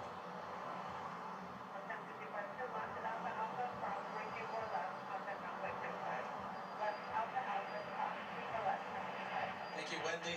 Here's to anyway. I appreciate that. Thank you so much, my friend. Thank you, Wendy. Lincoln Boulevard down the road. So I do apologize if the car sound is just, the cars are passing right in front of us. And Freaky extending the lightning round challenge. I thank you once again, extending the lightning round to 6:59, matching all $2 tips coming into the channel.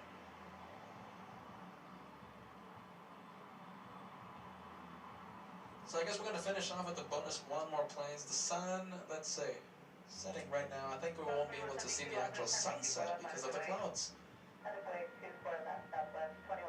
Okay, I guess we'll end the show at 7 p.m. Police 10 traffic 2 miles southeast of you northbound at Freeway, helicopter 700 looking for you. And Katie, yeah, thank you so much. Incredible viewers we have here on LA Flights. $20 super chat. I know the lightning round is over. I totally missed it so far. Freaky. Here's a little something. You guys are great. Thank you so much, guys.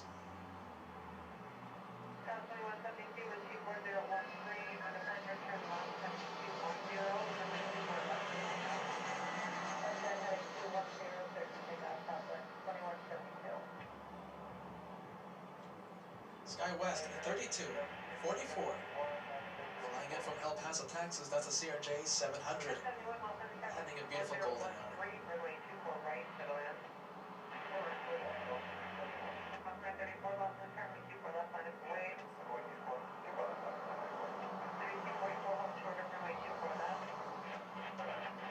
Southwest, 2172, heading to Dallas, Texas.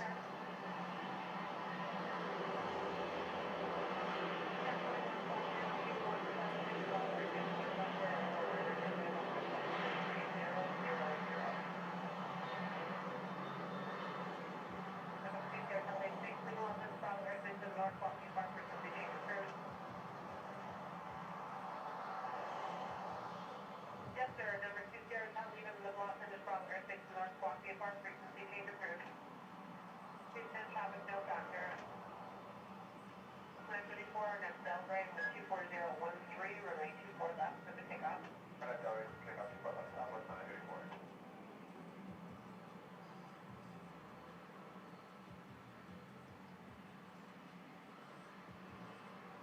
Thank you so much, guys. Okay, and Kate, Freaky's $2 match challenge officially expired. Thank you, Freaky, for doing that.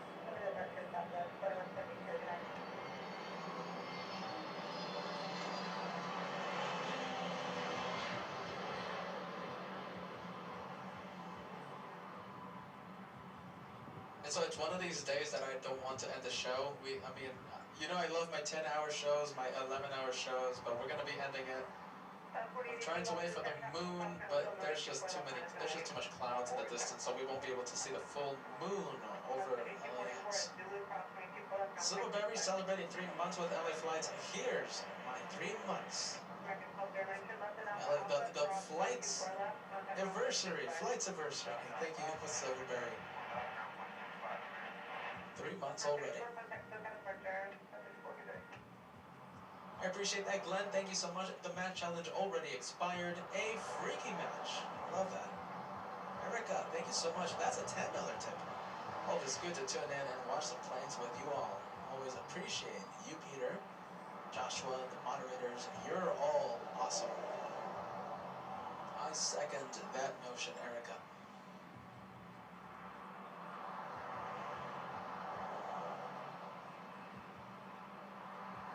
Michael, thank you so much. 2 months anniversary today. Cheers, my friend. Long-time viewer. I'm going to start calling you a long-time viewer here on LA Flights, Michael. Max 39, matching Freaky. Thank you, Margie Clark. I wonder if you saw the A350 Virgin Atlantic landed in the south. Sadly, did not land here in the north. What a shame. We'll try it again on Saturday.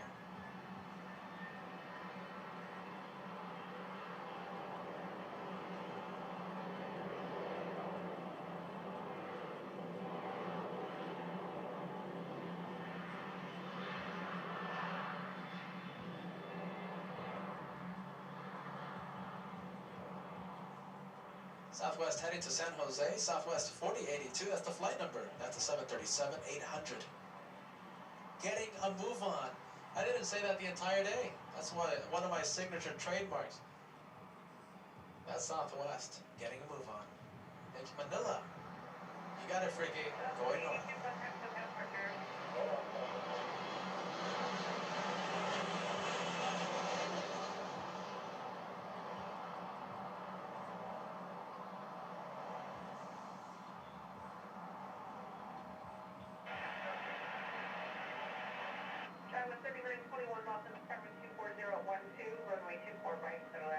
Gustavo, I appreciate that, my friend. A cool super sticker matching that challenge, that Freaky challenge. CRJ getting a move on. That is taxiing all the way from the south. And Pete, sorry I missed rest of the show today. What an awesome array of colors to end on. The incredible sunset here at LA Flight, my friend. We'll try it again on Saturday, the next day that we are live. See you on Saturday, Peter. Marsha, thank you, Freaky. One from me. Silverberry, 3-month member here on LA Flights, not to step on the match round with my message. I appreciate that, Silverberry. Thank you so much. And Marshall, one more at 1-4, Blue Sky. I've been there.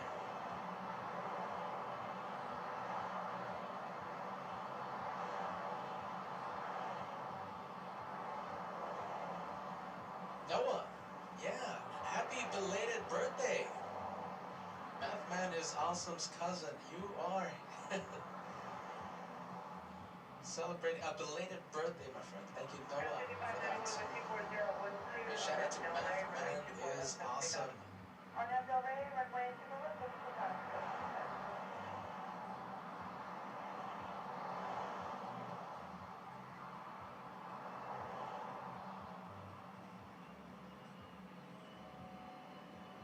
I think Joshua looking at that super chat, Freaky. That is an incredible match super chat for LA Flights.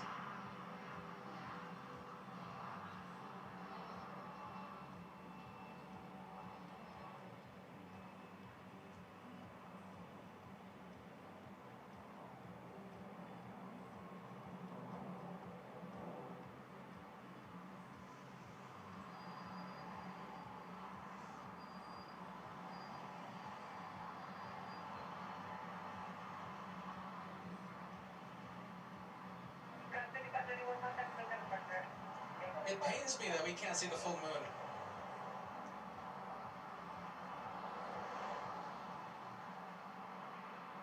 British Airways 280 heading to London and Heathrow has his transponder on, but that is at the east side of Tom Bradley. That is a south side departure.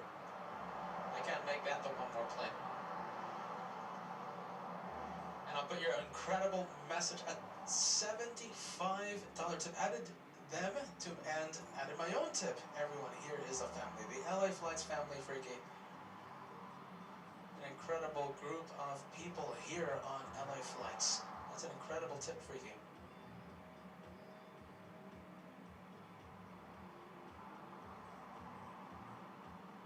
And thank you for extending that challenge. I missed the first message, so I thank you for extending that lightning round challenge, Freaky. Francois, I appreciate that, my friend.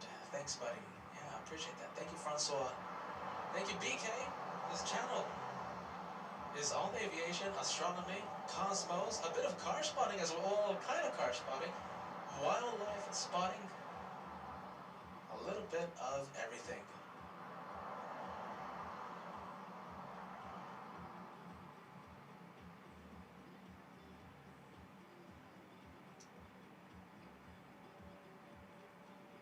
You know, guys, I really do want to stay longer, but the creepy critters are getting out. You guys are energizing your host. Thank you, Bruce Campbell, a $20 super chat for LA Flights. I totally missed the calls. Hold on a minute, Bruce. Here's to Freaky Tiki. Best landing radar out there. I appreciate that, Bruce.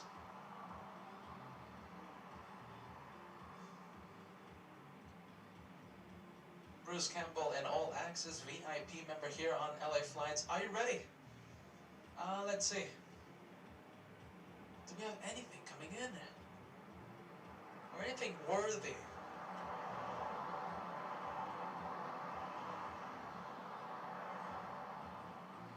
Carol asking, when is your next live? Saturday. The next day that LA Flights goes live, Saturday, for a not full day, but we'll be here for several hours.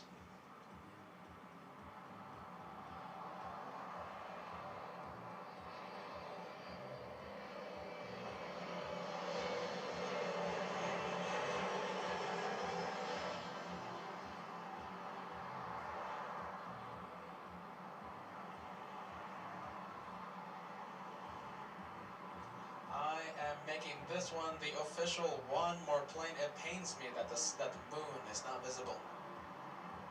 We won't have the moonshot today.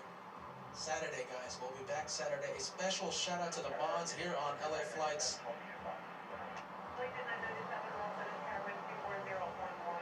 Thank you so much, guys. Keith Donnelly, been here the entire day. Marjolaine, been here the entire day. Steve Gonzalez, I hope you're well, my friend. He just... Steve Gonzalez, Sal, Britt in Holiday. Rico for Flight also tuned in. Keith Buchanan, All Access VIP member here on the channel.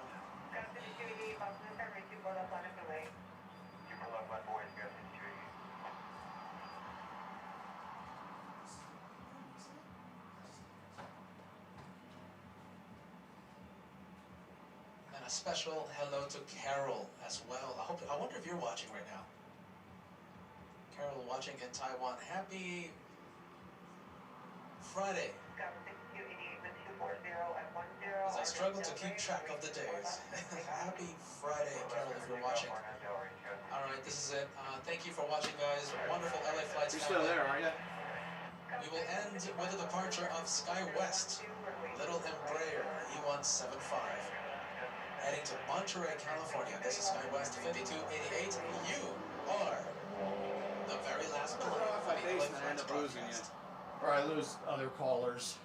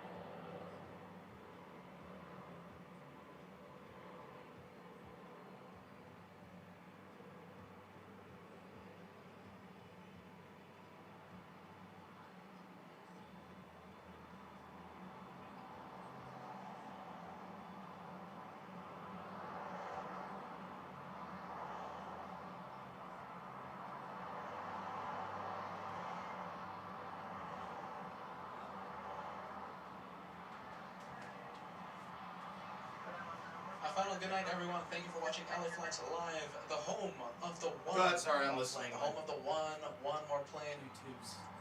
I'm Peter Joshua, the amazing cameraman, my brother. We wish you a good night.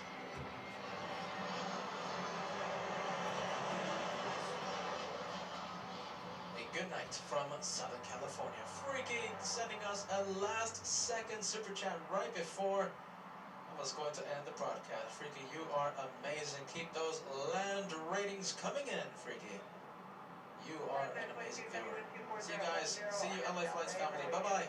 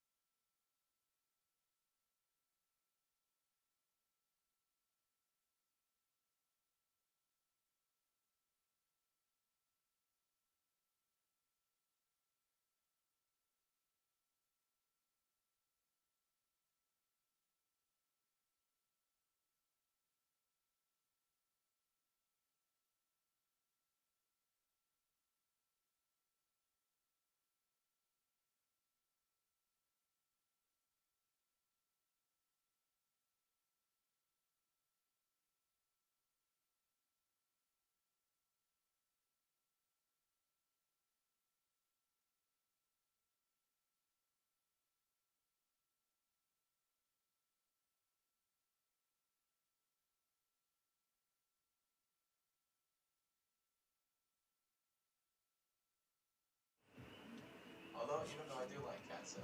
Katsuoka. How are you, Kevin R? By the way, that is the picture. Kevin R took a picture with us, I think, last week, almost a week ago. And that is your host and your cameraman on Kevin R's little picture there, little YouTube picture. Morning Street Glide, that's an All Access member here on the channel. Good afternoon from Jacksonville.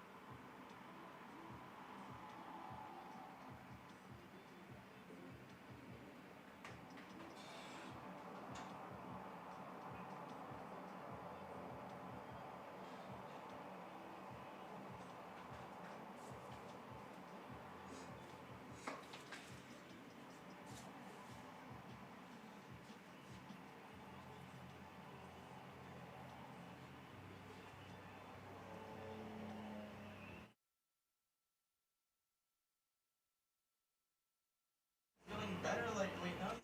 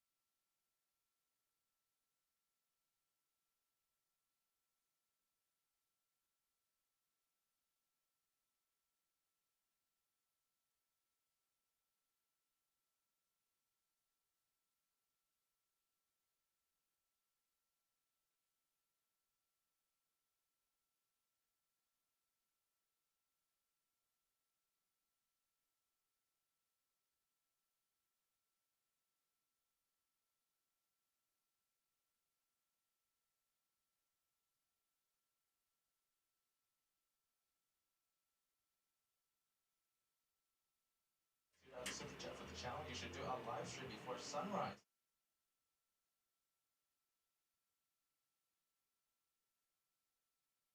Qantas, right? The flight from Sydney is it the A380 will be arriving at 6 in the morning instead of the usual 5 p.m.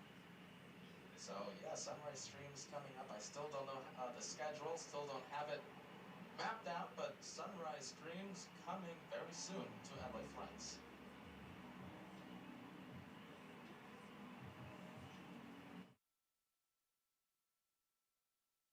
Zachary, where do you park?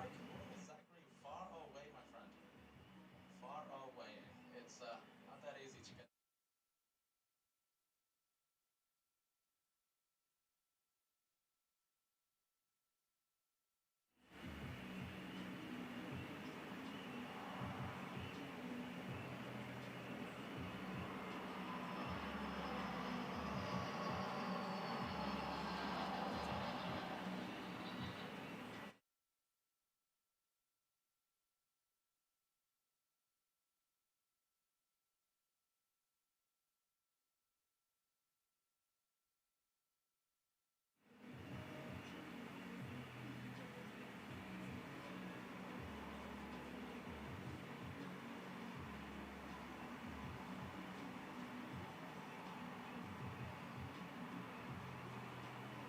DK, cheers, my friend. Long time no see.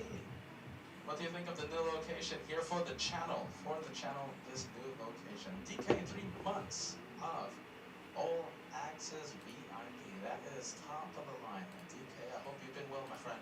Hopefully not too busy. Hopefully not too busy.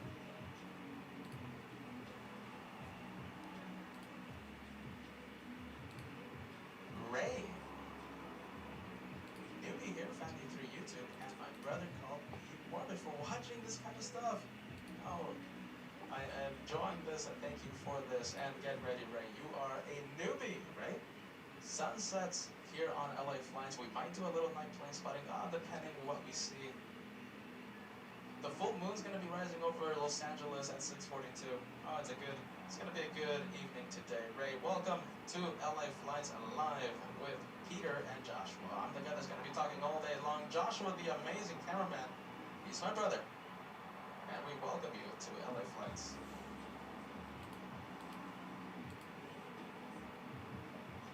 Thank you so much, Katie. A €5 tip. I think my messages are a little delayed. A €5 tip. Happy St. Patrick's Day from your fans in Kerry, Ireland. Whole family watching. Have a green super chat for Patty Stay. As Joshua zooms into a 787 Dreamliner Air Canada.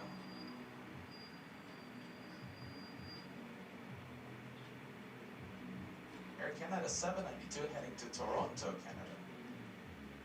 And Katie, okay, talking about St. Patrick's Day, right? I had a green LA Flights delivery already created, and we were trying to send that image, the overlays, to the software, right? But we couldn't accept the image for some reason. But we love to celebrate holidays here on the channel.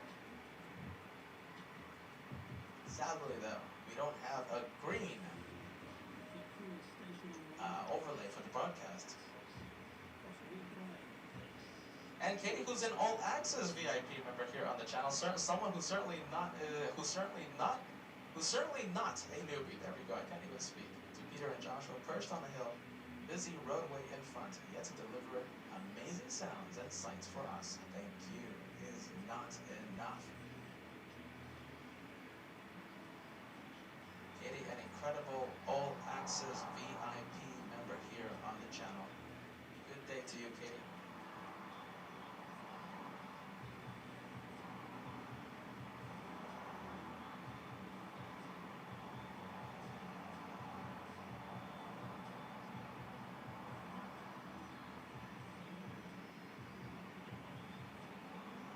We have another member celebrating. Oh.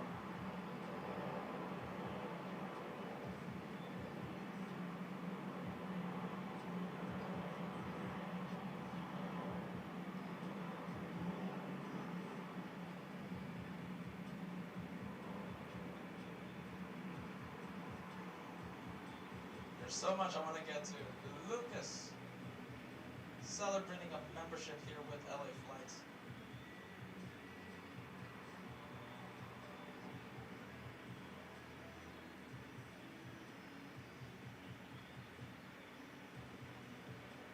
The departure Delta heading to Orlando, Delta 1098.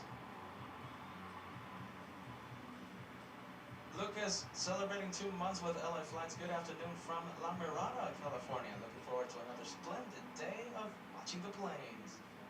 You got it, Lucas. You know, that's what we do here. Just talk about the planes, watch the planes. This is the channel of the good vibes, my friend. Welcome, Lucas,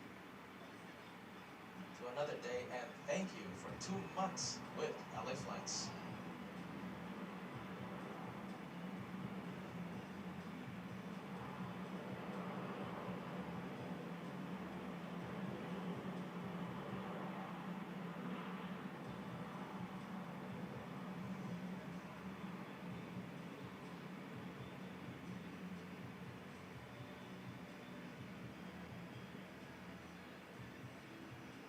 $737, that is Delta 1884 heading down south, heading to San Jose del Cabo.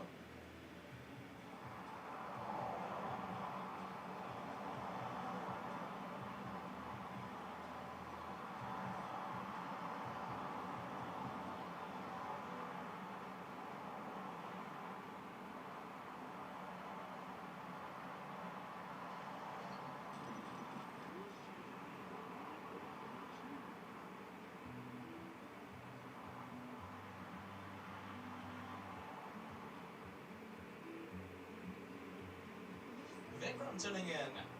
Long time no see, my friend. Good morning, Peter and Josh. Greetings, dear Moz and all the lovely viewers. Feels good to be back here after nearly a month. I knew it was a long time, Vikram. Vikram, an amazing plane collector. Welcome back to LA Flights.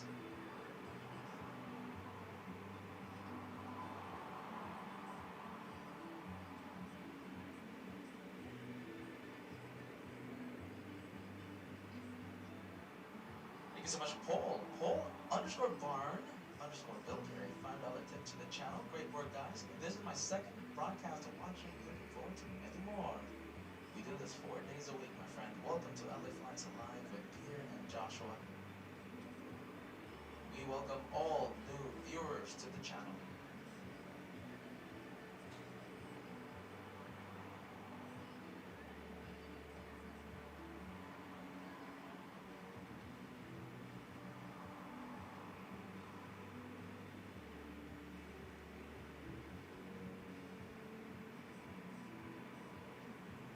DK, cheers, my friend, a $25 tip. In my opinion, your current location is the best one yet. And I think you haven't seen the big boys leave yet. We were here, when was it? Monday. Were we here on Monday? Hold on a minute. Monday, right, Ken? Yeah, Monday. Okay, so Monday was the 3rd day in a marathon of plane spotting. We were here last Thursday, Sunday, and of course Monday. Monday was the first day that we tried out this location, Cat Hill now. That's what it's called. Oh boy, the A380s, the 747s, anything. That Embraer, I am expecting it to sound incredible. Now that 737, number 2 for departure. Oh, it's a good location. Thank you, DK.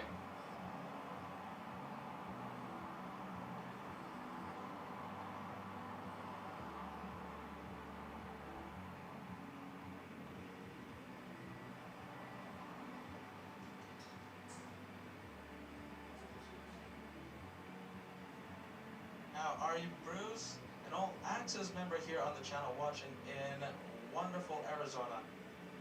Good afternoon, good people at LA Flights. It's gonna be a good day today, Bruce. We are in Cat Hill. I already called the last plane of the broadcast.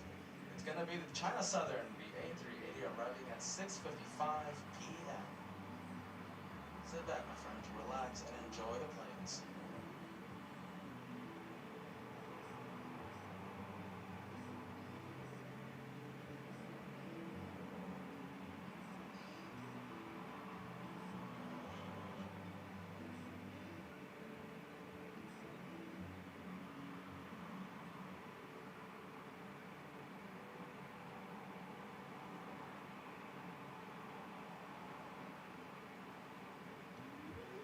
Are you ready? I just noticed something.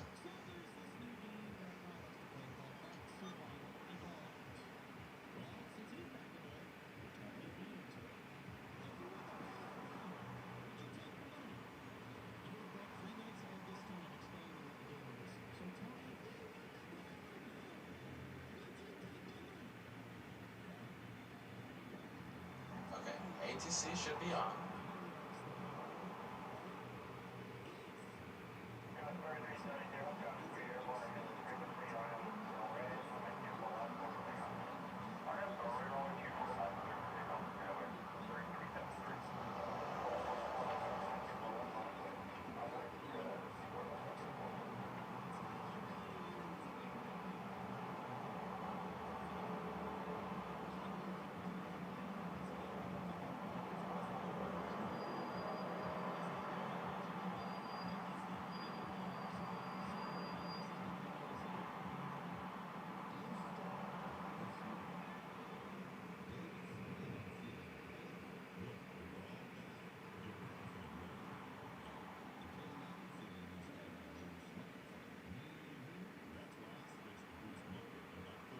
Thank you, viewers. Thank you, viewers. Let me know. Letting your host know that there was no ATC flying. Should be on right now.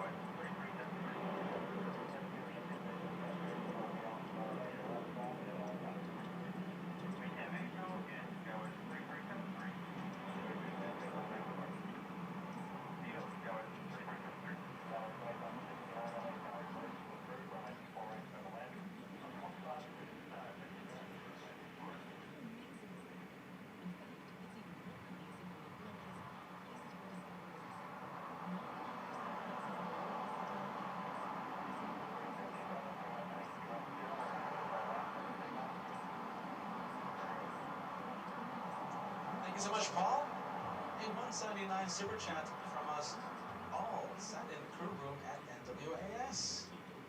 National Weather Association. I hope I am right, Paul. Thank you so much, my friend. Welcome to LA Flights.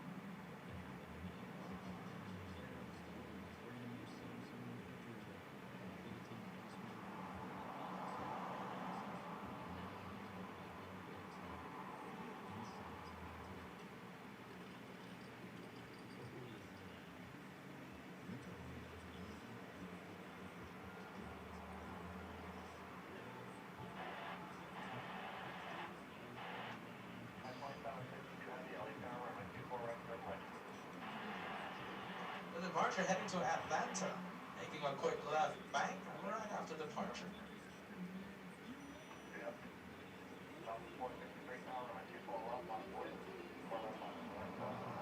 Thank you so much, Paul. Clarifying that, I apologize. Northwest Ambulance Service. Welcome, Paul. Welcome, team, to LA Flights.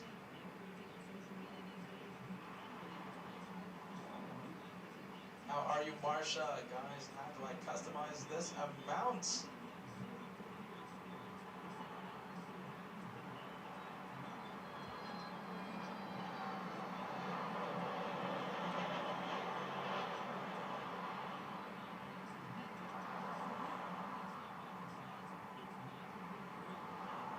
Southwest 2569 flying in from Phoenix, Arizona.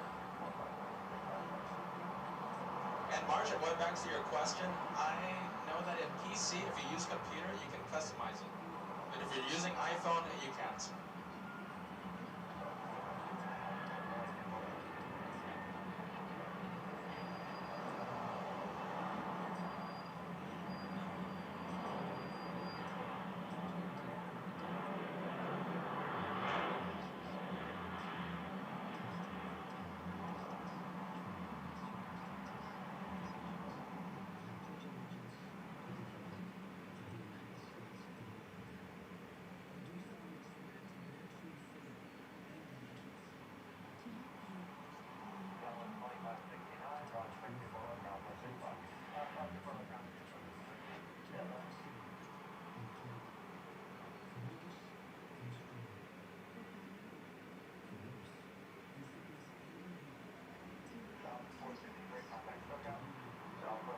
Thank you so much, Danny. Danny working really hard with a PhD, trying to get a PhD. Just said, my first of 4 written exams. Couldn't have done it with y'all, without y'all.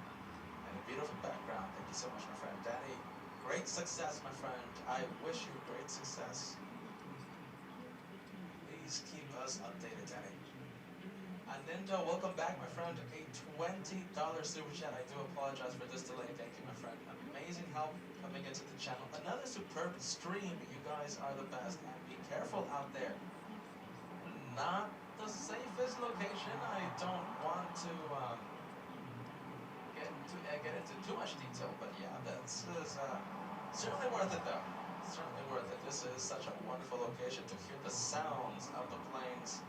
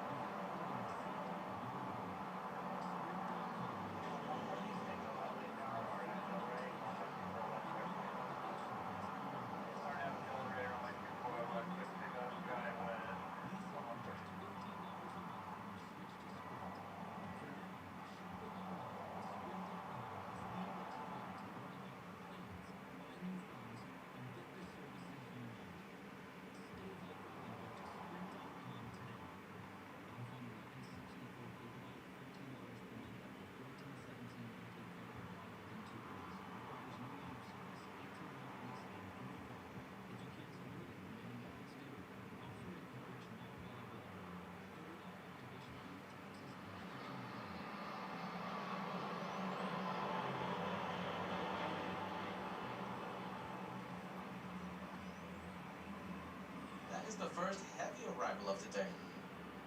United 2762 flying in from San Francisco, a Dreamliner 787-9.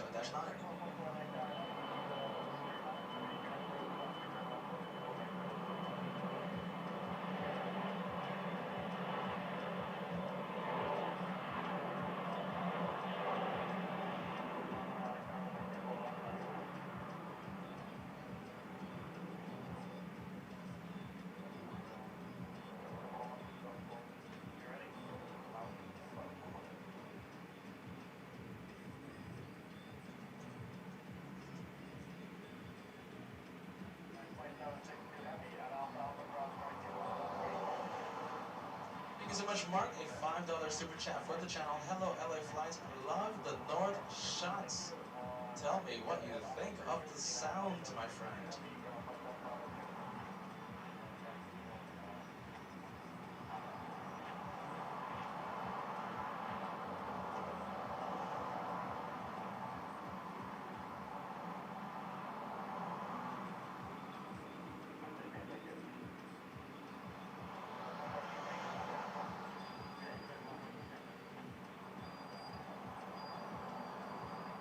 How are you, Bruce Reed? Saying good afternoon to all. Good afternoon. Welcome to another day here on LA Flights. Best of Logan saying great spot. I love to hear that, my friend. This is the second time that LA Flights has been at this location. Hello, Nan Nan, a long-time viewer here on the channel, saying nice clear skies in LA. A few clouds high up in the sky, but I think it's A-okay. As I drop the lapel microphone, I guess I am very excited at the sunny skies. Welcome, Nan Nan, once again.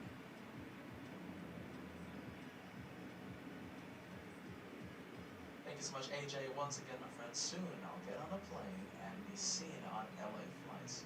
Get that phone light ready for that. Talking about phone light, right? AJ, thank you so much, my friend. Brit, I hope you are still watching. Saturday, we're going to be seeing Brit, and I can't wait to see the iPhone light. Safe travels, Brit, if you're still watching.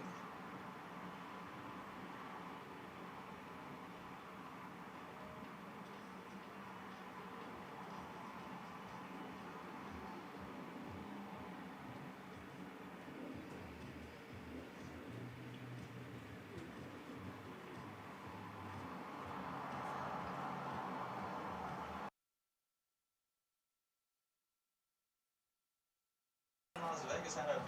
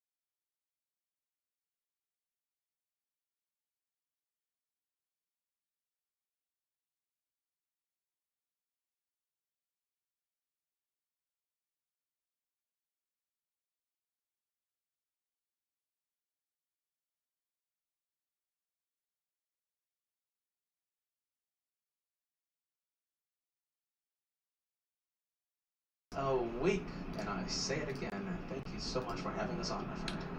I think we're back. Oh, wait. I'm talking to nothing. You guys can't even hear me. There we go. Okay. All right. Now you can hear me. I look like crap right now, as you can tell. That's okay. I promise. I know how to live stream. I promise. Oh, my goodness. I need a haircut. Anyway. All right. There we go. I'm just making sure I'm back up. All right, well, that's going to do it for our rollout coverage of SLS here. It's really cool to see SpaceX have Starship stacked at Boca Chica right now at the same time as SLS rolling out to the pad at 39B at Kennedy Space Center, which is really, really, really, really cool. I'm very glad that I'm here to witness this again. And SLS is expected to be at the pad by the morning. Let me see here. Let me go to... let's go back to NASA feed here. You guys... there we go. Okay. And if I go to this screen... yeah, that screen. Okay. So this is Pad 39B. This is a live view from NASA, showing us a view of...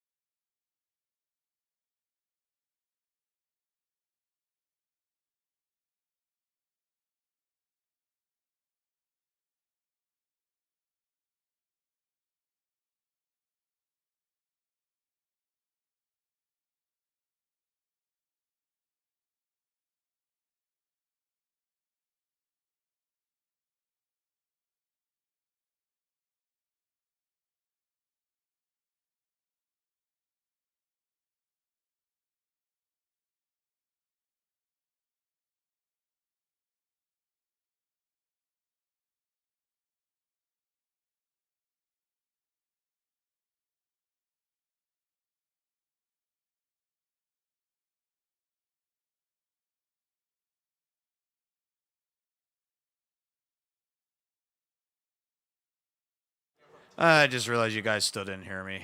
Jeez. Anyway. Great.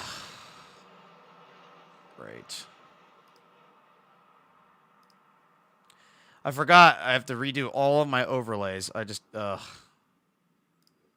believe you guys didn't even hear me this entire time. All right.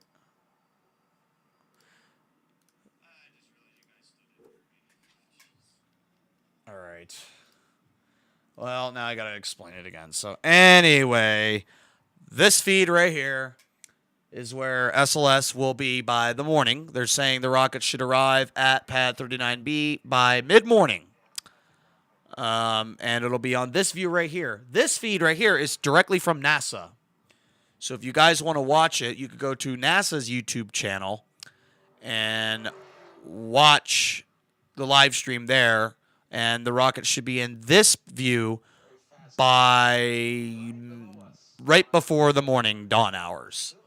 Is when the rocket's expected to make it there.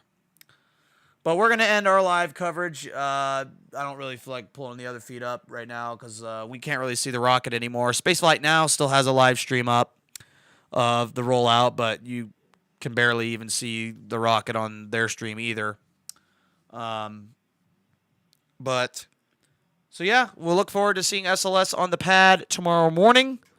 It'll be pretty cool. So stay tuned to NASA's social media for more of that. In the meantime, I think that is going to wrap up our coverage today. A lot of mess ups. I think you guys can hear me now, right? Okay, cool. Just making sure. All right, guys. Well, have yourselves a great evening. So we got a Starlink launch tomorrow. Probably not going to stream that. I don't really stream Starlink launches. So we got a Starlink launch for Friday night. It's going to be a late one. It's like 10 o'clock. So the first night launch we've had in a while from SpaceX. And then the next crewed launch, AX-1, got moved to April 3rd now from March 30th for unexpected reasons. Now, fun fact, the SLS wet dress rehearsal was supposed to take place on March 30th. I can't talk. April 3rd was when the wet dress rehearsal was supposed to take place for SLS. But now that SpaceX moved the private all-astronaut mission to the International Space Station on April 3rd, I believe the crew launch will take range priority because even though you're not launching SLS, it still requires the range just in case something were to go wrong during wet dress and all that good stuff. So anyway. Anyway, I love watching airplanes. All right, I'm going to get out of here. Have a great evening, guys. We will see you tomorrow. Well, I won't stream tomorrow, but we'll see you for the Starlink launch tomorrow. How about that?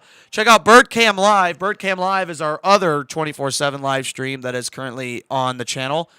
Right now it's nighttime, so raccoons will be out any day now, or any minute now, I guess. So check out the raccoons. And streaming live on BirdCam Live, actually, right there. That's the panel for BirdCam Live. I just had to turn my whole iMac just to show you guys. But anyhow, check out BirdCam Live, streaming 24/7 on the channel. In the meantime, I'm going to get out of here. Have yourselves a great evening. We'll see you over there on the other stream, BirdCam Live. See you guys.